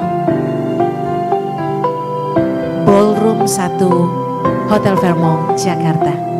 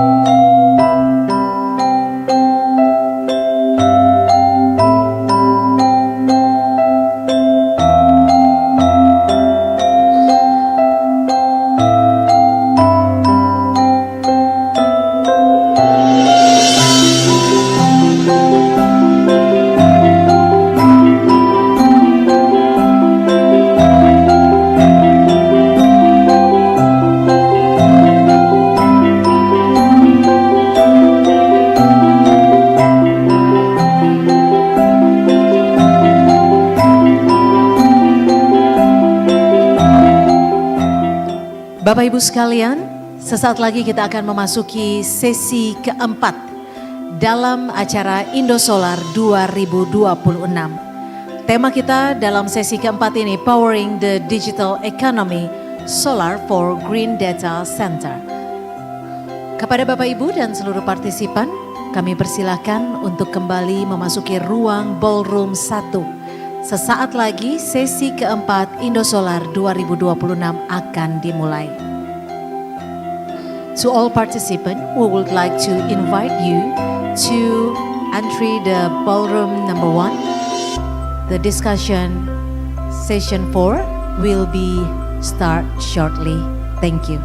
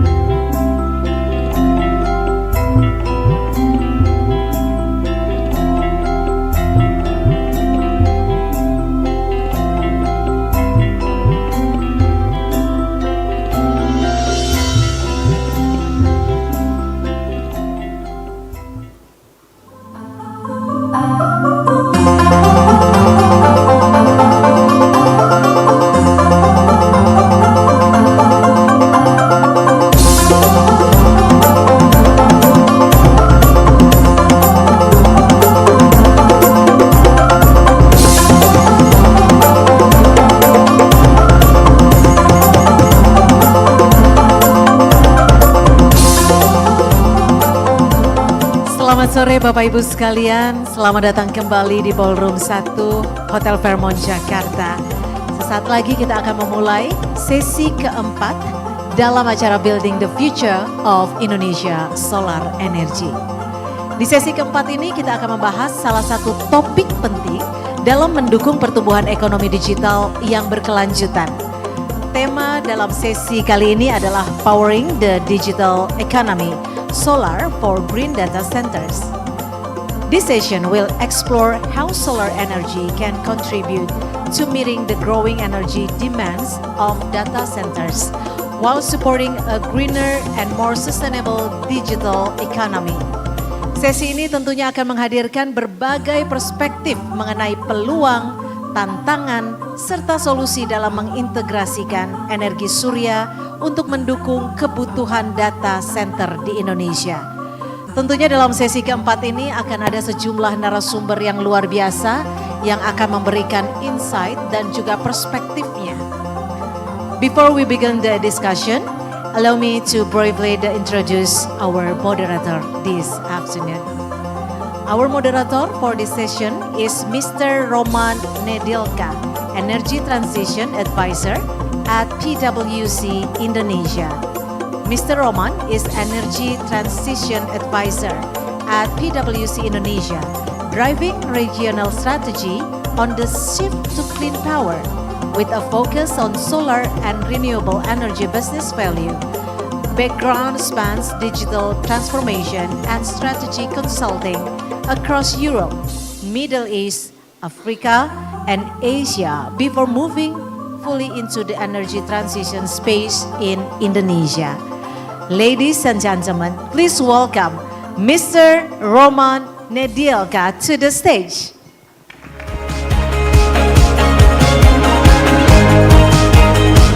Baik, sebelum kita memulai sesi diskusi pada sore hari ini, I would like to invite to all participants to sit on the front agar kita bisa memenuhi seluruh rangkaian acara ini dengan lebih hangat lagi. Terima kasih. Boleh geser ke kiri Bapak Ibu sekalian.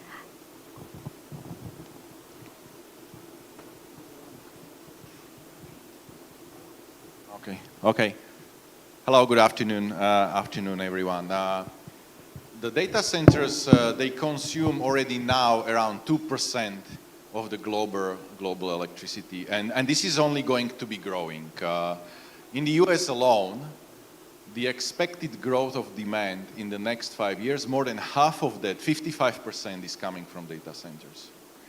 So it's, this power is increasingly need to be more sourced from sustainable sources of energy, And it's not only a sort of environmental consideration, it's a really strategic point, because it's not just long-term cost efficient, but also hyperscalers, they more and more demand renewable energy powering data centers because of their own commitments.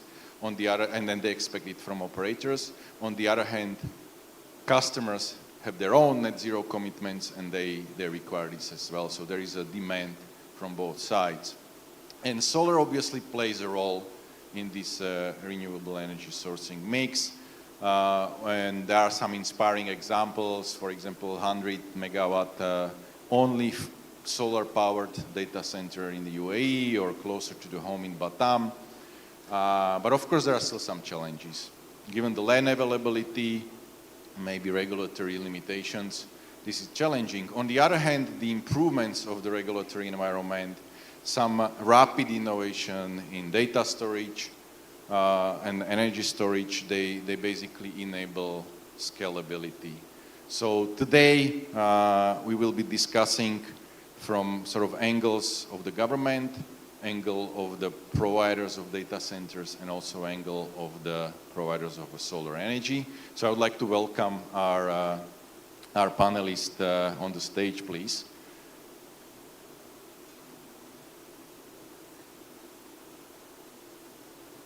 And I will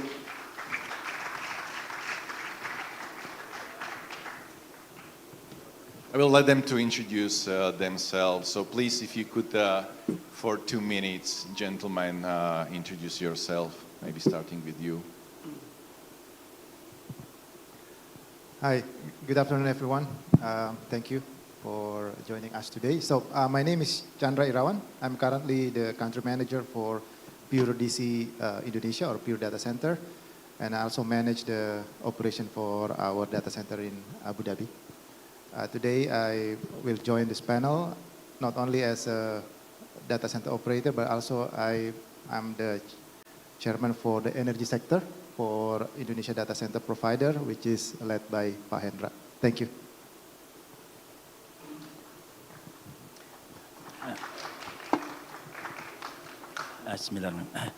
Good afternoon. Assalamualaikum warahmatullahi wabarakatuh. I'm Denny Setiawan from Ministry of Communication and Digital Affairs, ComDG. I'm the Director of Digital Infrastructure Strategy and Policy. So my portfolio is quite large range, from subsea cable, fixed broadband, mobile broadband, tariff interconnection, including data center.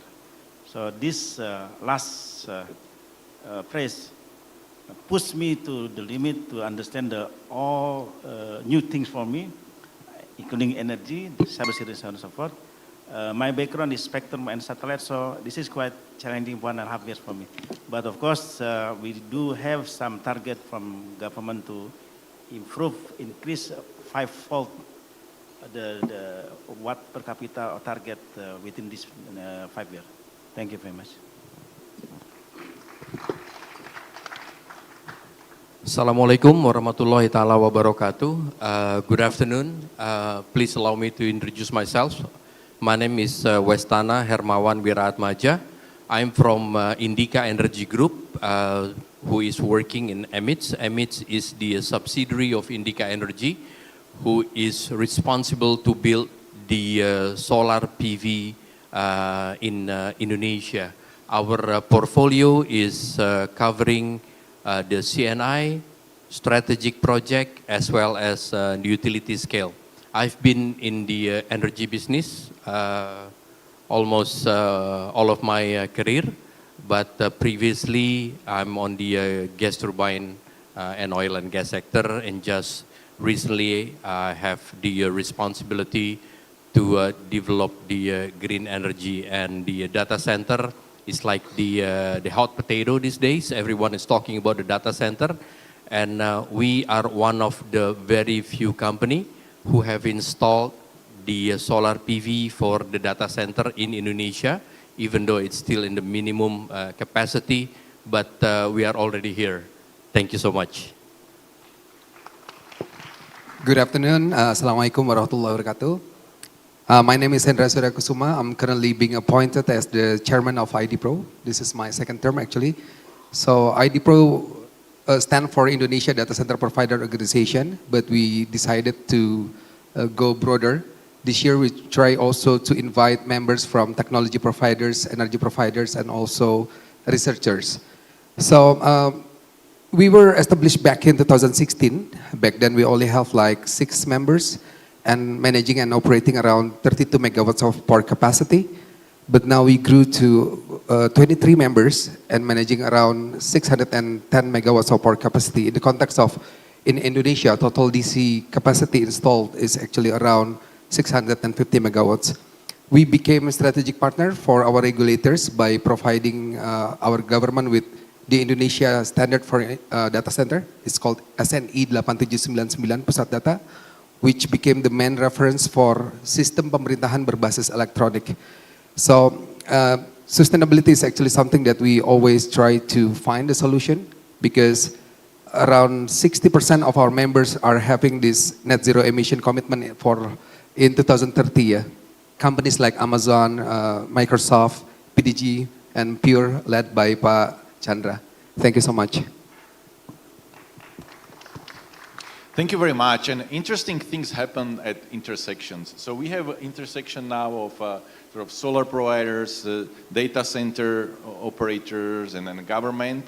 And actually, each of, as you introduce yourself, each of the gentlemen have their own intersections, right? So as Padeni mentioned, coming from infrastructure in data centers. I know Chandra working in a solar business before, and now in data centers. So I think we have really that range which can come up with quite something interesting. So, and I would start maybe with just it's a coincidence, but Chandra, maybe if we can, from your perspective of running data centers, like how important, what's the significance of on green energy and solar particular in your, let's say, longer term strategy in Indonesia, but maybe you can even share some of the more global examples since your role spans across other countries. Okay, thanks, Roman. Interesting you mentioned that, yeah, I used to work with the solar industry before I joined a data center. So back in 2019, 2021, I worked for an independent power producer. So at that time, I commissioned 2 utility-scale solar PV plant in Lombok and Gorontalo. That was our first massive solar PV implementation in Indonesia after they opened the regulation back in 2017.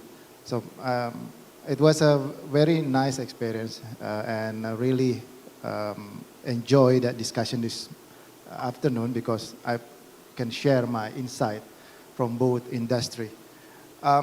Yeah, on your question about what is the sustainability strategy for data center, for now I will represent my own company because I can't speak for the other company as well. So for pure data center, sustainability is not only ESG initiative, it is part of our day-to-day operation. It is one of our goal that we hit our net zero in 2030 following UK government requirement. At the same time, we also want to hit 2040 net zero for all of our operation across the globe. So on our perspective, the renewable energy is one of the key goals that can help us hit that target. So we know there are plenty of renewable energies that we can use. However, the model that can be deployed very fast is renewable. I know because I used to build 11.7 megawatt solar PV plant in less than 12 months. So it's very fast deployment as long as we have the panels, the inverters, and we can connect to the grid. So for example, for our operation in Abu Dhabi, so we have 100% renewable energy supply from IREC that sourced from Mohammed Rashid Al Maktoum Solar PV Park in Abu Dhabi.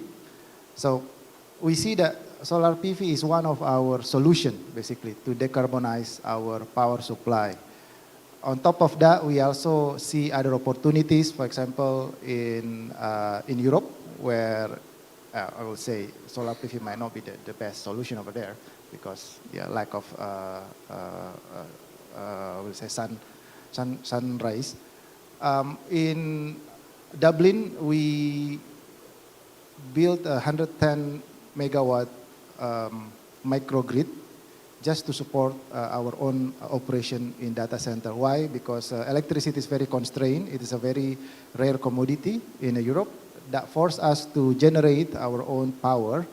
However, to ensure that we generate power that is 100% renewable, we imported biomethane. So the gas engine that we install in Ireland is 100% powered by biomethane in order to push our carbon footprint from electricity supply as low as possible. And then in London, we also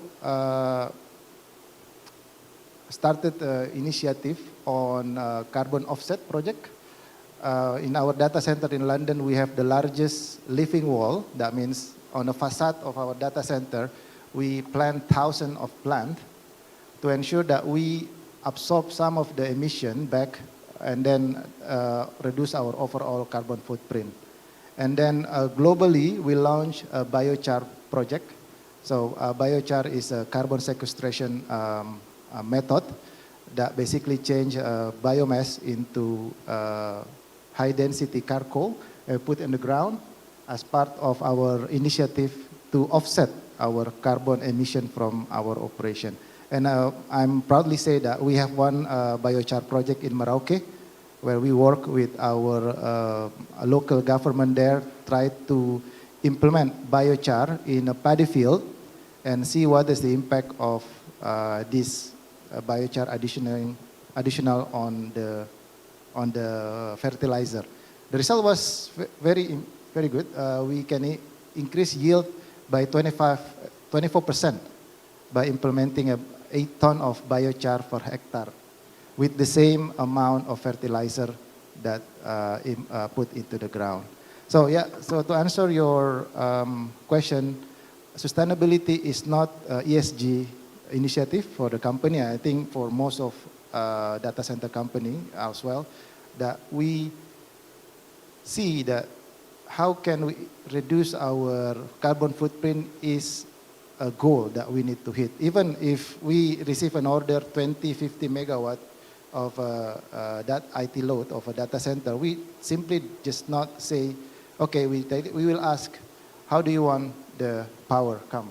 You want 100% renewable, you want 50-50, or because at the end, it is our moral responsibility to ensure that we can hit a better future for our descendants. Thank you. Thank you. And on the angle of sort of purpose and responsibility, maybe I will ask you, Hendra. Do you think also it's a factor in a competitive play? So you have your members.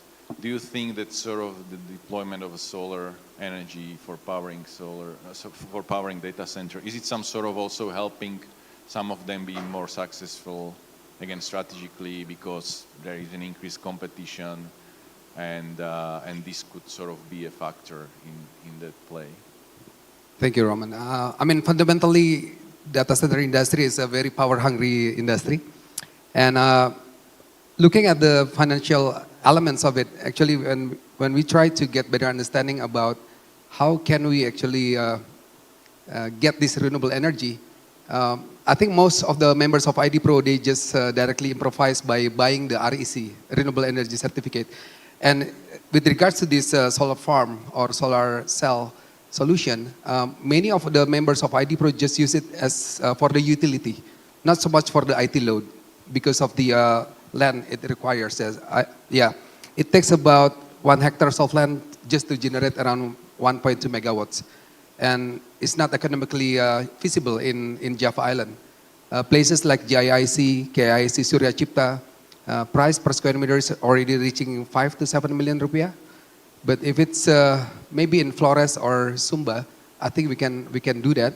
But again, do we have sufficient energy infrastructure, interconnectivity, and also pool of talent Because bear in mind that because of the rapid development of data center industry for the past, especially for the past 3 years, our members are keep on hijacking engineers from each other. So this is something that really is, yeah, we're taking it very serious by having a lot of programs actually. And to your question with regards to this solar farm implementation, I think only DCI that really implement the solar farm on top of their 35 hectares of land in Karawang area in this industrial estate called Pertiwi Lestari. So yeah, basically economically and also financially, if it's in Java Island or in Batam Island, it's not possible at the moment, yeah, for us to being able to generate for IT load of the data center.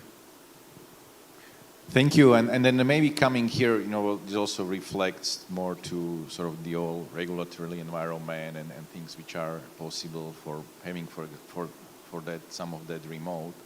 Maybe if I may then ask Padeni from that perspective. So how does this whole solar power data center play into maybe a national objectives and the national strategy of green data centers? Yeah, on the target of our long-term development plan on 2025-2030, we're being targeted quite ambitious. As I mentioned, the target to 2029 is 6.87 watt per capita, approximate 2 gigawatt. And with AI explosion and the incoming investment, I think it will get the target quite soon. The challenge is that we don't want to only focus in 2 areas, Batam and Jakarta and Cikarang. So Indonesia is more only those 2 locations. We have 17,000 islands, right? I know that we need to also think about the traffic, which is we can have another areas like Surabaya or Makassar is one that areas the more eastern should be also taken care. And we understand that we have to align with our colleagues from Ministry of ESDM, the Energy and Resources. We discuss with them and with other ministries and also PLN. Currently we developed the roadmap. The digital infrastructure consists of subsea cable, fixed broadband, also data center as well. So I think we might have also classification from hyperscaler, maybe middle capacity, but also the small capacity in rural areas, which with a lot of project of government, like schools, yeah, the smart school and cooperative, need probably that also connectivity as well as data center, maybe CDN, right? That might be the solar panel might be economically feasible, especially the outside of Java Island. But of course, we also encourage to industry, yeah, to set up the common goal, set up the more green energy, and we discuss with them to, I think, set up what would be the certification, what would be the standard of green energy. Well, not only watt per capita, maybe PUI, yeah, power efficiency and so forth. I have to admit that this is quite challenging because my background is communication. But one thing that we share is Indonesia need not only in focus on West Java and Batam, right? Batam is sure because we are become the global hub of Singapore. But Jakarta is, of course, our most dense area. But we need to think about the other areas as well, including our new capital, for example. How we can give some energy for them, right? And I think we encourage whatever the possible, but I think most of that, more than is the economic feasibility. Economic feasibility, what would be the right business model between the ideal green energy, the traffic, and the feasibility. So I think That's my observation, and we really work hard, work hand in hand with our industry and other ministries as well to achieve the goal, but considering also the social responsibility and the green energy as I think as our responsible for our young generation. Thank you. That was interesting what you mentioned about this sort of as the solar can be distributed, also data center could be sort of distributed or packaged in a sort of smaller form factor, which then can be deployed remotely. So this goes also in the direction that the technology seems to be mature, right? I mean, the solar has some, let's say, incremental improvements over the time, right? But the tech is already there. It's more really about that model, how it's being deployed. So I mean, that's an interesting direction of thinking. And Mahendra, on your comment maybe on exactly that sort of a land availability in locations where the data centers are and trade-off between building a digital infrastructure versus power infrastructure. Maybe may I ask directly from sort of a solar player, Pavestana, like you already even mentioned that you have deployed some of the solar power data centers. So maybe if you could touch on that, like, okay, is it really a barrier which cannot be overcome because, yeah, there are some limitations of regulation, or is it really something where there are some interesting ways to go around?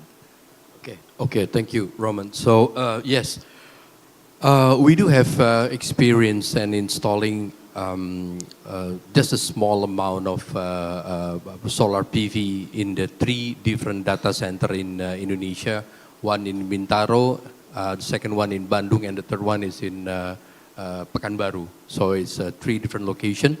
To start with, we are only providing the electricity for their supporting facility, not for the brain of the data center itself. The main reason, as it has been addressed by Pak Chandra, Pak Hendra, Pak Denny, the data center is the very energy hunger industry, very demanding on the availability, on reliability, as well as on the quality of the electricity itself. So it's a different game compared to the utility, compared to the CNI, is a new standard. So, but we are there. Even so, we are only supporting or providing the electricity for the supporting facility. The requirement is already really high, and honestly, the price is already above PLN tariff. But we are there, just to have our footprint in the data center. My opinion, and I think our opinion when we had a discussion earlier, anywhere in the world, the business move a lot faster than the government, than the regulation itself. So if I can say right now, the demand is here in Indonesia, the technology is already here, even though it's not as massive as China, it's not as massive as the Middle East or in US, but solar panel is not rocket science. It's considered one of the fastest power generation that can build. The biggest handicap is, as addressed by Pak Hendra, is the land acquisition, Pak. The land acquisition. So I think, for example, like the taxi driver in Europe, they have to pass the test, the certain test on how they know the route, how they know the rush hour. They have to know it before they can be a taxi driver. But with Uber, nothing else matters anymore. It happens in Indonesia. The regulation or the perman or the capman or the perpres has to be agile enough, has to be adaptive and enough to look at the opportunity, to look at the momentum of the fastest growing market today. I'm going to let Pak Chandra address his concern. I'm not going to steal his thunder, but during the discussion, we had a discussion about how can we catch this momentum. I know power wheeling is a long shot. Captive power in Java is difficult. So there is an idea when we had a discussion. I think that's something that we can push to the government through the association, mungkin Pak Hendra. But it's a mixture of how to grab this momentum that if we just do it 5 years from now, it will be too late. Yeah, we lost the momentum. But again, power wheeling is, I think, is the way to go because having the data center next to the geothermal power plant, as addressed by Pak Michael, is not a good idea. Next to the heart of the earthquake is also not a good idea. So power wheeling is, I think, the solution that we can push to the government, as well as the captive power. Captive power meaning that within a reasonable distance, we build our own transmission line, but still rely on the PLN. The technology of the PV as well as the battery is already here, Roman. And ladies and gentlemen, it's already here. The technology, the pricing has going down quite significantly. For the battery, Pak Chandra mentioned it was above 200 US dollar per kilowatt hour a couple of years ago. Right now, we just purchased the battery energy system for about 125, and I think it's going down. So, Pak Chandra, do you want to continue my answer? As per what we discussed earlier, silakan Pak. Thank you, Pak Wes. You throw me under the bus directly. All right, I think before we go to that part, I think we need to understand what is the challenge of solar PV implementation for data center industry. So I think there are three major challenges here. First, intermittently. So I think we all know solar PV plant work when they receive sunshine. Basically, it's the what we call it again, the irradiation. So we don't need the heat. Yeah. So please separate between the heat and the ray. So we only need the ray, sinarnya saja. We don't need the heat because at certain temperature, the heat may degrade the efficiency of the solar PV. So if people say, oh, you are lucky Indonesia is very hot across the year. Okay, that is not helping basically. We are lucky because we have sunshine almost all over the year that improve our output from the solar PV. So we don't need like a 60-degree to get our solar PV plant generate electricity. It's different with your solar heater for your hot water at home. Yeah? So first is intermittently. Second is the energy shift. So we need 24/7 power for data center, but solar PV, they don't generate at the evening. So how can we resolve that? That comes into the third challenge is that batteries. So battery energy storage system, BESS. So 5 years ago when I was still in a IPP, yes, the price of BESS was over the roof. It was so not economically feasible to install BESS to support our solar PV plant at that time. But now the cost becomes very interesting. It's go down significantly, and I'm quite sure in the next few years it will go down below 100 probably. In China, they can go down below around 80 and 90 US dollar per kilowatt hour because it's manufactured there. So from those three, then we can now see how can resolve those challenges. So first, for sure, land is a scarcity, or it is a rare commodity in the cities. For sure, solar PV plant needs to go outside of the cities. But then how can we distribute the power to the location? So it's interesting ideas that we build solar PV plant outside Java because mostly in Eastern Indonesia, the land is pretty much available and they also need the power actually over there. So that's why the concept, again, it's a concept of power wheeling is really useful to balance between the needs of the people on electricity and the need of power for a data center.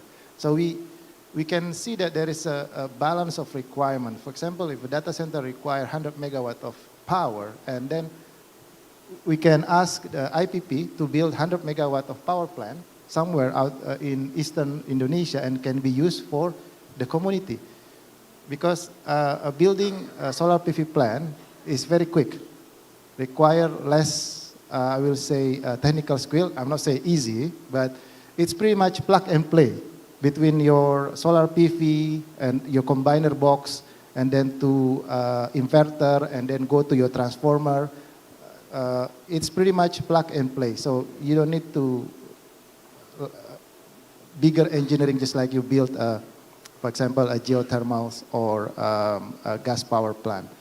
That's why the idea is very interesting, Pak. I think solar PV plant plus power wheeling is a key solution for data center to absorb this power. And actually, this model has been absorbed by some of the hyperscale that they work with our utility company, that they absorb the whole output of Cirata power plant. I will not say which one is the company, but it's one of the largest hyperscale. So that concept actually is working. However, to the bottleneck, the limitation from, I will say, our capacity in solar PV, that we need to allow, I would say, private company to also be part of this power generation and then supported by power wheeling. Okay, thank you. Thank you. And do you think so one way to bring solar generation and data center is through power wheeling, right? Is it still possible to co-locate them? Do you think, you mentioned it, like, of course, for geothermal, etc., there are some risks. If you take sort of the trade-off between digital and power cables, right? If we co-locate somewhere, maybe in emerging hubs, data center, would it be a way, or there are some downsides? Very honest answer, Roman, it's a very tough push.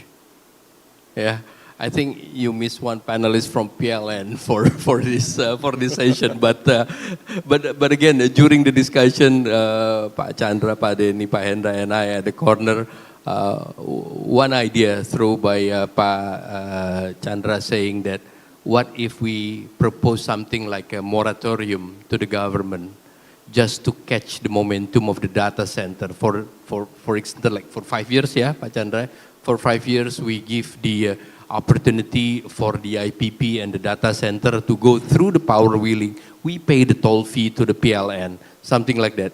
Silakan dilanjutkan, Pak, idenya, Pak. Saya lempar-lempar aja nih, Pak. Aduh. Yeah, I think this is opportunity for Indonesia. I think Pak Hendra can speak more on this one, but I believe, Pak Hendra, you will agree that the demand for AI is surged for the past 1 year, yeah?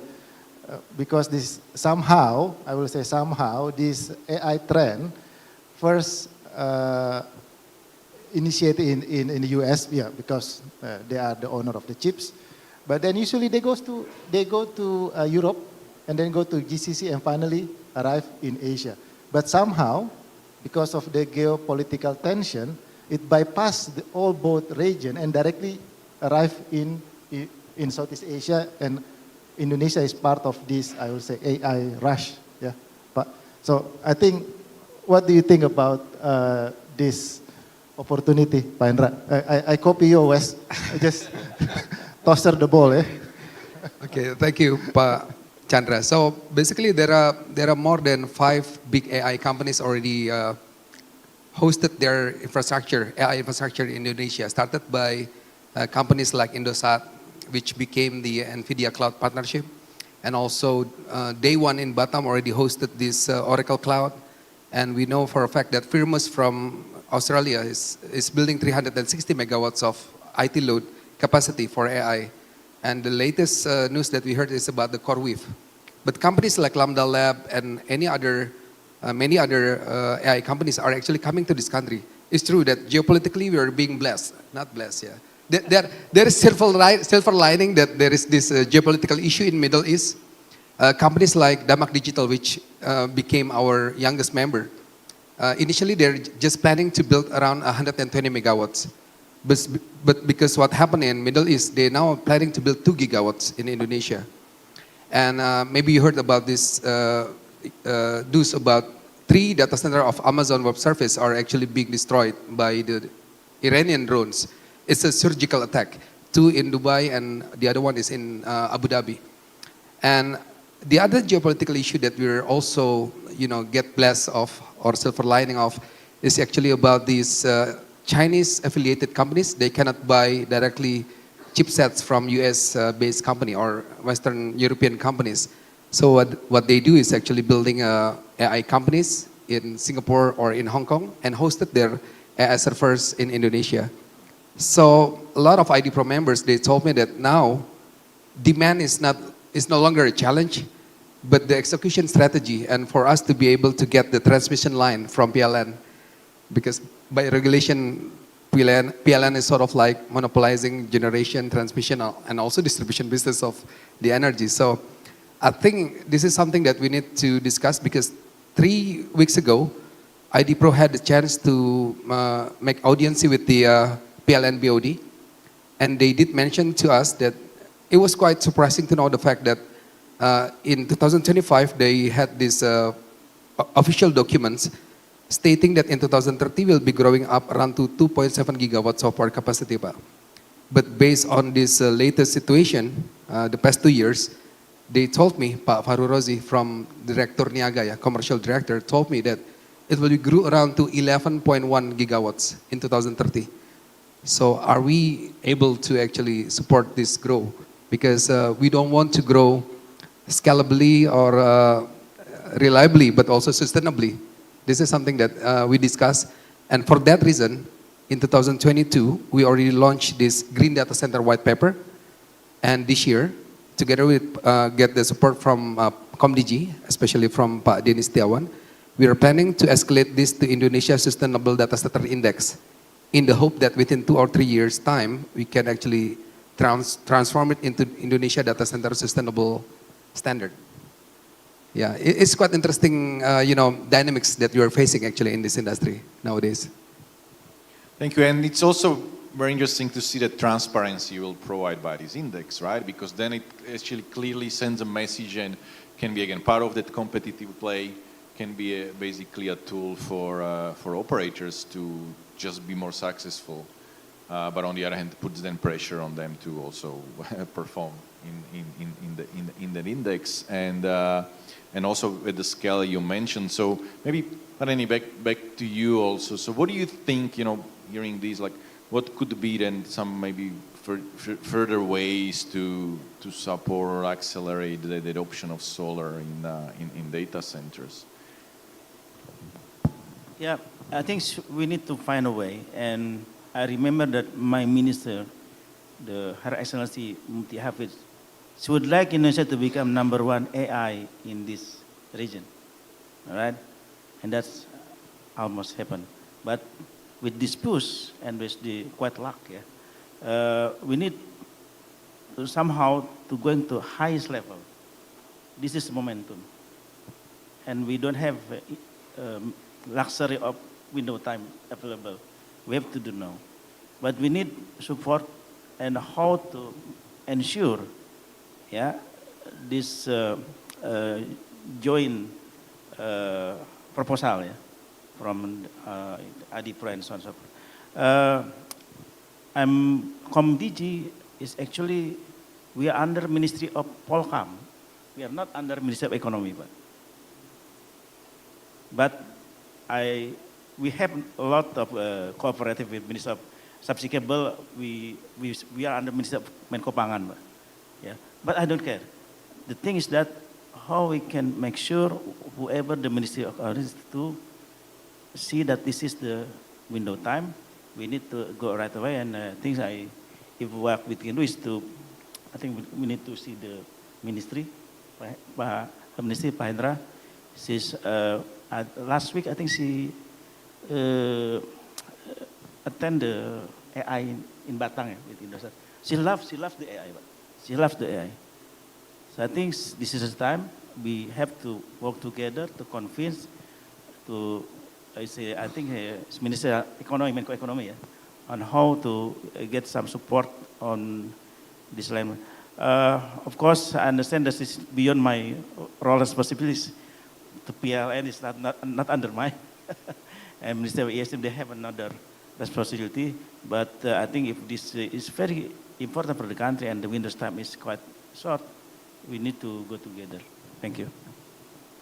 Thank you. And maybe on another topic, so this event is organized by ISC. They even run right now some trainings to develop the talent. And on the talent question, from the industry perspective, do you think is there enough talent which can drive this sort of solar deployment to power data centers? Or what is your perspective on that? Is someone who...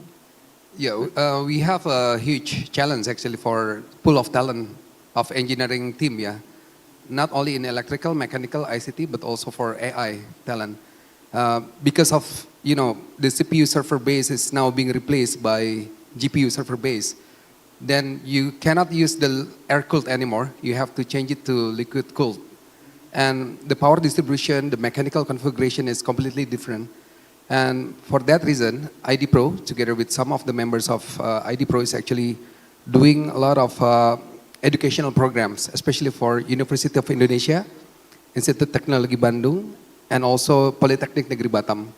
So we designed specific curriculum for data center, embedded in the credit scoring system of these universities, and also building the learning management system. And we give it all away for free for these universities. And as mentioned to you, because of, you know, the industry is growing so rapidly for the past 2 years, and I think by the end of this year, based on Data Center Hawk document, we'll be reaching to 1.7 gigawatts of IT load capacity. And yeah, it's growing so rapidly, and the engineers are quite scarce in the industry, not only for the operation side, but also for the project construction side. And that's the reason why a lot of hijacking happen, actually. And this is becoming very serious for us, and that's the reason why on a monthly basis, we try to find solution on how can we actually scale all this education program to other universities. Yeah. So yeah, it's a huge challenge for us now. Thank you. Thank you, gentlemen. I had like so many questions. I thought this will be a long time, it just passed so fast. So actually, as we are going to the end, and thank you very much. Maybe could you have some 1 minute, some sort of a closing statement from each of you on the session, please. Thank you. All right. Okay. So I think one key questions for us who is basically in a data center industry, whether we see a data center is a necessary evil or necessary good. So necessary evil mean we know it's power hungry, it consumes a lot of electricity, it may impact the sustainability of a global operation, but for us as a pure DC, we believe a data center is a necessary good because we live in the digital industry. We need this digital infrastructure to support all our day-to-day basis. Then how can we make it good? Then we need to mitigate all the risk caused by our operation. One of the risks is our sustainability, is the emission. So we need to mitigate all the impact to the environment by put a program, put a strategy, and measure the impact of our operation. I think that's important. Before we can improve, we need to measure. So we need to have a baseline, and we need to have milestone, and finally we need to have the target. How we perform compared to the target, that is something that we struggling every day to ensure that we don't leave, I would say, a negative impact to our descendants due to our business operation. Thank you.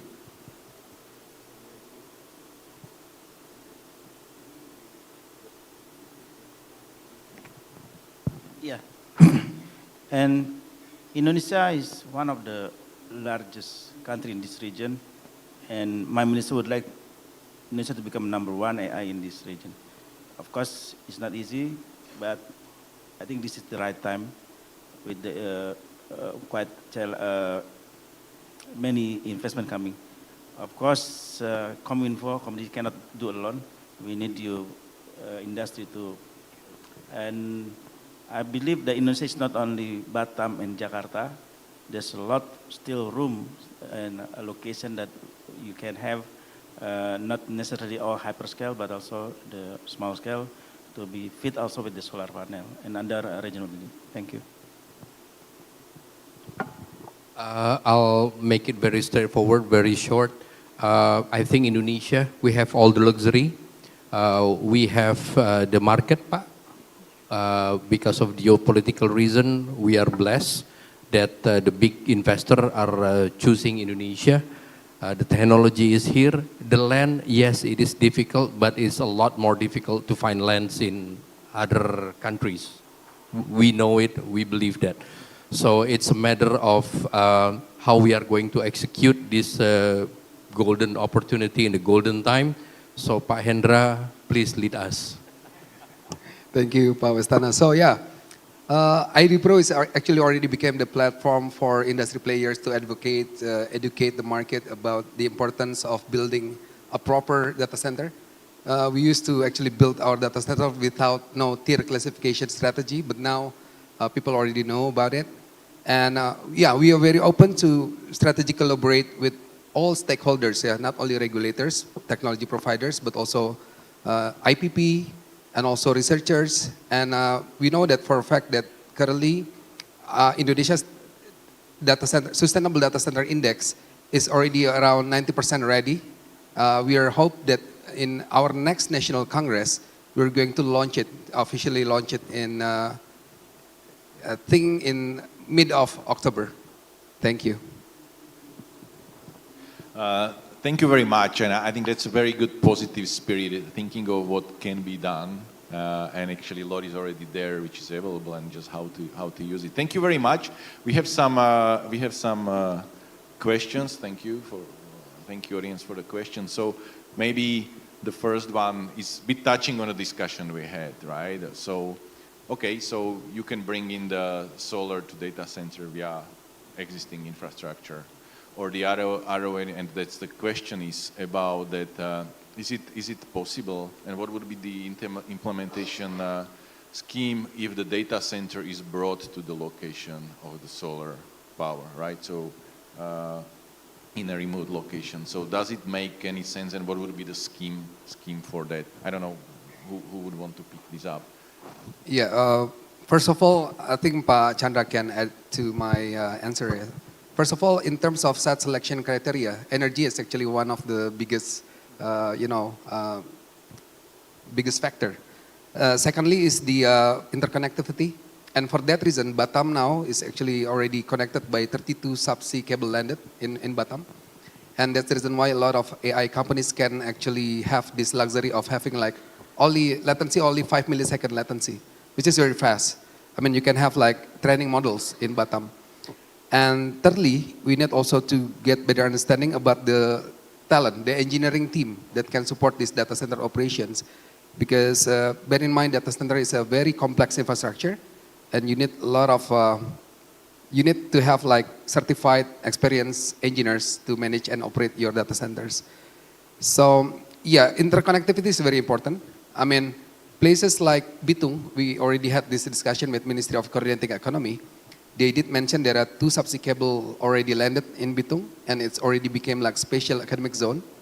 So in this area, you don't have to pay for import duties, and all taxes are fully exempted. But again, in Bitung, data center industry is not being developed yet, that mature. So for us to be able to get right people to manage and operate is also something that we need to consider. Pak Chandra, maybe? Okay, just to add on that one, logistic. So I think that is a very important in terms of operation maintenance, construction operation maintenance, because building a data center is hundreds of million US dollars equipment. So we really need to have a robust logistic system, either it's by road or by sea, to ensure that we can build data center as per our high quality that we require. Yeah, thank you. Thank you. So it's a good point. So while the latency would be okay, you can do the digital infrastructure, but it's really topics which maybe are not on the top of the mind. It's talent availability, it's infrastructure. Thank you. To add, To add to that question, actually, we know for a fact that based on Turner and Townsend data, for you to build 1 megawatt of power capacity in Indonesia, you need around 10 to 11 million US dollar. That just for the DC infrastructure, excluding the cost of the land. So if you're trying to build around 100 megawatts of IT load, yeah, you need around 1 billion US dollar, 18 triliun rupiah. So I mean, that's a huge investment actually.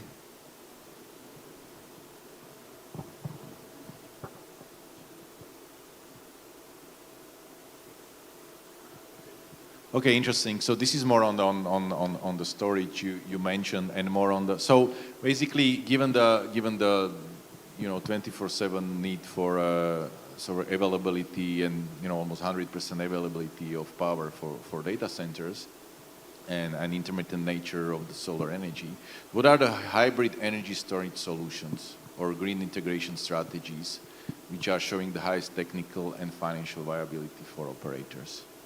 So again, it's probably coming to you too. All right. Okay. So I think we discussed this previously, but again, solar PV for data center operation is feasible now because back 5 years ago when we built this solar PV plant, we experienced these intermittent issues, so that our supply to the grid was not stable. Actually, it can go from 11 megawatt down to 5 and then go back to 10 and then go to 7. That sometimes impact the grid stability. But nowadays with the battery electricity storage system, that we can mitigate that risk basically. And it is more and affordable now. So that means solar PV plant can provide a stable output that can be consumed by a data center. The challenge was still the same, that land is a scarce commodity in the town. That's why it has to be outside town or probably on a different island. Now the challenge is how can we deliver that power to the data center, or how can we, this is what we call it, hybridly deliver that power to a data center. That's why we talk about power wheeling. Is something that maybe we can discuss further to the government, whether this scheme can be adopted by this business. But again, it's actually interesting to hear from Pak Hendra that PLN is basically focusing on renewable for the next RUPTL for the next 5 years. The question mark is how fast they can deliver the supply, whether that meets the requirement of data center provider, or should we, private industry, also play part on that growth of data center in Indonesia. Thank you. Please allow me to add one little thing, that the best hybrid solution for a PV is of course the PLN grid. And I believe one of the biggest reasons why the data center are still being built in Java, because regardless, Java backbone electricity is still the very best in Indonesia. So the value of the electricity supply risk is a lot less in Java rather than anywhere else.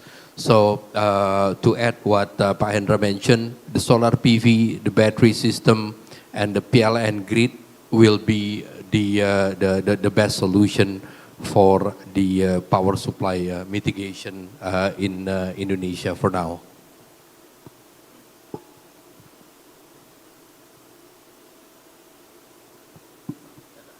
Advice is for you. So how is the ministry aligned digital infrastructure growth targets with the national net zero commitments, and what specific regulatory mechanisms or policy incentives are being prioritized? Yeah, I think the ministry is Ministry of Communication, it's not Ministry ESDM. What we can do is that we now set up the roadmap, the that to align with also the roadmap for energy from the ESDM and PLN. Of course, non-digital infrastructure, as I mentioned, even my colleagues say that Java is the best, but Indonesia is not only Java, all right? So we need somehow to plan, of course, first of all, maybe priority in big cities because of the traffic, but we need also find some location outside of Java, and we learn also subsea cable, fibers, and powers as also the one of the factors. The factors should be combined together. Thank you, Pa. Another question, maybe in similar direction. So as energy transition frameworks evolve globally, what overarching policy or market alignment gaps currently pose the biggest bottleneck for institutional investors and also international operators looking to fund green data centers projects in Indonesia?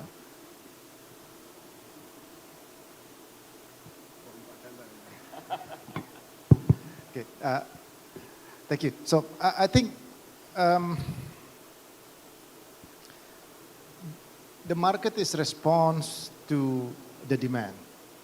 So if there is demand, then the market will pick up the opportunity to build a data center to ensure that they can keep up with the requirement. We know it's an AI rush at the moment. However, whether we see renewable as a bottleneck or not, it is depend on how we see that first, because it's always chicken and egg. Renewable first, or build data center later, or you build data center and then you decarbonize your operation. So it's always chicken and egg, which one you choose. There is no real answer which one is correct. However, if I am the government, then I will make a policy that this opportunity is something that we need to grasp to get that economic growth, because I mentioned by Pa Hendra, 1 megawatt is around 10 to 11 million US dollar. 100 megawatt is $1 billion US dollar. And that is a fresh investment to Indonesia.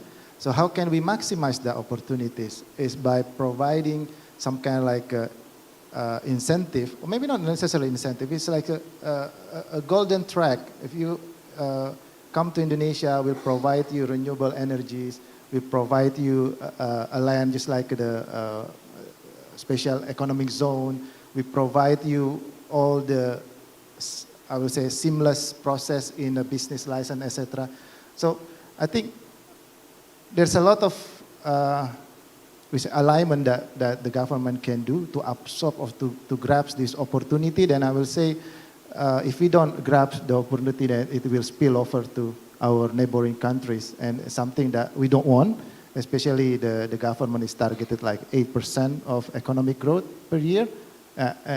Grasping these 1 gigawatt opportunities will, I'm quite sure it will hit that number quite fast, rather than we rely to other conventional industry that probably stabilized over the past few years. Yeah. Thank you, Pak. Anyone to add? That's it? Okay, perfect. So thank you very much. That's all the questions. Thank you, audience, for the question. And then thank you, Pa Chandra, Pa Denny, Pa Westana, and Pa Hendra for your contribution.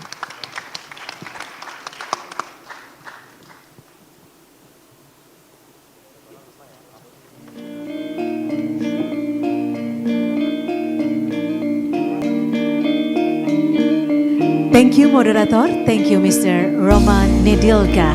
And also thank you to all speakers to give us the perspective, to give us the value, and also to give us the insight. As we proceed, token of appreciation, I would like to invite Ibu Marice Hutapea, perwakilan Asosiasi Energi Surya Indonesia, untuk memberikan cenderamata kepada narasumber dan juga moderator. Once again, let's give a big applause to our last discussion for today. Thank you very much, Mr. Roman. And also thank you, Mr. Denny Setiawan, Director of Digital Infrastructure Policy and Strategy, the Ministry of Communication and Information Technology, Republik Indonesia. Terima kasih, Bapak Chandra Irawan, Country Manager, Pure Data Centers Indonesia. Dan juga Bapak Westana Hermawan Wiratmaja, Vice President of Business Development PT 4 Mitra Indika Tenaga Surya. And also thank you Mr. Hendra Suryakusuma, Chairperson Indonesia Data Center Provider Organization. Once again, let's give a big applause to our discussion.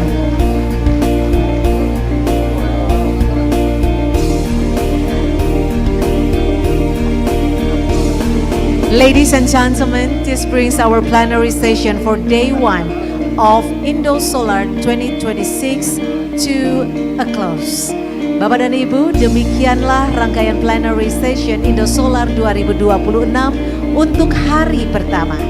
Thank you to all our distinguished speakers, moderator, and all participants for your valuable contribution and active participation throughout today's session.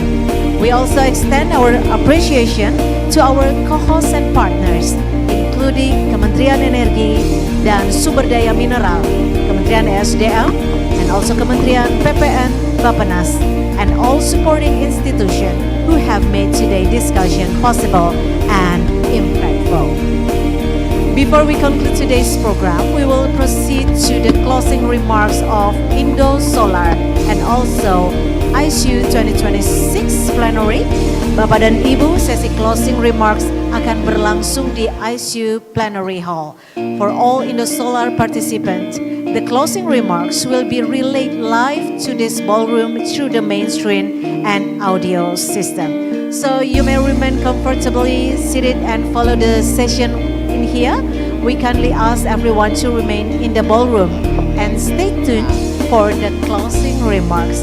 Thank you once again to your participation and please enjoy the closing session of Indosolar and also ISU 2026.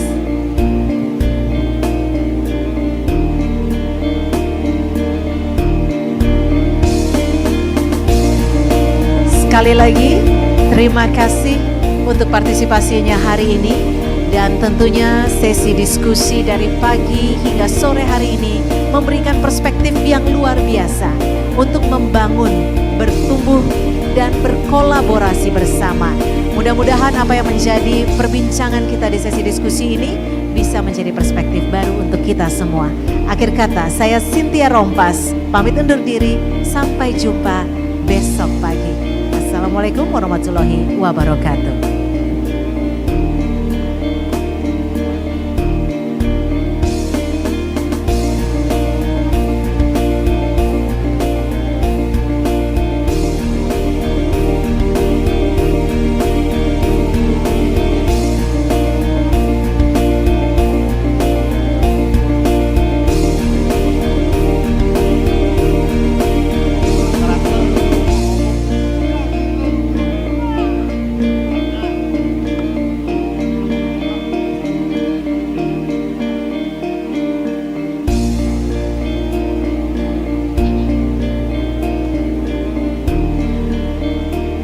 Bapak Ibu sekalian, closing remarks masih akan kita nantikan bersama dari Ballroom 2. Untuk itu kami persilahkan Bapak Ibu untuk tetap berada di ruangan ataupun mengunjungi exhibition yang sudah ada di area foyer sambil kita menunggu closing remarks sesaat lagi.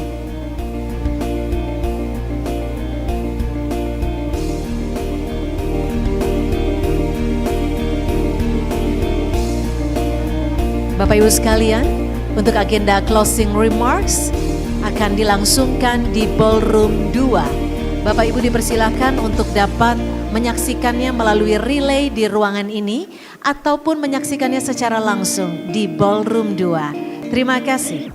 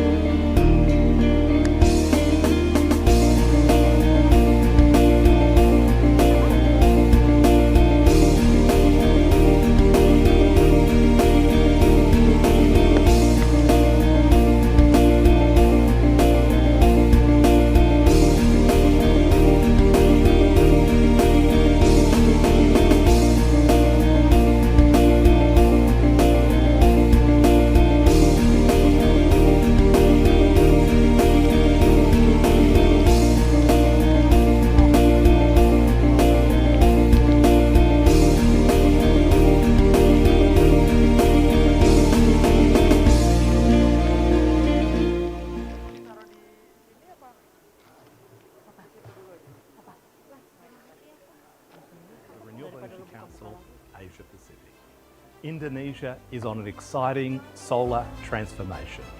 Diesel replacement, electrification, rooftop solar, right across the archipelago.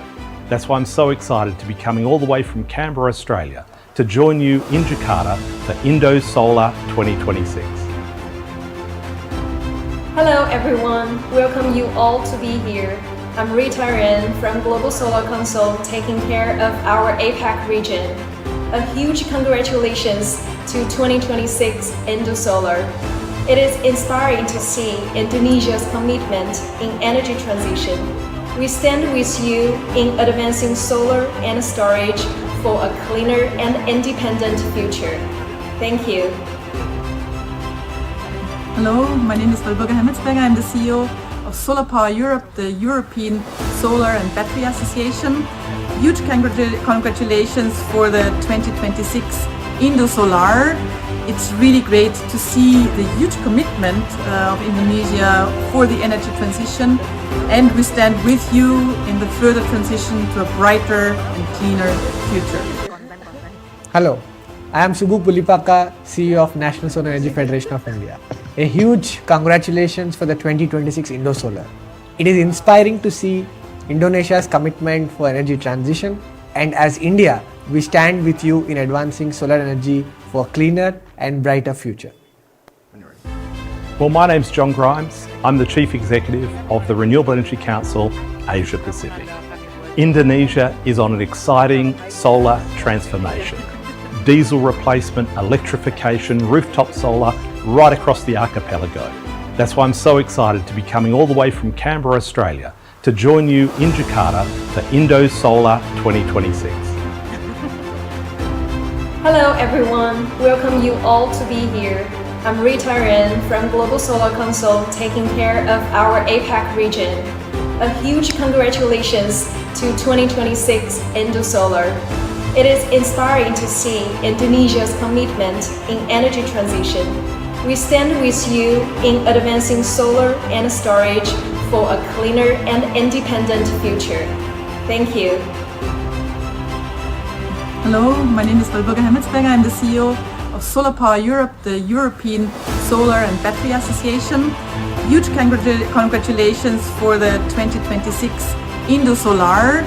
It's really great to see the huge commitment of Indonesia for the energy transition, and we stand with you in the further transition to a brighter and cleaner future. Hello, I am Subbu Pulipaka, CEO of National Solar Energy Federation of India. A huge congratulations for the 2026 Indosolar. It is inspiring to see Indonesia's commitment for energy transition, and as India, we stand with you in advancing solar energy for a cleaner and brighter future. Well, my name's John Grimes. I'm the Chief Executive of the Renewable Energy Council, Asia Pacific. Indonesia is on an exciting solar transformation. Diesel replacement, electrification, rooftop solar, right across the archipelago. That's why I'm so excited to be coming all the way from Canberra, Australia, to join you in Jakarta for Indosolar 2026. Hello everyone, welcome you all to be here. I'm Rita Ren from Global Solar Council taking care of our APAC region. A huge congratulations to 2026 Indosolar. It is inspiring to see Indonesia's commitment in energy transition. We stand with you in advancing solar and storage for a cleaner and independent future. Thank you. Hello, my name is Walburga Hemmetsberger. I'm the CEO of Solar Power Europe, the European Solar and Battery Association. Huge congratulations for the 2026 Indosolar. It's really great to see the huge commitment of Indonesia for the energy transition, and we stand with you in the further transition to a brighter and cleaner future. Hello, I am Subbu Pulipaka, CEO of National Solar Energy Federation of India. A huge congratulations for the 2026 Indosolar. It is inspiring to see Indonesia's commitment for energy transition, and as India, we stand with you in advancing solar energy for a cleaner and brighter future. Well, my name's John Grimes. I'm the Chief Executive of the Renewable Energy Council, Asia Pacific. Indonesia is on an exciting solar transformation. Diesel replacement, electrification, rooftop solar, right across the archipelago. That's why I'm so excited to be coming all the way from Canberra, Australia, to join you in Jakarta for Indosolar 2026. Hello everyone, welcome you all to be here. I'm Rita Ren from Global Solar Council taking care of our APAC region. A huge congratulations to 2026 Indosolar. It is inspiring to see Indonesia's commitment in energy transition. We stand with you in advancing solar and storage for a cleaner and independent future. Thank you. Hello, my name is Walburga Hemmetsberger. I'm the CEO of Solar Power Europe, the European Solar and Battery Association. Huge congratulations for the 2026 Indosolar. It's really great to see the huge commitment of Indonesia for the energy transition, and we stand with you in the further transition to a brighter and cleaner future. Hello, I am Subbu Pulipaka, CEO of National Solar Energy Federation of India. A huge congratulations for the 2026 Indosolar. It is inspiring to see Indonesia's commitment for energy transition, and as India, we stand with you in advancing solar energy for a cleaner and brighter future. Well, my name's John Grimes. I'm the Chief Executive of the Renewable Energy Council, Asia Pacific. Indonesia is on an exciting solar transformation. Diesel replacement, electrification, rooftop solar, right across the archipelago. That's why I'm so excited to be coming all the way from Canberra, Australia, to join you in Jakarta for Indosolar 2026. Hello everyone, welcome you all to be here. I'm Rita Ren from Global Solar Council taking care of our APAC region. A huge congratulations to 2026 Indosolar. It is inspiring to see Indonesia's commitment in energy transition. We stand with you in advancing solar and storage for a cleaner and independent future. Thank you. Hello, my name is Walburga Hemmetsberger. I'm the CEO of Solar Power Europe, the European Solar and Battery Association. Huge congratulations for the 2026 Indosolar. It's really great to see the huge commitment of Indonesia for the energy transition, and we stand with you in the further transition to a brighter and cleaner future.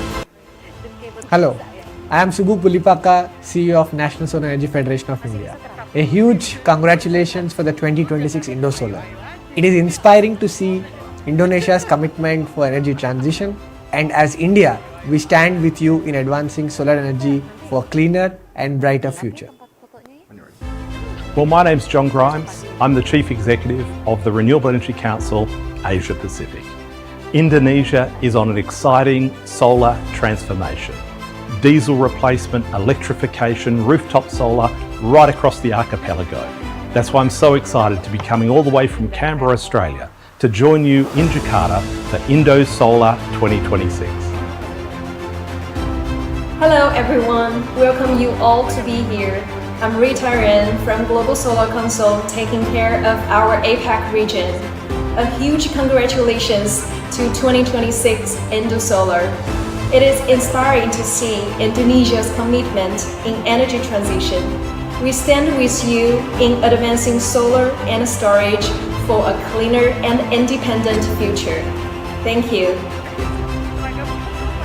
Hello, my name is Walburga Hemmetsberger. I'm the CEO of Solar Power Europe, the European Solar and Battery Association.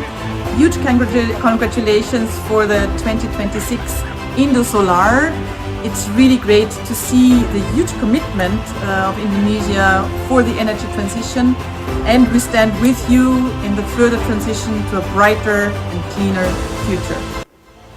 Hello, I am Subbu Pulipaka, CEO of National Solar Energy Federation of India.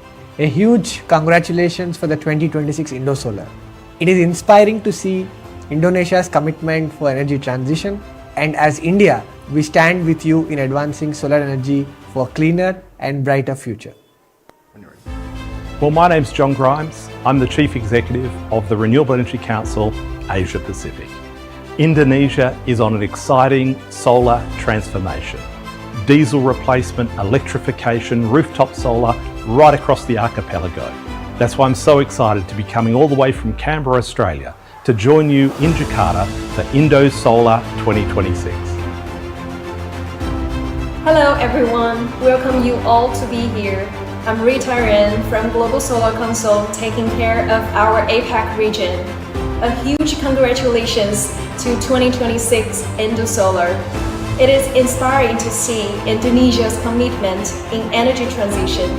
We stand with you in advancing solar and storage for a cleaner and independent future. Thank you. Hello, my name is Hemetsberger. I'm the CEO of Solar Power Europe, the European Solar and Battery Association. Huge congratulations for the 2026 Indosolar. It's really great to see the huge commitment of Indonesia for the energy transition, and we stand with you in the further transition to a brighter and cleaner future. Hello, I am Subbu Pulipaka, CEO of National Solar Energy Federation of India. A huge congratulations for the 2026 Indosolar. It is inspiring to see Indonesia's commitment for energy transition, and as India, we stand with you in advancing solar energy for a cleaner and brighter future. Well, my name's John Grimes. I'm the Chief Executive of the Renewable Energy Council Asia Pacific. Indonesia is on